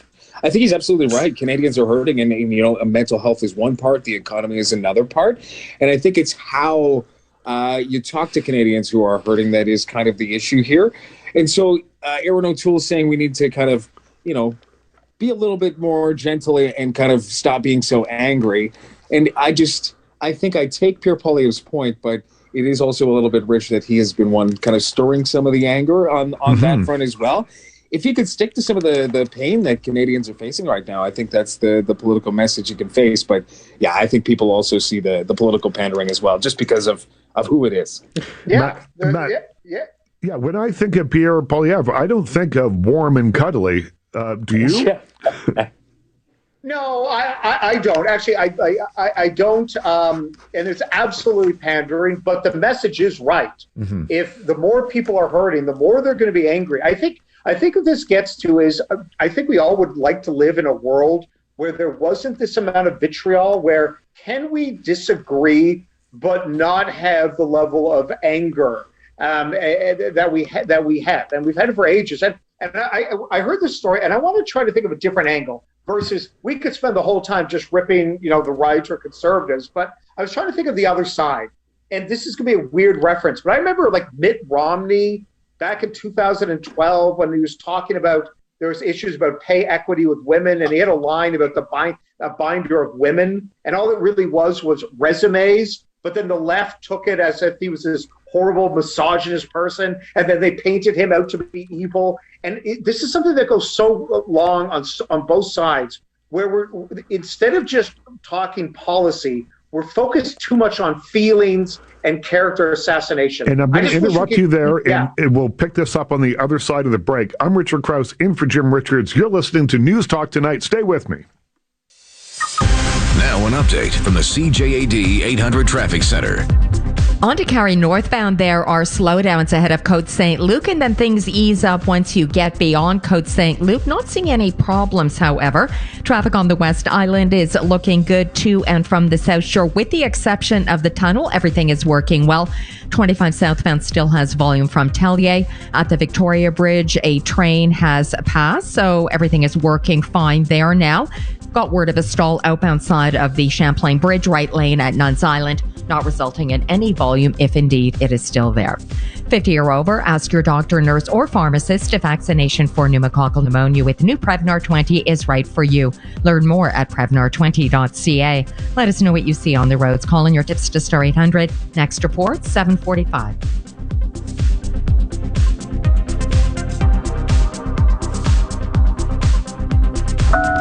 When you have a second, please print this file for me. You may not print every day.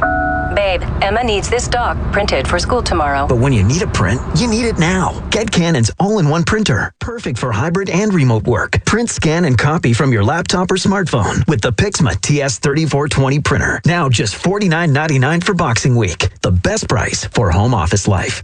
Offer valid December 21st to January 5th, 2023. Visit canon.ca/levelup for details. I'm Mitsumi Takahashi. CTV News is Quebec's #1 source for news. Visit us online at ctvnewsmontreal.ca for all of our top stories, video, and live events. It's your home. Make it your news. CTV News Montreal. The Boxing Day event at sale is on. Get up to 50% off store-wide. Save big on thousands of items from your favorite brands like Columbia, The North Face, Merrell, and more. Sale, the ultimate outdoor superstore in Quebec. A 100% Quebec company.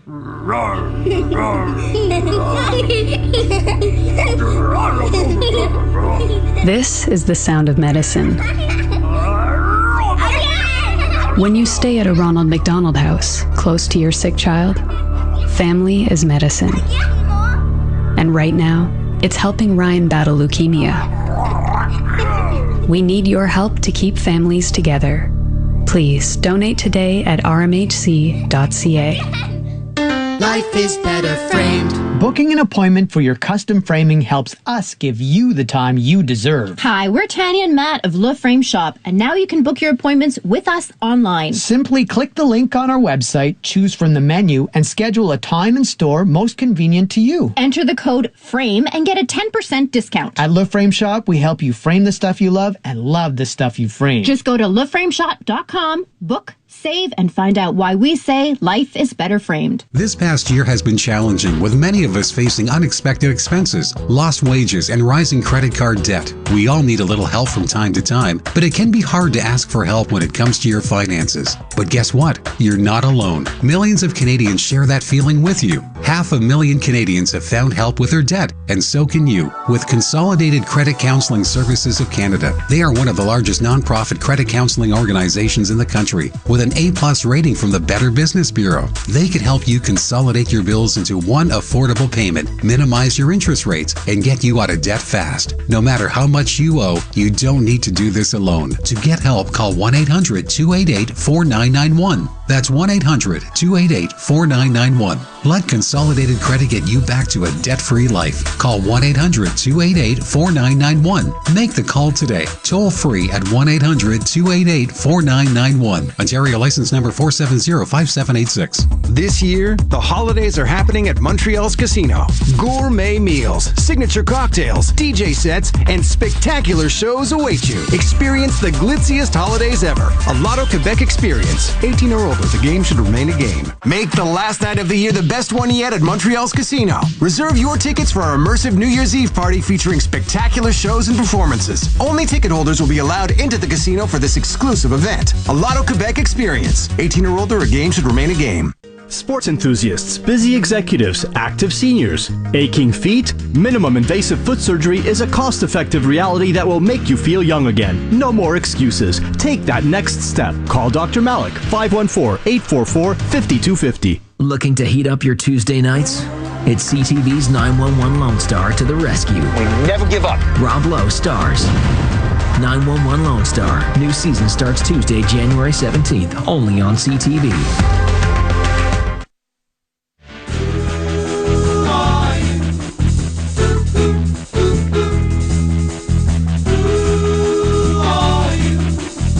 You're listening to News Talk Tonight on the iHeartRadio Talk Network.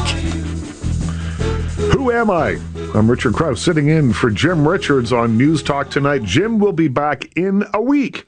I'm in all next week, and then he comes back to bring his vocalese, his patented, trademarked vocalese to the people. He's been off for a little while. He'll be rested and raring to go. In the meantime, it's now The Rundown. And The Rundown is a segment we do every day where we have a look at the big stories of the day. Today we have Andrew Pinsent, host of the Mammoth CFRA Live from 6 to 11 a.m. weekend show in Ottawa. And Matt Cause, TSN 1050 host, who works for a paltry, 2 hours a night? And sometimes three. Sometimes three. And writer for CFL.ca, and he's a sommelier, which we'll talk about a little bit later. We're going to pick his brain about champagne. But, Matt, I cut you off there. We're on the network, so when the time's up, the time's up. I think I know, my fault. That was my fault. The main point I just wanted to get to, when it comes to why everyone gets angry and there's those horrible F Trudeau flags, I think a lot of it just comes down to the fact that we focus too much on feelings and personality, who we want to have a beer with. And I wish we could go back to more just focusing on what is someone's policy and try to stick just with that. Yeah, I always think that we have just gotten to a point where there's no nuance anymore, and it's almost like sporting teams. You know, if you like the Leafs, you can't like the Habs, and you'll fight if you're in the same bar. And I just I wish we could move away from that and get back into a time when, you know, we can disagree, but we can respectfully disagree. Bill Gates gave away a lot of money, like a whole lot of money this year. He's number one on the list of people that gave away big loads of money. In fact, it was $5 billion. And he is so rich, though, that since I began this sentence, he's made more money in interest than I'll be paid for the entire night. He's so rich that if he sees $100 bill on the ground, it's not even worth his time to bend over and pick it up because he makes more money in interest than it would take to for that to happen. So you have to wonder then, is $5 billion, which by any metric is a gobsmacking amount of money, but is it enough money? The guy's worth $104 billion. Does it seem like he's not giving away to the extent that perhaps he should? Andrew, what do you think? Well, I think Bill Gates of all the billionaires, we'll say, he seems to be kind of at the leading part of philanthropy. But in the same breath, when you're making so much money, it is easy to. That seems like rounding up his coffee purchase every day, and you get $5 billion type thing. So I'm not sure if it's enough, but it really stuck out to me during the pandemic that, we were all facing such hardships and, the billionaires weren't stepping up enough. So I think there's more that they can definitely do with the wealth that they've accumulated instead of perhaps, spending $44 billion to buy a social media platform, that they could use that money to do well, to do good for other people around the world and not just themselves. Matt, is Bill Gates being stingy, only giving away $5 billion? No, I think he was the number one on the list. I think $5 billion is fantastic. I would focus more on his income tax rate of, I think it was like 18.4%. I did 2 minutes of Google. I think the thing I'd be more that I would rather see is once you've hit that stratosphere, maybe you go over 18.4%. Yeah. We're looking at Spain right now. They're the latest country to require COVID-19 tests for passengers from China. Are you concerned, Andrew, that we're sort of headed back to the bad old days of lockdowns and all the rules that we had to follow? Yeah, I definitely had to make sure this was the right year or what year this was, because this seems like, it's all happening all over again. It was China's lack of transparency at the beginning of this that led to this kind of huge scramble, kind of figuring out what was going on around the world. So I'm surprised Canada hasn't put something in place, just because, we have a huge neighbor south of the border in the U.S. that has moved as well, Spain just being the latest. So I am surprised that they haven't moved so far, given the tough time that China is having with COVID-19 right now and cases. So I am somewhat surprised, and wouldn't be surprised if we see something very quickly here. Matt, should Canada re-implement travel restrictions if cases in China surge, which only they if appear it's to be? Legitimate. Yeah, yes, if it is really bad, but only legitimate hotspots. And I say this as I was in Cape Town, South Africa when Omicron hit, and the whole world got scared of South Africa, and it killed their economy. I was there at the time. They were all masked up. They had much safer policies than we had here in North America. I'm all for it as long as the research is done and it's not done out of fear or grandstanding. And just to Matt's point, they caught the Omicron variant because there was a monitoring system going on, and China's lack of transparency right now, the concern is, a variant could pop up with so much COVID right now, and we're not going to know about it. Yeah, absolutely. You're listening to The Rundown on News Talk Tonight. My guests are Andrew Pinson, host of CFRA Live, 6 to 11 a.m. weekends in Ottawa, and Matt Cause, TSN 1050 host, writer for CFL.ca, and a sommelier. We'll be talking about champagne a little bit later on in the show. Let's talk about bail a little bit and who gets let out on bail. This is obviously related to the tragic killing of a young police officer earlier in the week by someone who was out on bail. And so I've been looking up things, and the criminal code lists 3 justifications for keeping a person accused of a crime in custody. And that's it's necessary for making the accused attend court, or for keeping the public safe, or to maintain confidence in the administration of justice.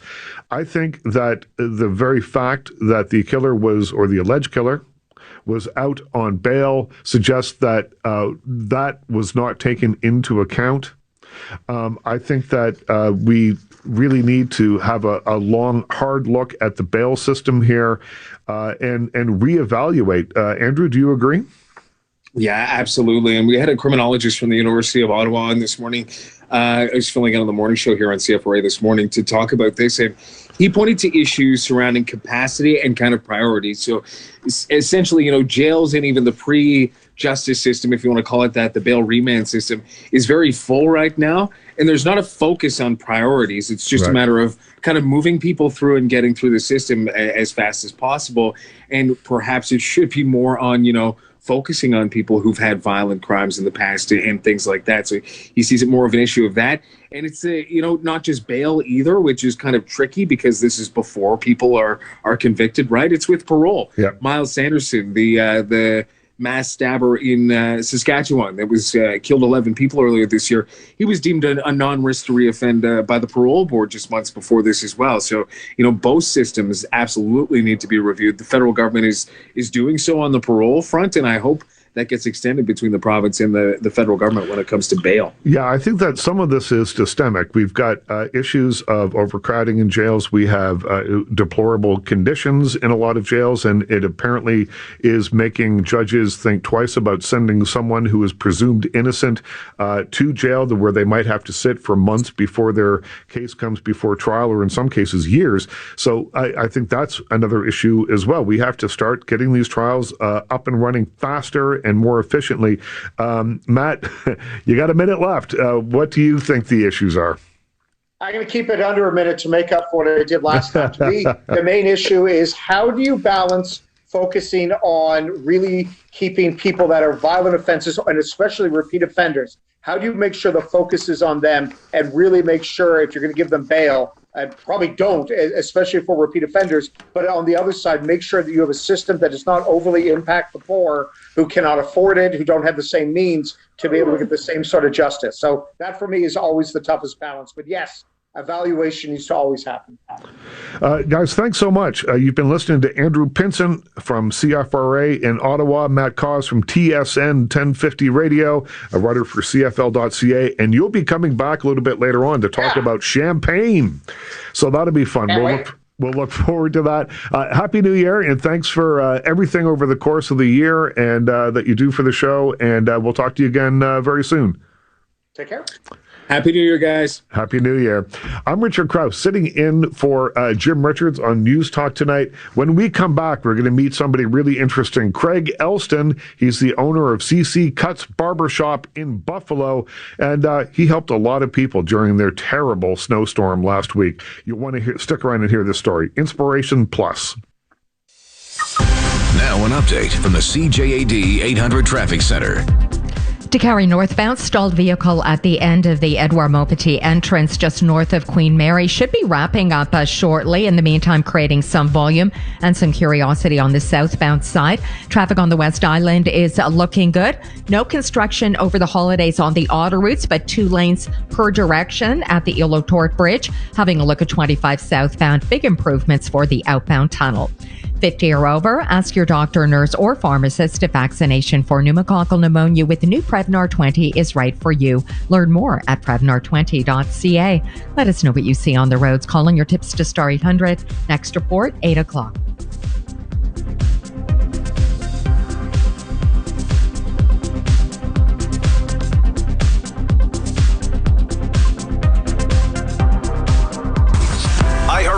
Canada's #1 streaming app for radio. Stay informed wherever you are with all your favorite talk hosts. The fight isn't over.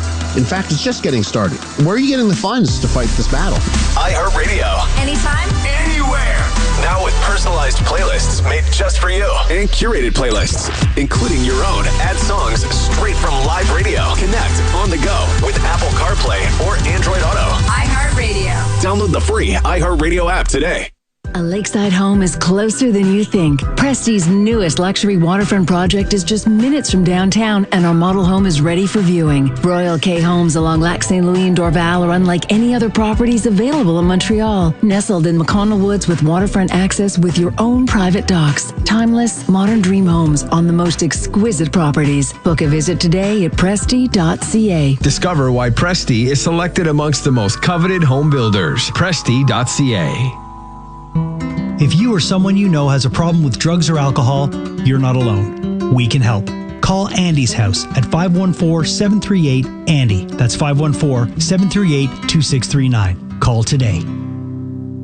It makes a difference when a business like Litracit's Dispensing Opticians takes a personal interest in what they do and in their customers. That's what sets Litracit's apart. They are, after all, a family serving families with the best in eye care, lenses, and a wide variety of frames from partners like Essilor, Maui Jim, Bevel, and more. Litracit's Dispensing Opticians, taking care of your family's vision like their own. At Takari and Isabella for over 50 years. At Litracit's, you'll see. There are all kinds of reasons a couple might be having trouble with intimacy. Neither of you is at fault.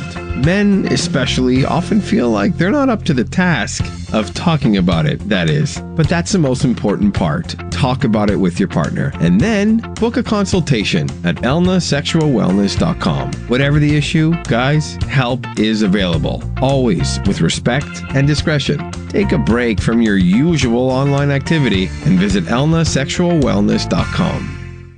Hun, when you have a second, please print this file for me. You may not print every day.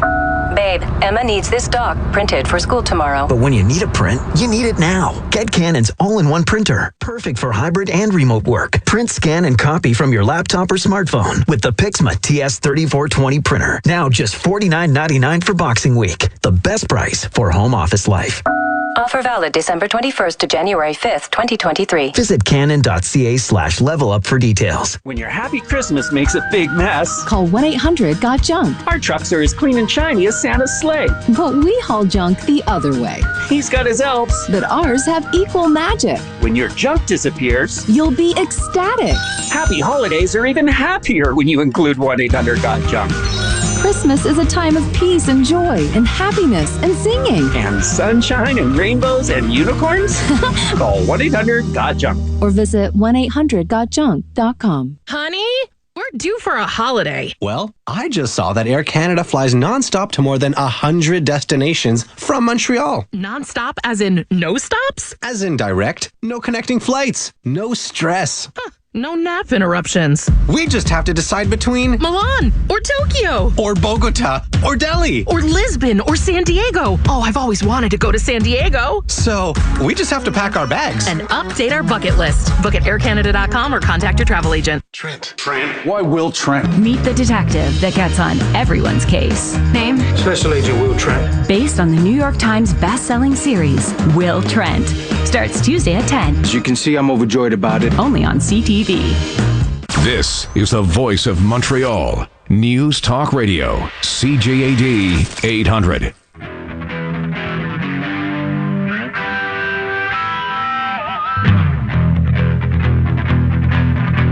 News Talk Tonight continues on the iHeartRadio Talk Network. Welcome back, everybody. I'm Richard Krause. I'm in for Jim Richards. He'll be back in a week. I'm here Tuesday through Friday next week. And then after that, Jim is all yours. Now, I've got a story for you that I've been wanting to tell you ever since I read about the way that Craig Elston spent Christmas. And it was not the Christmas that he expected. Cast your mind back to last Friday. You saw on the news, very likely, I mean, a lot of cities were affected by extreme weather. Buffalo, New York got hit very, very hard. Whiteout conditions. More than 24 people were killed. Some froze to death in their cars trying to get home. It was a terrible, terrible situation. But in the midst of all of that, there are these inspirational stories that have popped up and come up. And Craig Elston is one of those stories. I have him on the line right now. Craig Elston is the owner of CNC Cuts Barbershop in Buffalo, and he joins me now. Craig, how are you? I'm pretty good. Just, at work. Yeah. Well, I can hear. Those your customers in the background? Yeah. Well, listen, I wanted to talk to you ever since I read your story. So last Friday, you're looking out the window and you see the storm coming. It's getting bad out there. And then someone came in your shop and said, "Hey, I want a haircut." And you said, "Okay, well, come on in and get a haircut." And then the storm got worse. And what happened after that? Yeah, really, it was just me and a client, and There was somebody knocking on the door. It was an Arabic guy. He was knocking on the door, and as he was knocking on the door, I seen that he had, like, his hands was kind of like discolored. His face was discolored. He was extremely cold. And I let him in, and it kind of started from there. And overall, you just kept letting people in. And over the course of the day, how many people did you have in your shop? Like I tell, all the news, all the reporters and news anchors that I speak with, I tell them that it's just a rough estimate, but anywhere from 40 to 50 came through the shop. Wow. And probably 20 to 25 slept overnight. Wow. And so that was not how you planned on spending Christmas. Oh, not at all. I mean, not at all. But it was, one of my clients that, he showed me a picture of a guy on Bailey and Kensington here in Buffalo laid in the snow dead. And that must have, obviously you're going to help people if you can, but that must have really just broken your heart when you saw that. Yes, it did. And, what's kind of funny now is that that same client is in the chair getting cut by me. Yeah? Yeah. Was that the buzzers that I just heard in the background? No, that's the other brother. That's the guy. And tell me how you look after that many people, the 25 that slept over, but there were many more that came through between 40 and 60. You were giving out socks. You had food for people.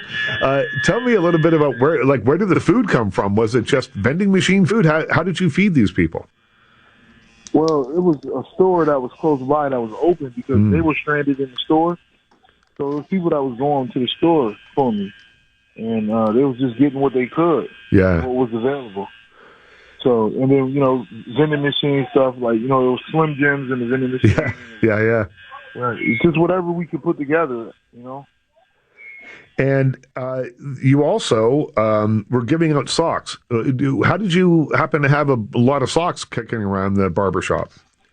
Well, you know how it is. Every community barbershop, you have people that come in to the shop that sell stuff. Right, yeah. We buy T-shirts, we buy socks. So a lot of times when they come in here with the socks, I might buy like 10 packs of socks at a time. Right. So I just throw them in the back, and if I need some fresh socks, I got fresh socks. But it ended up coming in handy because who would have knew a storm like this would have came? Yeah. It was just I parked my car in front of the shop, and I couldn't see my car from the window, and the window was about 10 feet from the shop. So, wow. Yeah, you can't, it was a complete whiteout, high winds. When I went out there to help somebody, I went out there to try to help somebody. I couldn't even do that because, I almost, didn't make it back to the shop. Yeah, When I got back to the shop, I had to knock on the door because my hands was kind of froze just from being out there for like 10 minutes. I couldn't even open the handle of the door. Wow. I had to knock on the door so somebody opened the door for me. It was real out there. Had you ever experienced anything like that before? I mean, I'm in Toronto, you're in Buffalo. We're used to big snowstorms and that kind of thing, but had you ever experienced anything like that before? Not even remotely close. Yeah. And what's happening inside? So you've got people, they're all strangers, I guess. Maybe a few of them would know one another, but they're mostly strangers. Did a kind of Christmas camaraderie form between everybody? Like I said, we sat here and we watched the game. And, we watched a couple movies, but the only person that I really knew was my client. Right. And I'm cutting him as we do this interview. he came back in for a haircut, so... Well, now that you're famous, I hope you're charging people more for your haircuts. Man, everybody keeps saying that, I'm famous. So I just feel like I was doing the right thing to do, just to open the business up to the community. Yeah, and you got the word out through social media. So I guess you went on your Instagram and just said, listen, if you're stuck and you can get here, I'll help look after you. Yes. And what made you think of doing that? I know you just want to try and help people, but what made you think of going online? It just was honestly, like I said, my client that's sitting in the chair now getting a haircut, he came to me with a picture and said, "Yo, bro, look at this," and it frightened me. It was the scariest thing I ever seen, to see a man frozen to death. Yeah.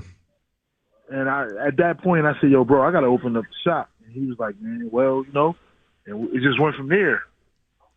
And what has the reaction been now that I would assume the snow has been mostly cleared away, things are getting a little bit back to normal? What's the reaction been?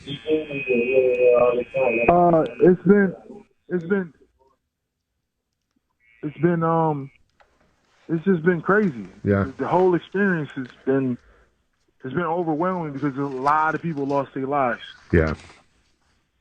A lot of people lost their lives. So, you know what I mean? Like, all I could do is just try to help as much as I can by opening up the business. Everybody that's, asking me questions, like I said, I don't consider myself a hero. Yeah. You see people out here dying, and I'm in heat, and I got heat and I got lights. I mean, the common sense thing to do is to, try to help people. Yeah, well, Craig, you not only help people, but you probably saved some lives there in Buffalo during the storm. Thank you so much for talking to me. It's been a real pleasure for me to meet you on the radio. I think you're a hero. Thank you. Thanks, man. That was Craig Elston, owner of CNC Cuts Barbershop in Buffalo. If you can hear us in Buffalo, go for a haircut right now. He's there. He's cutting hair.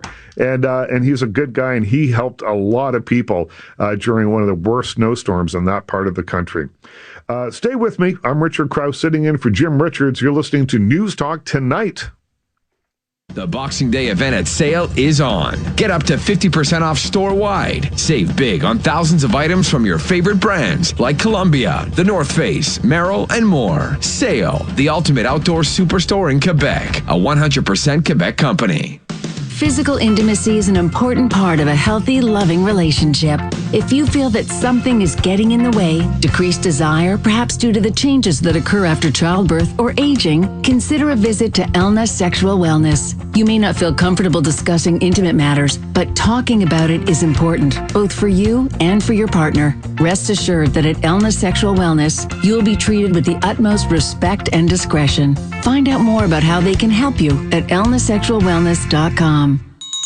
This Christmas, please give. Give food, give toys, give love, give time, give joy, give hope. Join our army of givers by donating now at salvationarmy.ca or call 1-877-288-7441. Everyone needs an army. You're listening to the Voice of Montreal. News Talk Radio, CJAD 800, an iHeart radio station.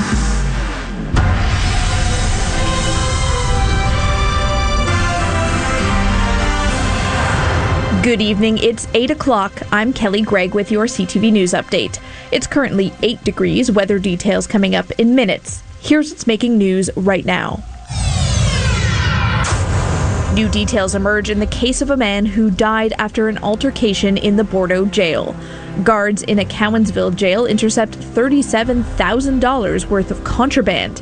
And a new Alzheimer's drug questioned by U.S. congressional investigators.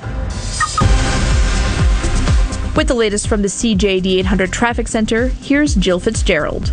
Good evening. To carry northbound, stalled vehicle at the end of the Edouard Montpetit entrance, just to the north of Queen Mary. Towing operation is underway, should be wrapping up any moment. In the meantime, traffic is sluggish ahead of that point.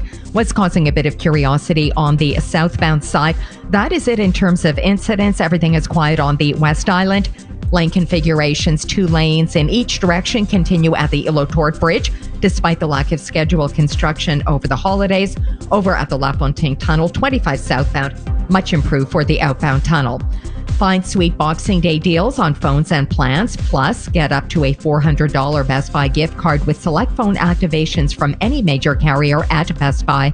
Traffic and transit every 15 minutes on CJAD 800. Next report, 8:15.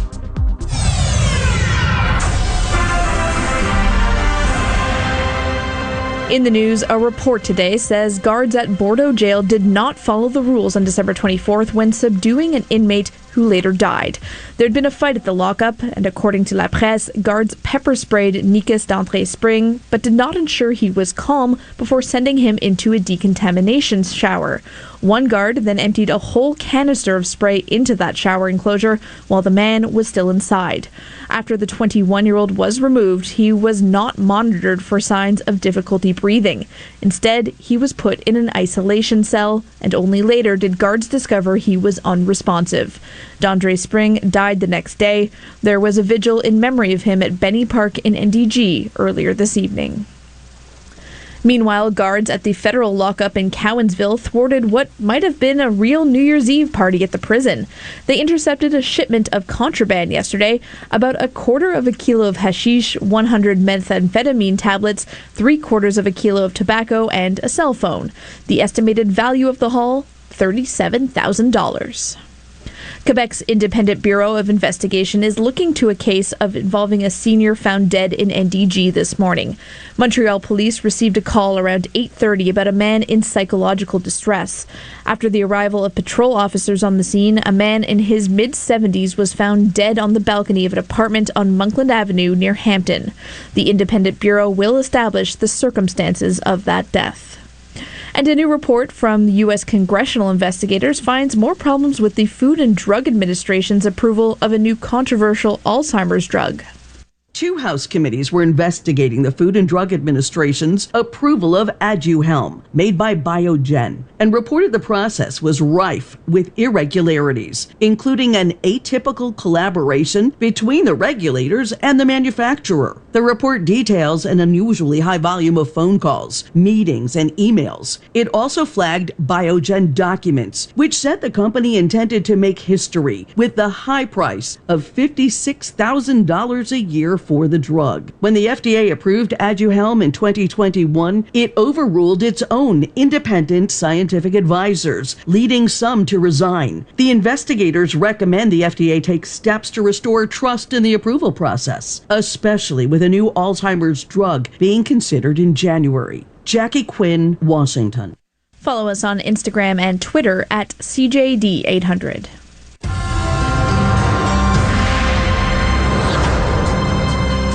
Your Dormevu Weather Center forecast: rain tonight, the temperature hovering around +8. Tomorrow, more rain and fog, the temperature falling to +5 in the afternoon. And on New Year's Day, showers and a high of +4. Right now, it's raining and 8 degrees downtown. For a complete recap of today's top stories in Montreal, join us tonight at 11:30 on CTV or here on News Talk Radio, CJAD 800.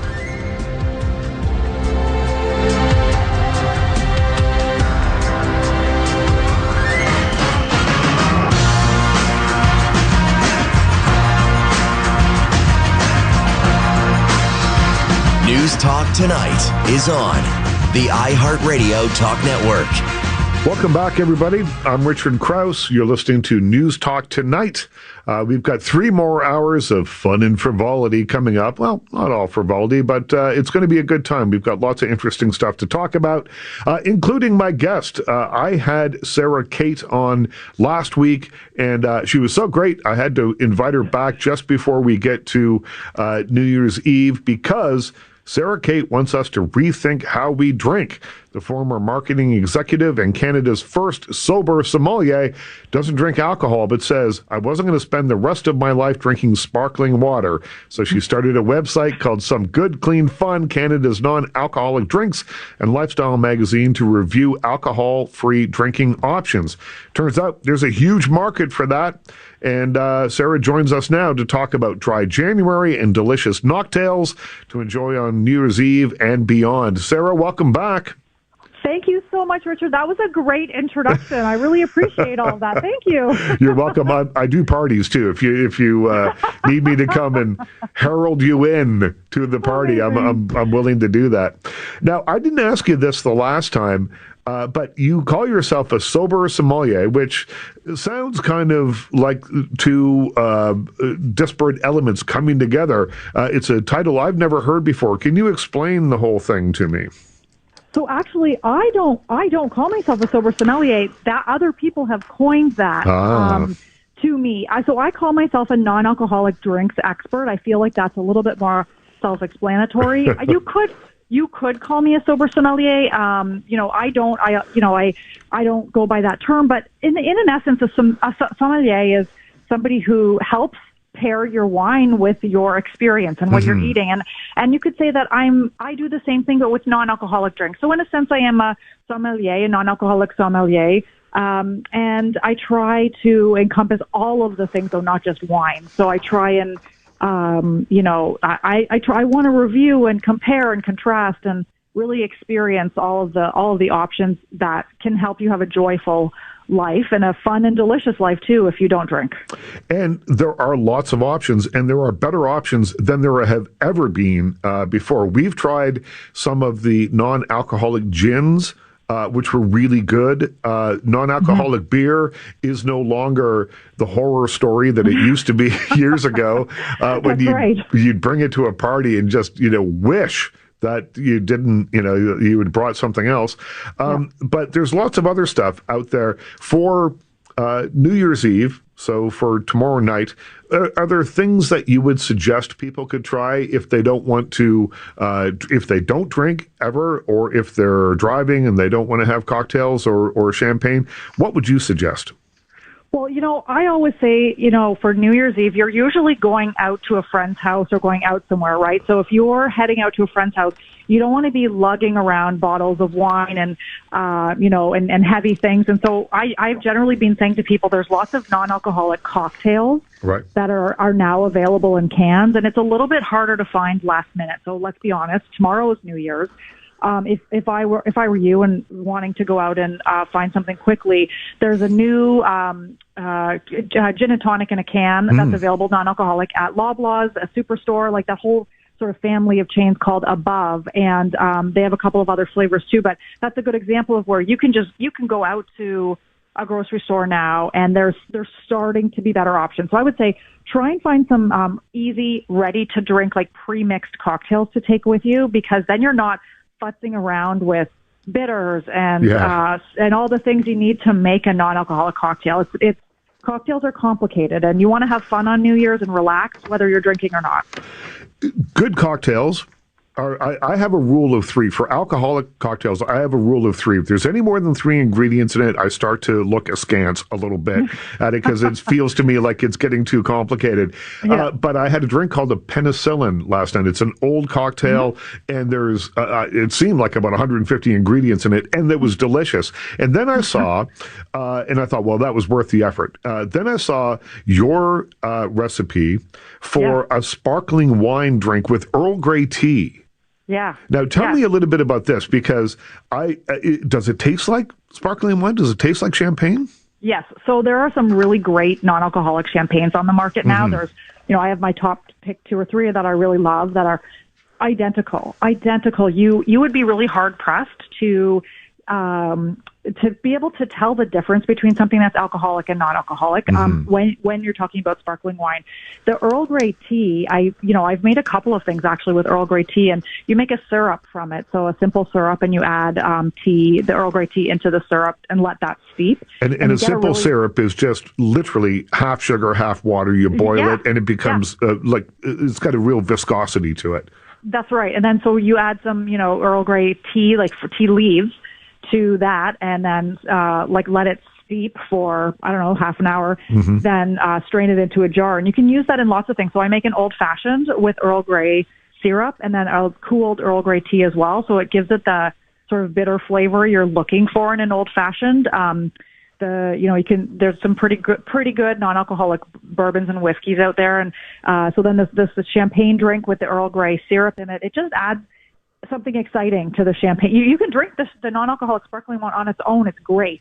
But, if you're interested in cocktails, you can, that's why I came up with that option as like, it's something interesting. Yeah, this is kind of like if you, in the alcoholic world, it would be kind of like a French 75 or a Kir Royale or something like that. Yeah, exactly. So Kir Royale, actually, I made a Kir Royale as part of my dry January kind of drinks guide. And, it tastes exactly the same, except there is a little bit of the cassis liqueur. It does have a very specific taste to it, so it's a little different. But well, speaking of penicillin, I do want to say I just made a drink called the Scottish penicillin. Oh.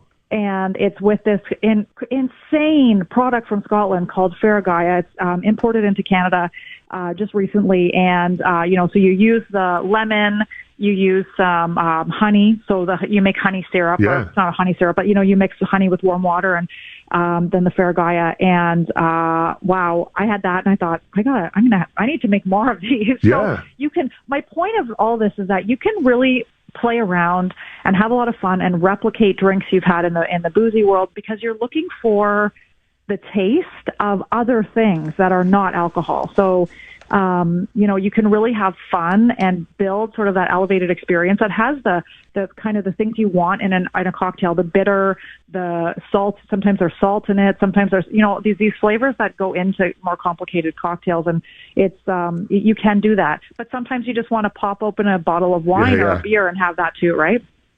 I'm speaking with Sarah Kate, non-alcoholic drinks expert and the publisher and editor of SomeGoodCleanFun.com. Dry January is coming up. We've only got about a minute left here. Dry January is coming up. There will be a lot of people who will drink champagne with booze, in it with alcohol in it on New Year's Eve. What would you suggest in terms of gliding into Dry January? What's a good first step? I think that the first good step is to really just take a couple of days and, reset your health. Like, if you're out having a couple of glasses of wine or drinks on January 1st, you're not going to feel good. You're not even going to be thinking about drinking for a few days. Yeah. So I think, staying hydrated and putting your mind in the right place, it's more about the mindset, I think, and less about what you're drinking. It's more about, trying to think about whether it's beneficial to you and whether it serves the purpose. Is it serving what you need? Shifting your mindset and saying, this is the goal, and sticking to it. So it's a lot of work in your head rather than in the kitchen. And then once you've wrapped your head around that and you're hydrated and ready to go, start making Earl Grey tea infused simple syrups and things like that. So you have it there. It's like cooking for the week. It's planning ahead. Yeah. You have it when you want to drink. You can make it yourself. Yeah. So I have my Dry January drinks guide, and it's it'll be up. You can sign up and get it emailed to you now. And every day during January I'll be going through the drinks day by day. But there's things in there too that are like, there's easy drinks. You can batch things in advance, make some syrups, and whatever level you want. And you can play around in the kitchen, and I've got some drink recommendations there too, wine and beer recommendations. So you can download that, and you'll have a couple of ideas to get started. Sarah, we have to leave it there. We're out of time, but thank you so much for joining me again this week. Thank you so much for having me, and Happy New Year, everyone. Happy New Year to you. Thank you. I'm Richard Krause, in for Jim Richards. Stay with me. Lots more to come. Now an update from the CJAD 800 Traffic Center. Traffic has improved on the northbound side of Décarie. That towing operation is over. We had a stalled vehicle at the end of the Edouard Montpetit entrance. Southbound side is looking good. Nothing much happening on the Met. Everything is quiet on the West Island. 2 lanes per direction at the Île-aux-Tourtes Bridge. South Shore spans are looking good, including the outbound side of the La Fontaine Tunnel. A little bit of volume on the approach, but it is working better at Tellier. Find sweet Boxing Day deals on phones and plans. Plus, get up to a $400 Best Buy gift card with select phone activations from any major carrier at Best Buy. Let us know what you see on the roads. Calling your tips to Star 800. Next report, 8:30.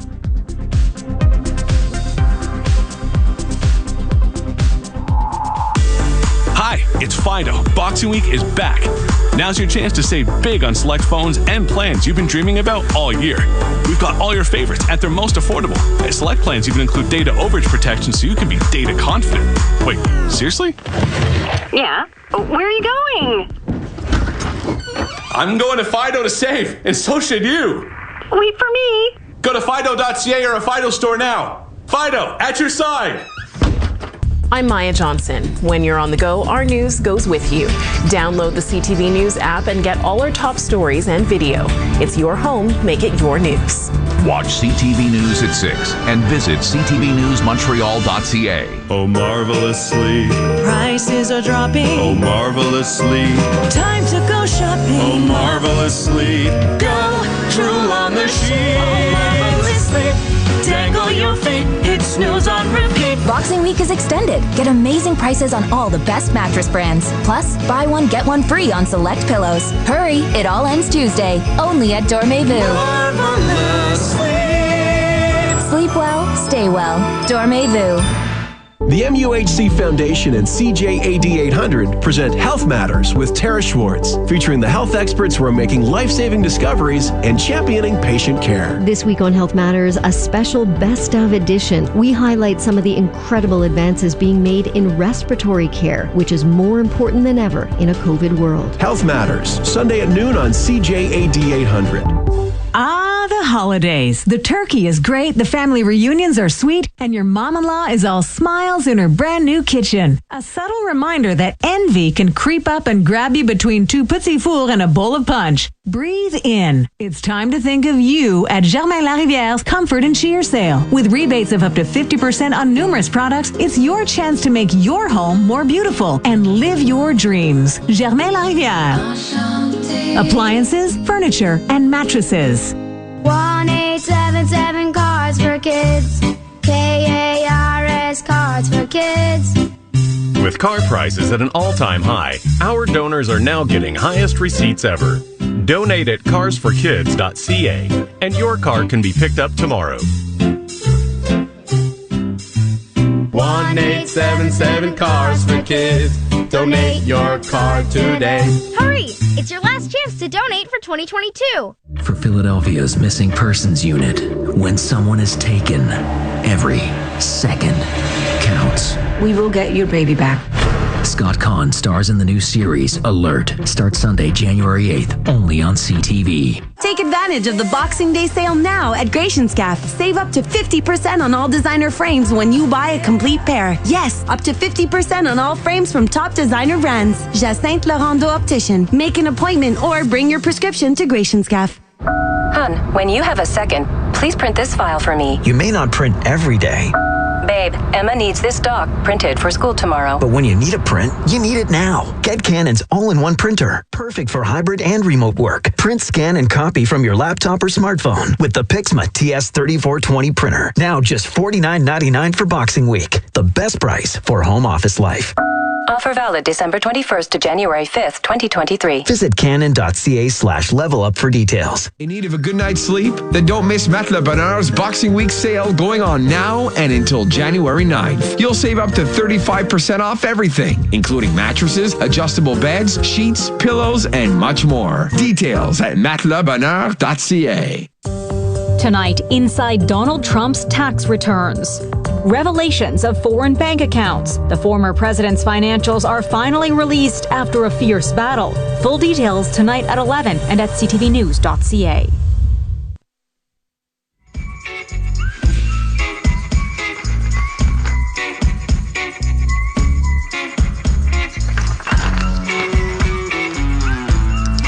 It's News Talk Tonight on the iHeartRadio Talk Network.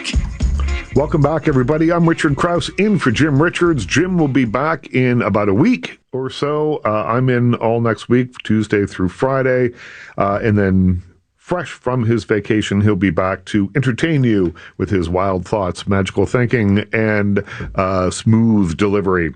Until then, though, here we go. There's a story that I've been reading about, and this is kind of a Toronto-based story, but I know that it has repercussions and I think probably is something that's being experienced in a lot of cities and towns across the country. And the specifically here, ridership is plummeting on the TTC, that's the Toronto Transit Committee, and violent crime is on the rise. So fewer people on the subways, generally speaking, but there have been more violent crimes committed. And the story that I've read here has, a couple of examples of people that were assaulted. We've heard stories about people with knives, and a woman was attacked with a broken bottle not long ago.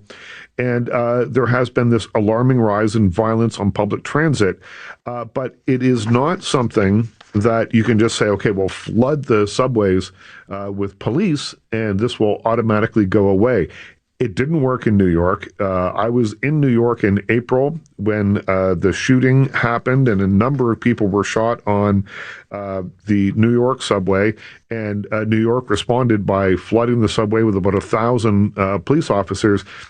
And crime didn't stop. The very next day, I was on a subway in New York City and saw a massive fight break out, and there were no police there to stop it. It's a massive system. 1,000 cops is just a drop in the bucket, and while Toronto's system is much smaller, I don't think that just more policing is the answer. And to help me kind of work through all of this, we have Dr. Andrew Buzari. He's the primary care physician, executive director of population health and social medicine at the University Health Network. That's UHN. Dr. Buzari, thank you for joining me tonight. Well, thanks for having me, Richard.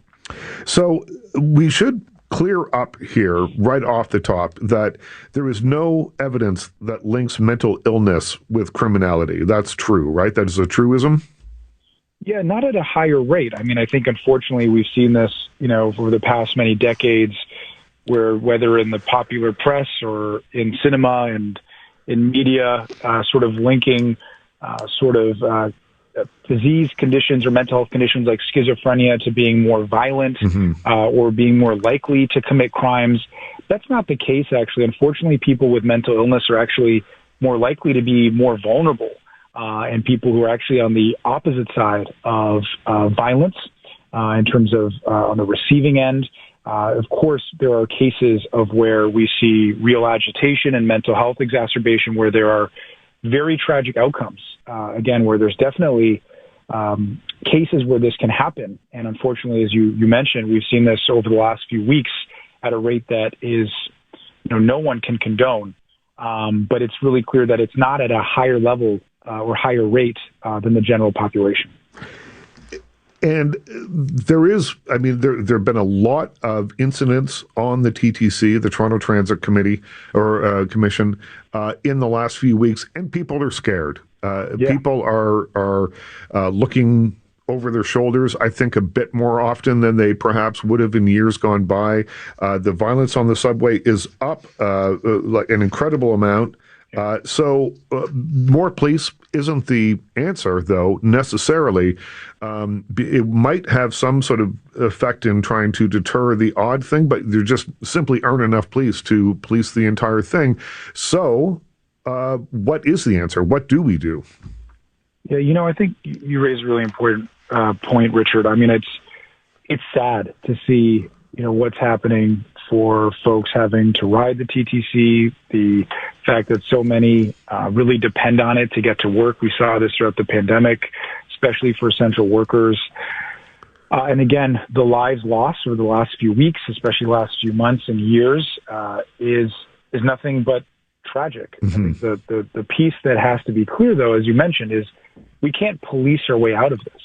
Nobody wants a police state or a police officer, on every cart or carry. I mean, what I think we need is to ensure that we are actually addressing the pathologies of poverty that are really driving higher rates of mental illness, higher rates of these real episodes that are happening in terms of where people are very desperate. They do not have access to housing or stable housing or shelter beds.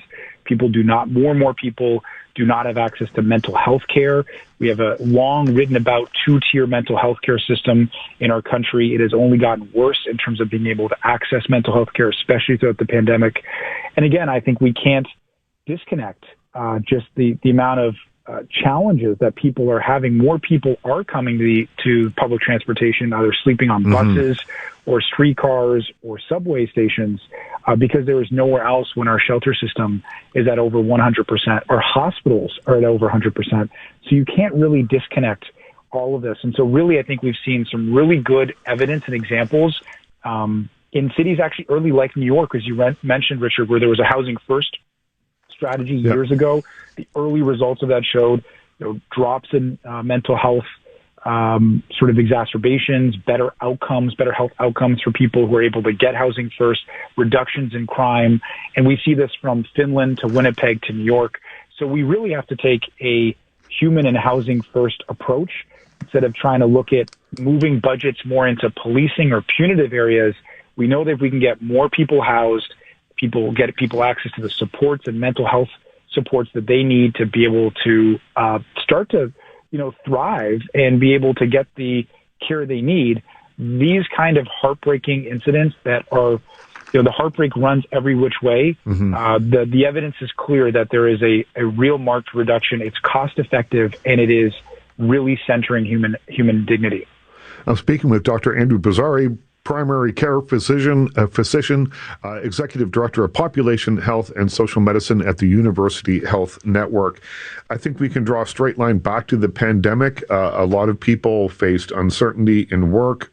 They were perhaps put out of work, maybe put out of secure living situations, and have ended up on the street. And I think one of the words that have come up here is desperation. And this desperation is really feeding and exacerbating these underlying conditions that may have existed beforehand, but are really pushed to the fore because of desperation. And when you think of it in those terms, it's heartbreaking.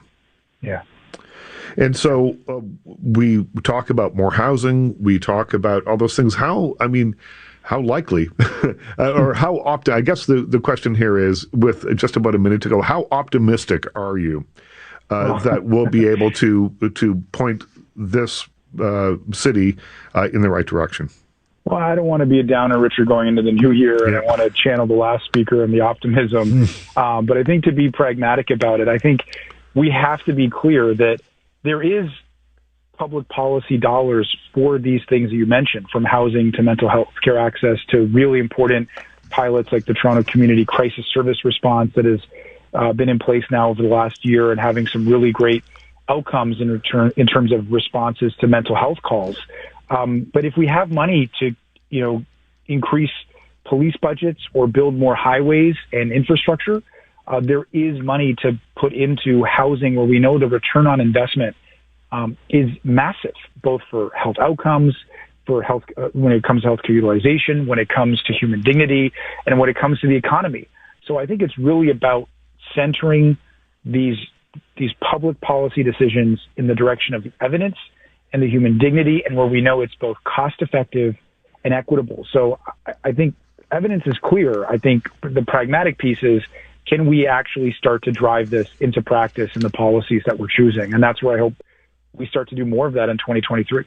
Dr. Bozzari, thank you so much for shedding some light on this. It's a fascinating take on this, because I think the obvious thing that a lot of people think is just flood the subway with police. And that is simply not going to work. It's a much deeper problem than that.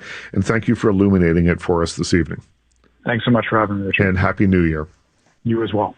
I'm Richard Krause, sitting in for Jim Richards on News Talk Tonight. There's lots more to come, so stay with me. Now an update from the CJAD 800 Traffic Center. 25 southbound is working well at Tellier for the outbound tunnel. There is some volume just ahead of the entrance and inside the tunnel itself due to that single lane scenario. 2 lanes inbound for the long term. Over at the Illotort Bridge, traffic is working well. 2 lanes per direction. We will get some sense of how long those lane closures are going to continue come the new year. Traffic is working well elsewhere in Montreal. No issues in Laval or points beyond on the 15th. Find sweet Boxing Day deals on phones and plans, plus get up to a $400 Best Buy gift card with select phone activations from any major carrier at Best Buy. Let us know what you see on the roads. Call in your tips to Star 800. Next report, 8:45.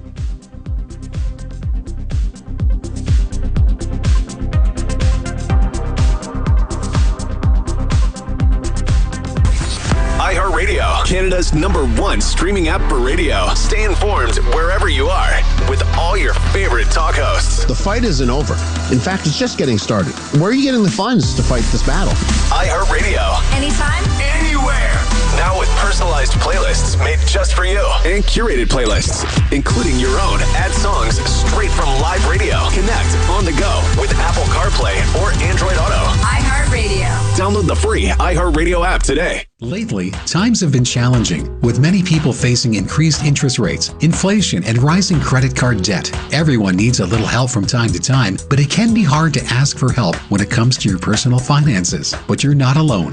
Millions of Canadians share that feeling with you. 500,000 Canadians have found help with their debt, and so can you, with Consolidated Credit Counseling Services of Canada. They are one of the largest non-profit credit counseling organizations in the country, with an A+ rating from the Better Business Bureau. They can help you consolidate your bills into one affordable payment, minimize your interest rates, and get you out of debt fast. No matter how much you owe, you don't need to do this alone. To get help, call 1-800-288-4991. That's 1-800-288-4991. Let Consolidated Credit get you back to a debt-free life. Call 1-800-288-4991. Call toll-free today for a free consultation. 1-800-288-4991. Ontario license number 4705786. The Boxing Day event at Sale is on. Get up to 50% off store-wide. Save big on thousands of items from your favorite brands like Columbia, The North Face, Merrell, and more. Sale, the ultimate outdoor superstore in Quebec. A 100% Quebec company.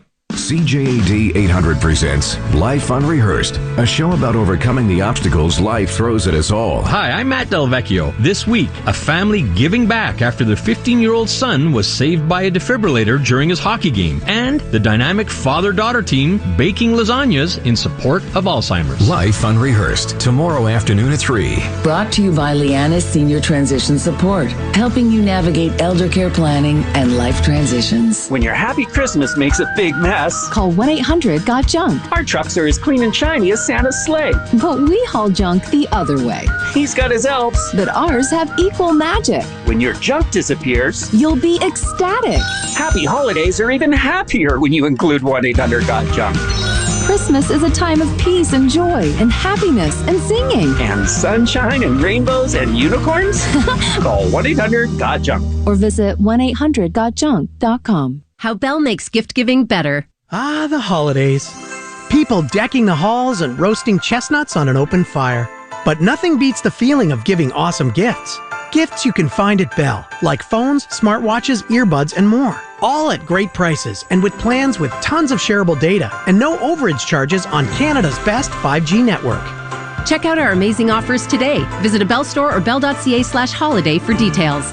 Bell, gifting just got better. Everyone's talking about the hit musical sensation Come From Away. It's a true story. Thousands of people stranded in a small town in Newfoundland on 9/11. And the locals, they opened up their homes.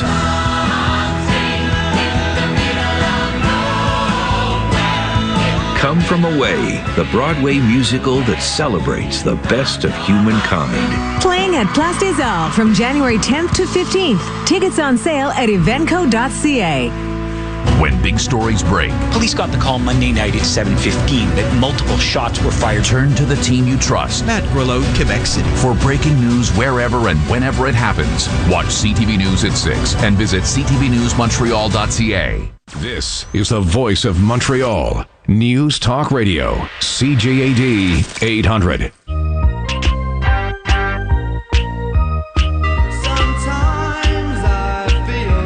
You're listening to News Talk Tonight on the iHeartRadio Talk Network. Soft Cell, whatever it's called. I can't remember what it's called. Tainted Love by Soft Cell. I get half a point for that one. I'm Richard Krause sitting in for Jim Richards, and we have a story now that should be filed under the If It Seems Too Good to Be True, It Is section of your Rolodex. And to help kind of figure out what the new black money scam is in Canada, we're bringing in the News Talk 1010 crime specialist and former homicide detective Mark Mendelson. He is the expert in all things under the table. Mark, how are you? things under the table. I don't know. Well, you're the crime expert.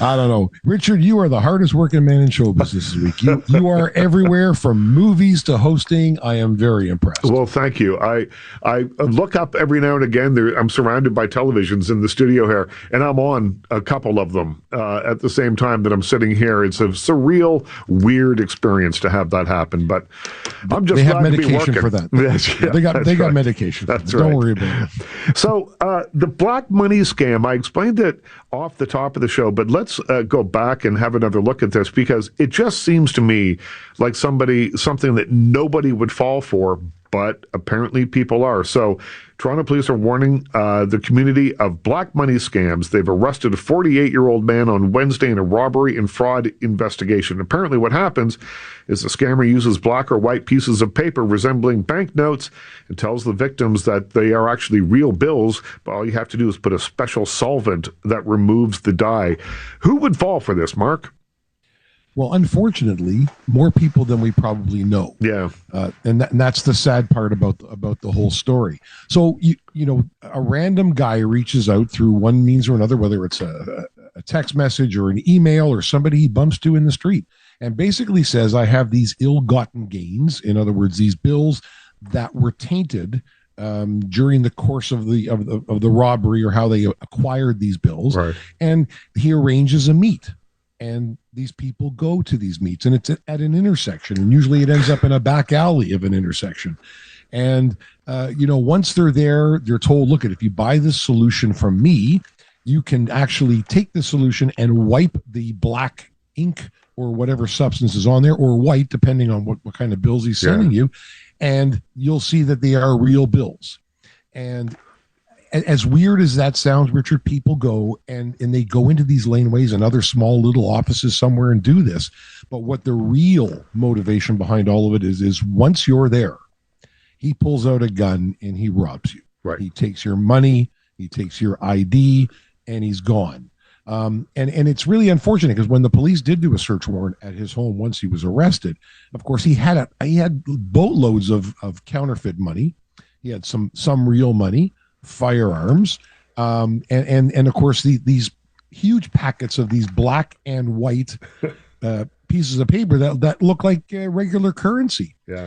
Now the sad part is that people have been duped by this. Mm-hmm. But if there's a takeaway from all this, Richard, it's this: it's a tough time of year. It's the holidays. People are vulnerable. Finances are tough, especially post-pandemic. People are just vulnerable to these things.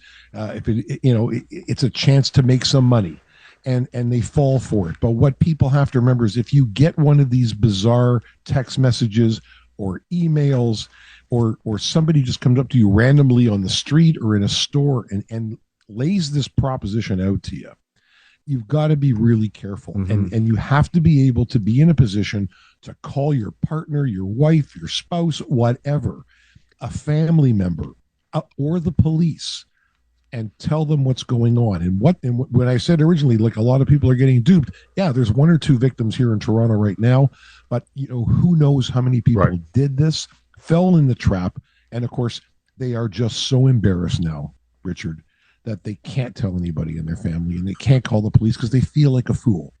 And you shouldn't have to. Yep. You shouldn't get into that position. The cops have heard all this tons and tons of times.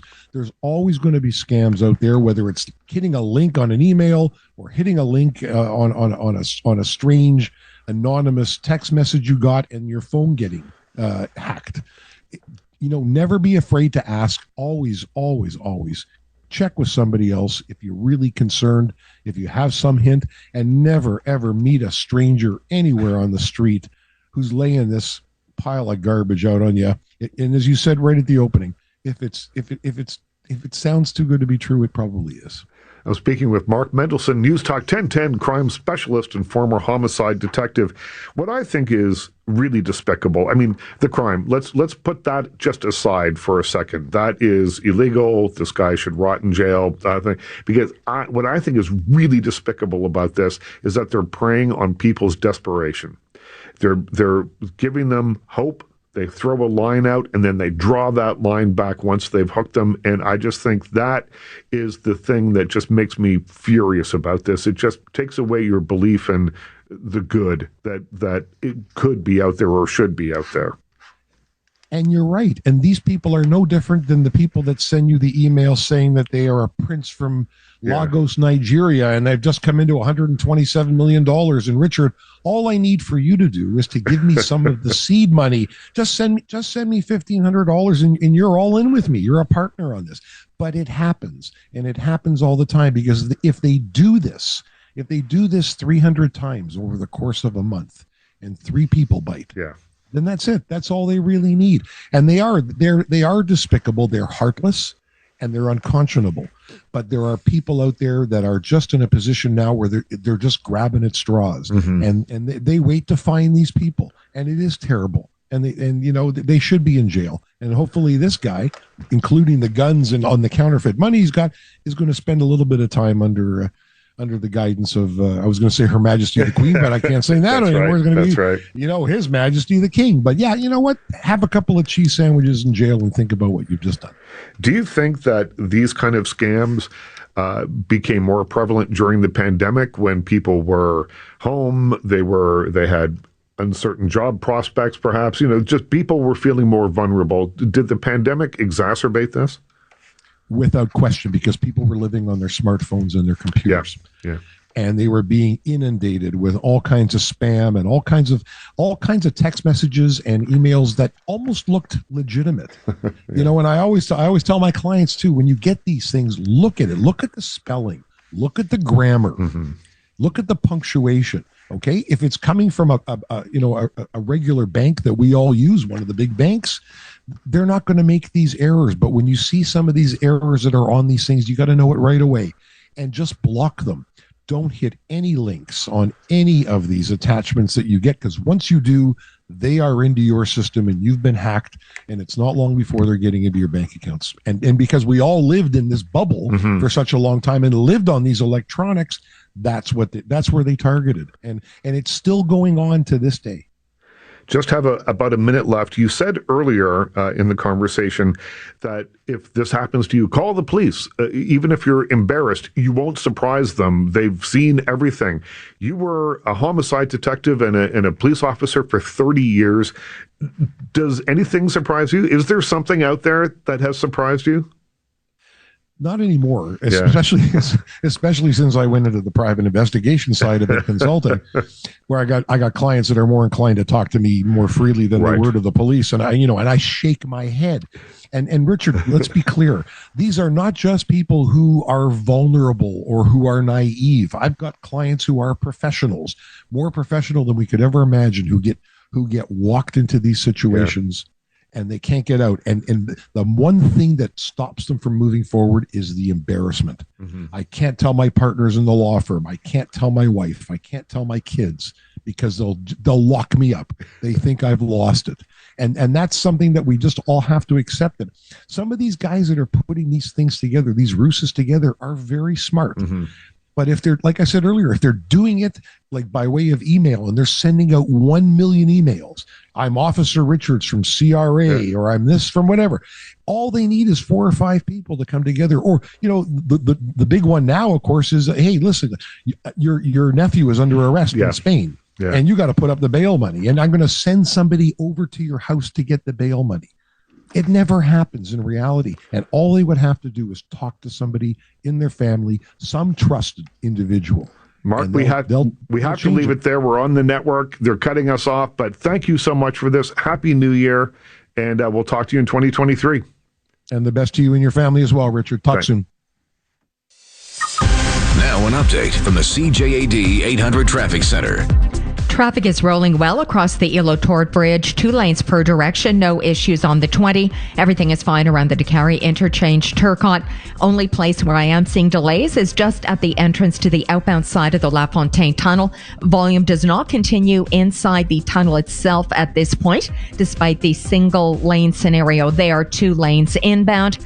Indefinite road work not ongoing at the moment, because TQ has not scheduled any road work during the holidays, but that will resume in the new year. but the lane closures do continue. Everything is fine on the South Shore as it is in Laval. Traffic is also working well on the Laurentian Autoroute if you're heading up north. At Sports Experts and Atmosphere, the Boxing Day sale continues until Tuesday, January 3rd. Get up to 50% off selected merchandise, details in store. Let us know what you see on the roads. Calling your tips to Star 800. Next report, 9 o'clock. iHeartRadio, Canada's #1 streaming app for radio. Stay informed wherever you are with all your favorite talk hosts. How lucky are we that we settle our disputes through elections and talk radio? iHeartRadio. Anytime, anywhere.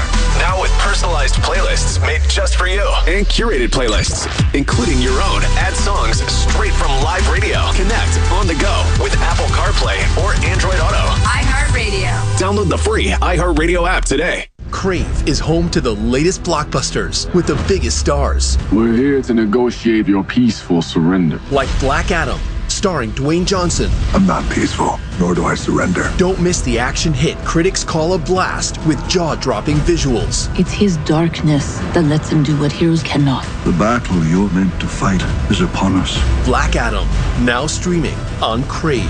There's no one on this planet that can stop me. Subscribe now at crave.ca. National Carpet is Quebec's premier destination for all the latest trends in floor coverings. They've been a trusted name for over 60 years for hand-woven area rugs, elegant broadloom, custom staircase runners, as well as hardwood floors and tiles. Come visit National Carpet's beautiful showroom. Choose from a vast selection of exclusive patterns and designs from around the world. National Carpet, 8995 Jean Prat, facing Autoroute 15 just north of the Lacadie Circle. tapinational.com. This past year has been challenging, with many of us facing unexpected expenses, lost wages, and rising credit card debt. We all need a little help from time to time, but it can be hard to ask for help when it comes to your finances. But guess what? You're not alone. Millions of Canadians share that feeling with you. 500,000 Canadians have found help with their debt, and so can you. With Consolidated Credit Counseling Services of Canada, they are one of the largest nonprofit credit counseling organizations in the country, with an A+ rating from the Better Business Bureau. They can help you consolidate your bills into one affordable payment, minimize your interest rates, and get you out of debt fast. No matter how much you owe, you don't need to do this alone. To get help, call 1-800-288-4991. That's 1-800-288-4991. Let Consolidated Credit get you back to a debt-free life. Call 1-800-288-4991. Make the call today, toll free at 1-800-288-4991. Ontario license number 4705786. You don't have to leave that paddleboard on your balcony or cram the kayak in your closet. Instead, just visit a Depodium mini entrepot location and store your items until next season. Try 4 weeks free today. Depodium.com. Sports enthusiasts, busy executives, active seniors, aching feet, minimum invasive foot surgery is a cost-effective reality that will make you feel young again. No more excuses. Take that next step. Call Dr. Malik, 514-844-5250. No one likes what-if questions. Like, what if a loved one can no longer live alone? Chateau Dollard has the answers. The finest care, devoted staff, all in a cozy West Island setting for 30 years. Call 514-685-4444 or visit chateaudollard.com. They're called Cuisine West Island because they made their name manufacturing and installing new kitchens. But why stop there? Transform your entire home with Cuisine West Island the way you like it. Contemporary, modern, country, urban, kitchens, bathrooms, or built-in furniture. Everything is designed and manufactured right here in Montreal and installed by the professional team at Cuisine West Island. Pop in and see for yourself at 2758 St. Charles in Kirkland or at cuisinewestisland.com. Cuisine West Island, for those not easily impressed.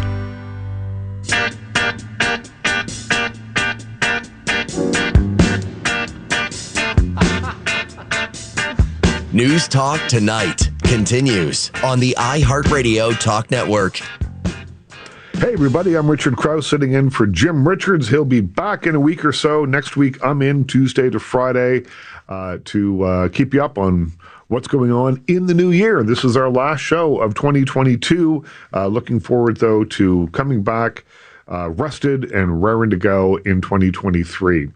We have a fascinating guest for you right now.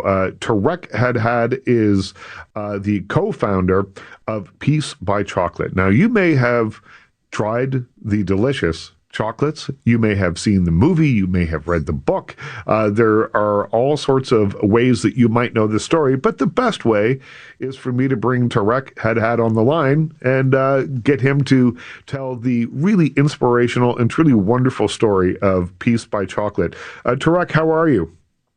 I'm so great. Thank you very much, Richard, for having me. Well, and good evening, everyone. And good evening. Well, thank you for doing this. So I've seen the movie. I've read the book. I've tried the chocolates. I think that's everything. I don't know if there's... Yeah, almost, yes. You are a bigger fan of this story than me, Richard. Thank you. But what I love about this story is that it is very specific. You and your family came from Syria. You ended up in Nova Scotia, which is where I'm from. So it's I feel a little bit connected to this. And you created, out of adversity, you created a really wonderful situation for your family and for the community that you're in.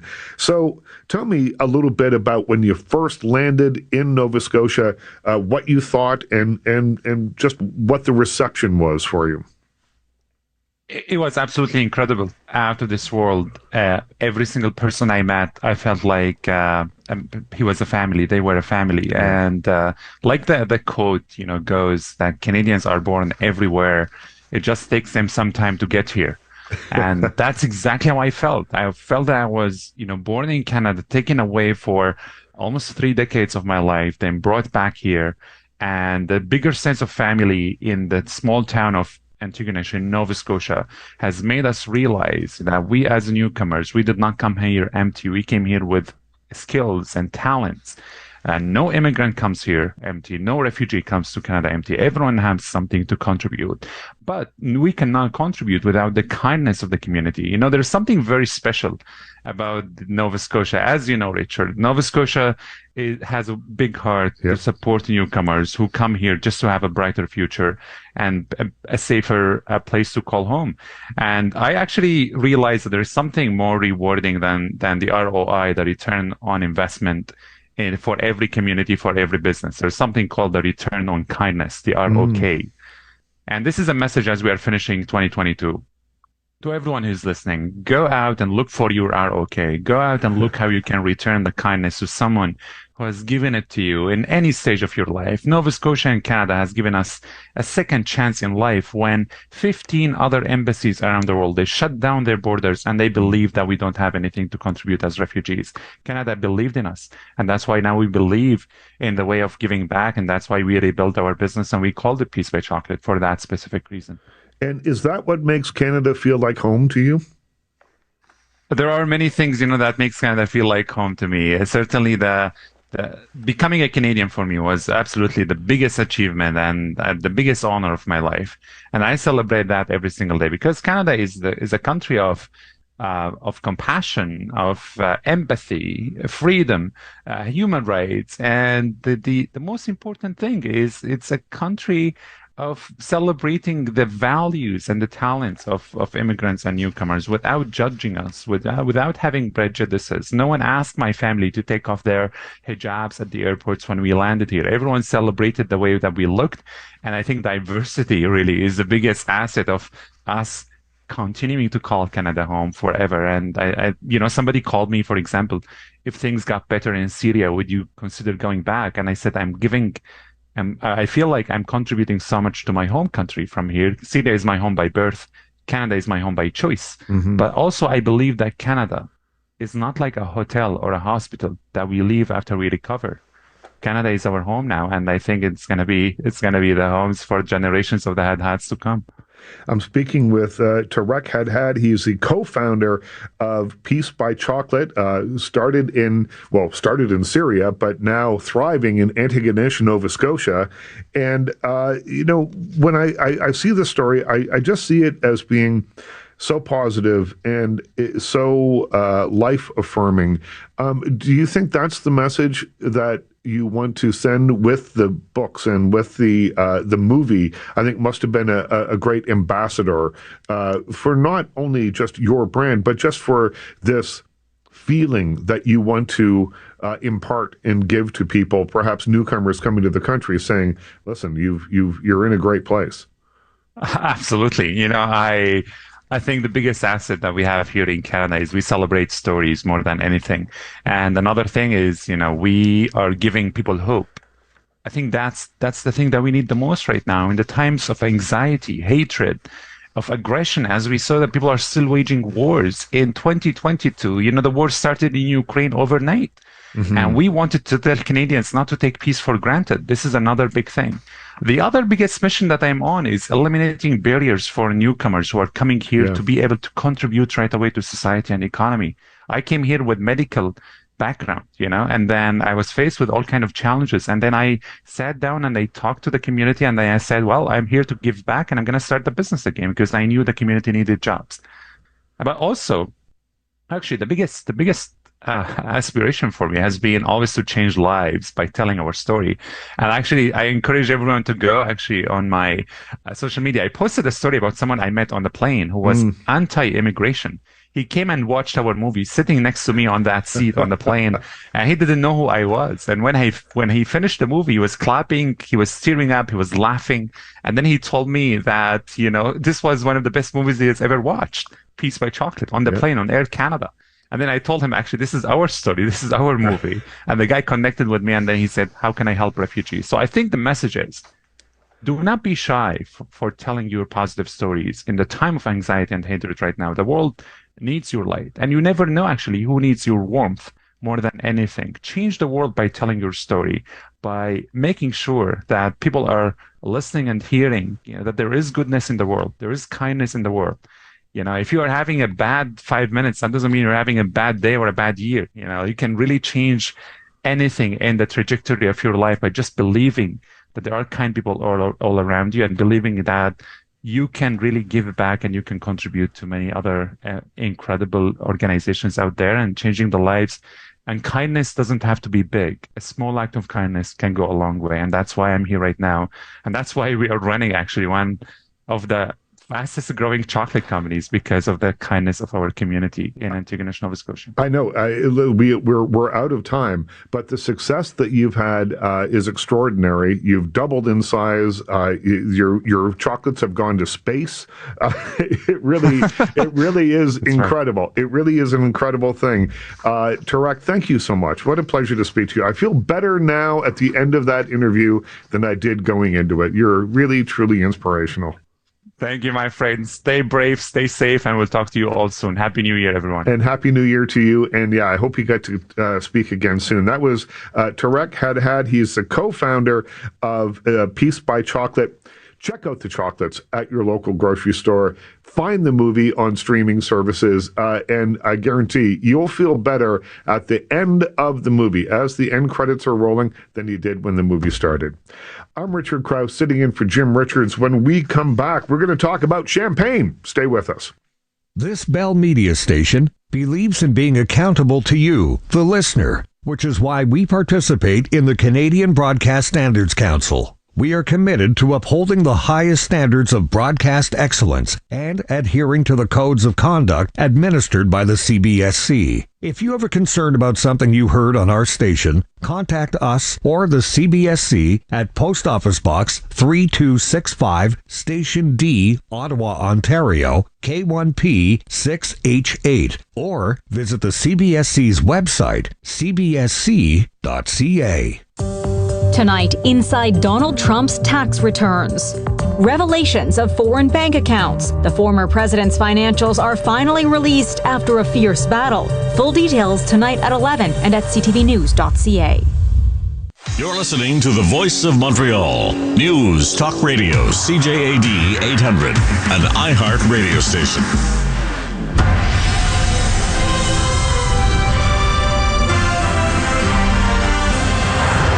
Good evening, it's 9 o'clock. I'm Kelly Gregg with your CTV News update. It's currently 8 degrees, weather details in minutes. Here's what's making news right now. New details emerge in the case of a man who died after an altercation in the Bordeaux jail. Éduc-École reminds people how to drink safely on New Year's Eve. And U.S. President Joe Biden pardons 6 people for murder, drug, and alcohol-related charges. With the latest from the CJAD 800 Traffic Center, here's Jill Fitzgerald. Volume is very light. There are no incidents. There is no scheduled road work. The lane closures continue both sides of the inbounds, the east and the westbound sides of the Île-aux-Tourtes Bridge, 2 lanes per direction. Over the La Fontaine Tunnel, 1 lane outbound, 2 lanes inbound. There is a bit of volume just on the approach as you get squeezed into that a single lane as you make your way towards the South Shore. Heard of Paxlovid, an oral medication from Pfizer? Learning about it is simple. Ask your pharmacist or doctor if it could be right for you. Paxlovid, get to know it. Let us know what you see on the roads. Calling your tips to star 800. Next report, 9:15.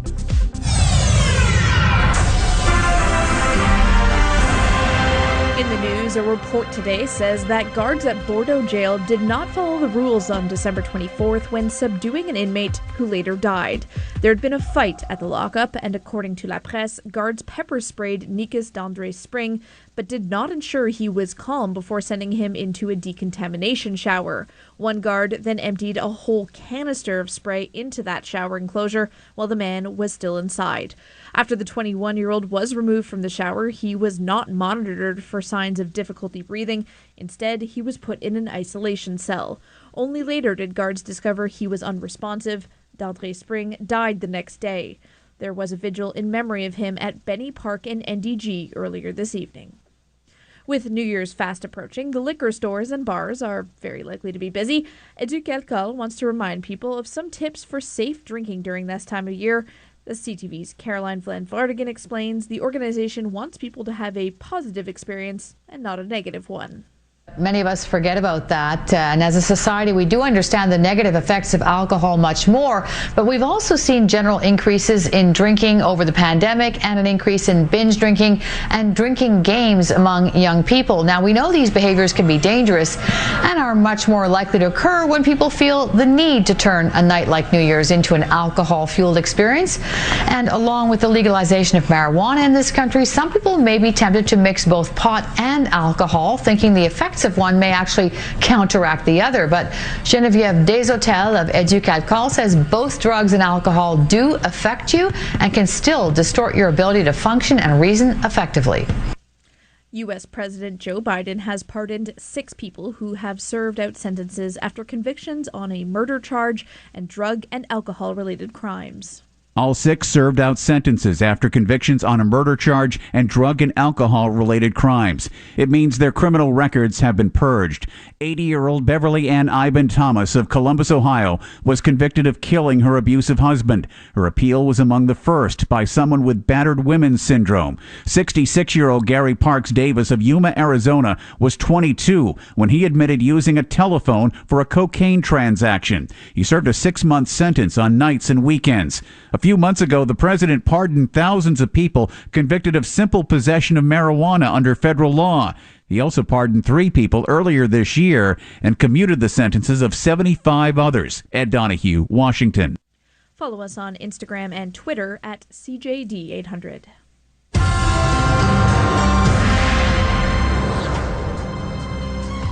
Your Dormez-vous Weather Center forecast: rain tonight, the temperature hovering around +8. Tomorrow, more rain and fog, the temperature falling to +5 in the afternoon. And on New Year's Day, showers, a high of +4. Right now, it's cloudy and 8 degrees downtown. For a complete recap of today's top stories in Montreal, join us tonight at 11:30 on CTV or here on News Talk Radio, CJAD 800.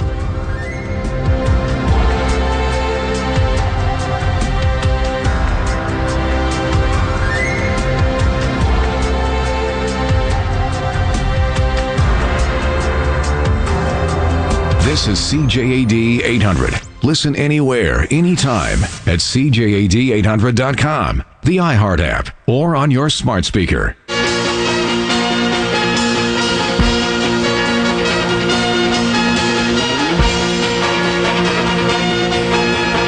News Talk Tonight is on the iHeartRadio Talk Network. Welcome back, everybody. I'm Richard Krause. You're listening to News Talk Tonight.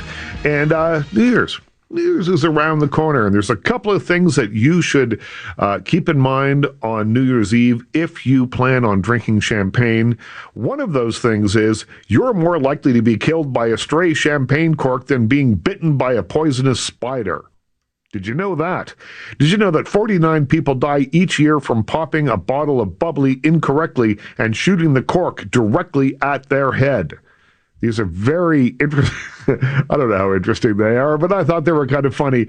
And we're going to talk about champagne with my next guest. That's Matt Cause, who's Matt Cause? Host of Matt Talks Wine and Stuff with Interesting People. And he is the host of a show on 1050 and lots of other stuff. Matt, I really buggered that up. How are you, Matt? Oh, are you there, Matt? You got me? Yeah, I do now. Oh, good. Stupid Wi-Fi. It's just, it may be in 2023, we'll all have perfect Wi-Fi. It's never going to happen. It's never going to happen, Richard. So world peace first. I want to talk about your podcast, Matt Talks Wine and Stuff with Interesting People. So I think of you as a sports guy, but I've been listening to the podcast and I find out that you studied theater, you did all sorts of stuff. You were the only person in theater class wearing a sports jersey, you said on one of the podcasts that I listened to. So tell me a little bit about how you wound your way through all those things, through theater and through all the sports stuff, to doing a wine podcast. Yeah, okay. I'll keep it quick because no one likes a long bio except the person telling it. I always got into wine because my stepdad was big into it, so I'd always try wine with him growing up. And then he would have friends over, and they would all bring really nice bottles and cook a great meal. And there was an old bottle of Barolo, which is an Italian wine from northern Italy, and it was brick orange in color. I took one sip of it, and my hair stood up, and I started laughing because it was so good. And then I had another experience close to that. And then all I did, Richard, is I started going to wine bars, and I started writing notes. Right. And the next thing you know, I'm taking classes. Next thing you know, I'm sitting in a hotel for 5 days before my diploma sommelier degree with a school called WSET. And then soon after that, I started the podcast to try to spread the joy of wine to others.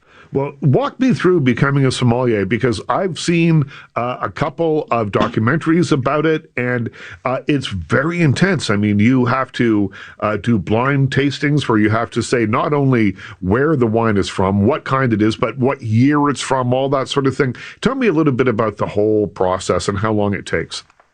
Yeah, it took me about 5 years to do it. It was a little bit trickier because I didn't work in wine or at a restaurant. I've been working in sports media for the last 2 decades. But what it comes down to is you are just studying and reading and studying maps and learning about wind and rivers and oceans. And then in the middle of it, the key is you need to find a good wine tasting group, because wine's expensive. Yeah. And so you need to find, everyone brings a different bottle. And I know it sounds funny. Oh, that's great. You get drunk. But you got to spit. And you are tasting over and over again. And on my final exam, one of it was same grape from 4 different regions. And I nailed that. One of them was Pinot Noir. One was from Germany, but the grape there is called Spätburgunder. And the only reason I knew that is I had recently been drinking a lot of Pinot from Germany. And it's a lot of years. And, you know, my girlfriend could attest to this. I would come home from doing morning sports talk radio for 4 hours, and then I would sit for 3 hours with atlases and maps and books. Wow. So it really is much more complicated than just having a sip of wine and going, yeah, it's a good one. It's so sad the amount of study. At some point, I'm like, I'm not going to be a doctor. I'm not going to be a nurse. I'm trying to tell people, you know, what the right tannin level is for their roast beef. But yeah, it really is. If you want to nail it, because there's so much to learn. And wine teaches you humility, because no matter how much you think you know, right. The next day you wake up and there's a new wine law in France or 17 new grapes in Sicily. I'm speaking with Matt Cause, TSN 1050 host, writer for CFL.ca and sommelier, and the host of Matt Talks Wine and Stuff with Interesting People podcast, which you can find wherever you find podcasts. And by the way, that title I know is horrible and it's too long, and my girlfriend hates it, but I did that on purpose because I wanted people to realize this wasn't this highfalutin, all serious podcast just talking about acidity levels on white wine from Northeast Italy. Well, I want to talk about the title in that it suggests to me that it's going to be a bit more fun than you might think, as you just said, but also that you don't have to spend $300 to get a good bottle of wine. You're talking about wine in a way that's accessible to people and wines that are accessible to people. Yes, absolutely. The wine that I fell in love with was a simple Valpolicella from Central Italy that for the most part of my life was under $17. Yeah. I've reviewed boxed wine that is really good. And I've done interviews with comedians and people in sports and former NFL quarterbacks, or from the Toronto Star, one of their reporters, Mitch Potter, a couple of years ago in 2019, when there was all these crimes going on at the LCBO. And I read the story in the Star. I'm like, I got to interview him for the pod. So yeah, I try to have a wide range. And you mentioned box wine. So when I was growing up, that was $2 a box, and it tasted like $2 a box wine. But the delivery system doesn't really have all that much to do with how good the wine is anymore. So screw top can be just as good as something with a cork in it. Can be just as good as something that comes in a box. Oh, 100%. I'm picking up my wines for New Year's, and one is a high-end Riesling that I got from a recent trip to Germany. It's screw cap. It would normally cost about $140 at the LCBO. Not a wine I'm normally going to open, but it's New Year's Eve. There's even high-end Burgundy. So we're talking the snobbiest of snobby areas of the wine world. And some of their producers are starting to use screw caps as well. And then Canadian wine has taken steps forward. Again, there was a time when, it was thought to be kind of, not so great if you bought a bottle of Canadian wine. And that's completely changed now. Over the pandemic, my wife and I joined a couple of wine clubs in the Niagara region, had great wines brought in to the house, and fantastic stuff. And glad to support them because there's really good stuff being made out there now. Yeah, I'm really passionate about this. I'll keep this rant as short as I can. My love for Ontario wines is not based on geography. It's not based on some chip on the shoulder. Come on, drink Canadian wines. It is really good. And the difference now between 20 years ago is stunning. And the reason is we've just gotten smarter at it. Yeah. We know what grapes to plant in which area. The vine age is getting older. I will put up our Chards and our Pinots here in Ontario. I'll put them up against France. Great Cab Franc, great Gamay, incredible sparkling. Ontario, Prince Edward County, Niagara makes incredible wines. And people complain when it's $35 for a bottle of wine from Ontario, but it's small vineyard, hand-picked. It's made the same way that you'll find like Premier Cru level Burgundy. The price, put it this way, Richard, these winery owners, they're not all driving Porsches. The prices are very fair. We visited a bunch of wineries, and the thing that was really fascinating to me, and again, we just have a minute left here, is wines from the left-hand corner will taste different in the vineyard, will taste different from ones that are 3 rows over, because there might Absolutely. It is so tricky, and the balance has to be so right on. Otherwise, you don't know what you're going to get. Absolutely. And I'll give a good example. A winemaker named Thomas Batchelder, one of the best in Niagara. I did a tasting. I tried 19 different individual single vineyard wines, and the ones close to the border, like close to the American border, versus the ones in Lincoln versus St. Catharines, all tasted wildly different. Wow. I'm in conversation with Matt Cause, TSN 1050 host, writer for CFL.ca, and a wine expert. When we come back, we're going to talk about champagne, what you can drink for New Year's Eve. I don't know, maybe you'll have some sparkling wine instead, and he can perhaps suggest some of those. And we'll tell you some interesting facts about champagne that perhaps you don't know. I'm Richard Krause, in for Jim Richards. You're listening to News Talk Tonight. Stay with me. Now an update from the CJAD 800 Traffic Center. The drive is a good one on Island and off 25 southbound. You will get beyond Tellier. Just some minor speed reductions ahead of the outbound side of the tunnel. 1 lane available only. Long-term road work happening there. That is the case on the inbound side of the tunnel with 2 lanes available over at the Ilotord Bridge. 2 lanes in each direction. Should hear more about how long that roadwork is going to last come the new year. Find sweet Boxing Day deals on phones and plans. Plus, get up to a $400 Best Buy gift card with select phone activations from any major carrier at Best Buy. Let us know what you see on the roads. Calling your tips to Star 800. Next report, 9:30. iHeartRadio, Canada's #1 streaming app for radio. Stay informed wherever you are with all your favorite talk hosts. How lucky are we that we settle our disputes through elections and talk radio? iHeartRadio. Anytime, anywhere. Now with personalized playlists made just for you and curated playlists, including your own. Add songs straight from live radio. Connect on the go with Apple CarPlay or Android Auto. iHeartRadio. Download the free iHeartRadio app today. This past year has been challenging, with many of us facing unexpected expenses, lost wages, and rising credit card debt. We all need a little help from time to time, but it can be hard to ask for help when it comes to your finances. But guess what? You're not alone. Millions of Canadians share that feeling with you. 500,000 Canadians have found help with their debt, and so can you. With Consolidated Credit Counseling Services of Canada, they are one of the largest nonprofit credit counseling organizations in the country, with an A+ rating from the Better Business Bureau. They can help you consolidate your bills into one affordable payment, minimize your interest rates, and get you out of debt fast. No matter how much you owe, you don't need to do this alone. To get help, call 1-800-288-4991. That's 1-800-288-4991. Let Consolidated Credit get you back to a debt-free life. Call 1-800-288-4991.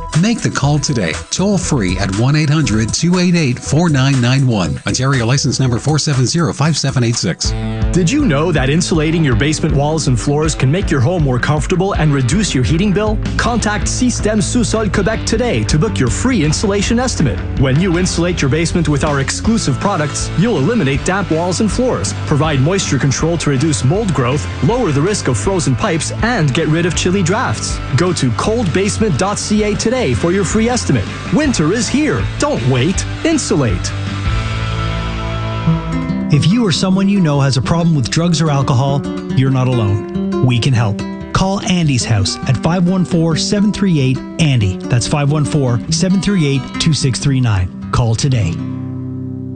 Hi, Justin here from Res AV, and I'm going to be putting a TV over my fireplace in the living room. Hi, I'm Justin's wife. No, you're not. But it's not just a TV. The Samsung frame mounts flush to the wall and turns into a piece of art when you turn it off. So when it's off, I won't be able to tell it's a TV? Exactly. We can even dress it up with optional wood bezels like a picture frame. We're Res AV. Come see the Samsung frame in our showroom and see how we can hide a TV in almost any room. Call 514-439-3901 or visit us at resav.ca.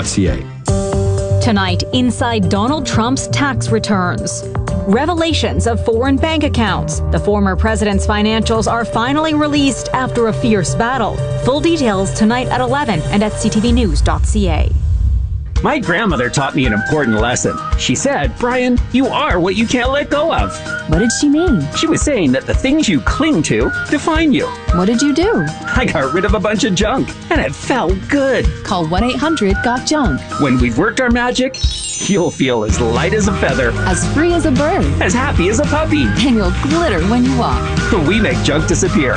All you have to do is point. Call 1-800-GOT-JUNK. Or visit 1-800-GOT-JUNK.com. Getting your dream window treatments has never been easier with CM Textiles. From custom drapes, upholstery, and blinds of all kinds, CM Textiles has got you covered. With a multitude of options, including one-touch motorized luxury window treatments, their product range is fantastic. Visit them today at one of their 4 showrooms and let the professionals help you every step of the way. Do it once, do it right with CM Textiles. Online at cmtextiles.com and social media at CM Textiles. Looking to heat up your Tuesday nights? It's CTV's 911 Lone Star to the rescue. We never give up. Rob Lowe stars.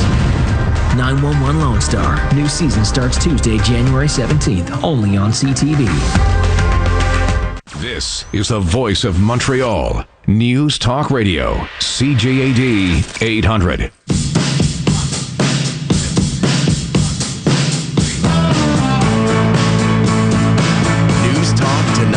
Continues on the iHeartRadio Talk Network.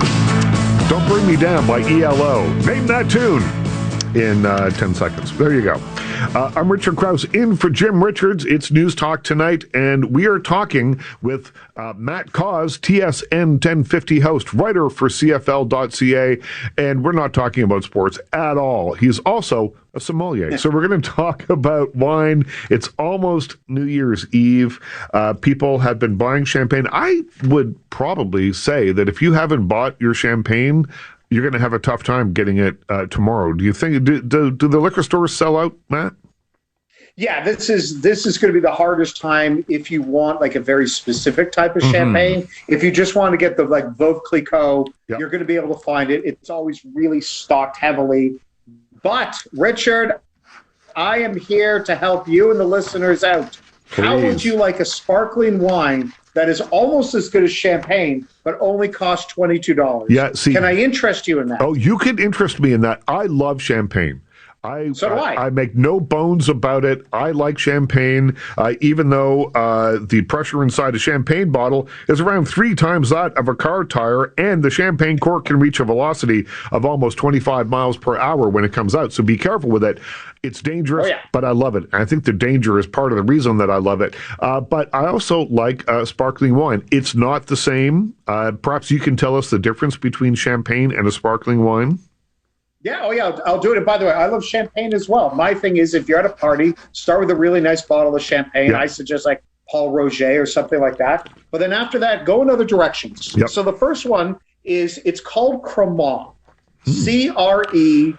I've had this. So you know what I'm talking about. It's in the sparkling section. It's made the exact same way as champagne, where it's aged. I won't go into all the details. Just know it's made the exact same way that champagne is made, but it's not made in the land of champagne. Right. So it's not going to have that same level of intensity, but it's going to be pretty close. And it's only like $22 a bottle versus like the low end champagne is going to cost you $65 to $70 a bottle. So that's my first suggestion: is go find Cremant. Let it be your second bottle of sparkling. And then after that, Richard, if you want to go local, I have 4 wineries that I would highly recommend. In the Niagara region, 13th Street Winery, Henry Appellum. Both of them make incredible sparkling. 13th Street might have the best sparkling program in Ontario. Henry Appellum's got a great sparkling rosé. And for anyone listening that's in the Prince Edward County area, Rose Hall Run or Hinterland also make really good sparkling. So it's 4 local options, and these are wineries that put a lot of focus, time, and attention. These wines are aged the same amount of time as your favorite vintage champagne. These are people that take a lot of pride in their work.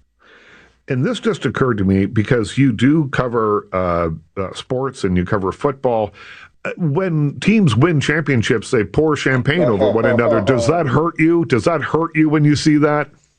Okay, Richard. Wow, you've hit on something here. The first thing that hits me, and this is really nerdy of me, is when the announcers say they're spraying champagne, and I look and I pause and I'm like, no, that's not. That's cheap Prosecco. That's horrible journalism by you. Do your job. And the second thing is, if I see actual real champagne being sprayed around and everyone's wearing ski goggles like they're about to do a double black diamond, that also annoys me as well. Absolutely. So the difference between champagne and a lot of these sparkling wines that you've just mentioned is just simply that of geography, right? Or yes, 100%, because the land, the price of land to where champagne is, that's one of the most expensive land of all the wine regions in the world in terms of dollar per acre. Right. And, it's the perfect place. And I don't want to go too geeky on just the farming of it, but it is the perfect place to make the base material for sparkling wine. And you know what? You're also more money's going to be spent on labor because these are the best of the best. So it's going to be much more expensive, and just supply and demand. There's only so much of it. Champagne is in a very tiny area. So a lot of the reason for the price, part of it is quality. Don't get me wrong. Champagne is incredible, but part of it's also just the economy of supply and demand. And geography. I'm speaking with Matt Cause, TSN 1050 host, writer for CFL.ca and sommelier. Is it true that champagne was kind of discovered by accident. They were trying to figure out why things were fermenting, and corks were popping out of the bottles and things that they were making. They didn't set out to make champagne initially. They set out to make something else, and it kind of turned into that. Much like with the story of penicillin, but this one has far more healthy benefits than that does. Yes, 100%. And like most great wine, it always comes from the same place, the clergy. It's always a bunch of bored monks with nothing better to do. And there's like a great quote about when they first discovered champagne. And it's like, we're drinking the stars. We're drinking heaven. Yeah, I would have loved to have had a glass of that, except I imagine the bathroom facilities would have been a disaster back then. But yes, it was a complete accident by the clergy. So you are more likely to be killed by a stray champagne cork than being bitten by a poisonous spider. That's because if you open the bottle improperly, the cork shoots out at, I think I said 25 miles per hour, or could do, and 48 people die each year from popping a bottle of bubbly incorrectly and shooting the cork directly at their head. So when I was a bartender and a waiter, I learned how to do it. I learned how to hold the cork and turn the bottle with a cloth of some sort wrapped around the neck. Is that the right way to do it? Did I do it right? Yes. Yeah, well, the right way to do it, and by the way, if that's how you die, at least you die doing something you love. When I was doing all my training, part of the training is specifically on sparkling and how to serve sparkling wine. And the first rule is your thumb must always be over the top of it. Right. At any point, if your thumb it leaves the top, you automatically fail. So what you want to do is with one hand, put your thumb over the top, the other to twist off. It takes exactly 6 twists to loosen the cage. Loosen the cage while still keeping a thumb over the top, and then just slowly just turn the cork with your hand. Keep it pointed away from everyone. The only problem is, another thing is, you will fail your exam if the cork, when it comes out, if it makes any noise, you'll automatically fail. Huh. Now, unfortunately, when you're at a party, you want to make a bit of a noise because you're there to celebrate. I like I don't like the loud pop, but I kind of like the sound. Yes. I like that. Somewhere in the middle. It announces that the champagne is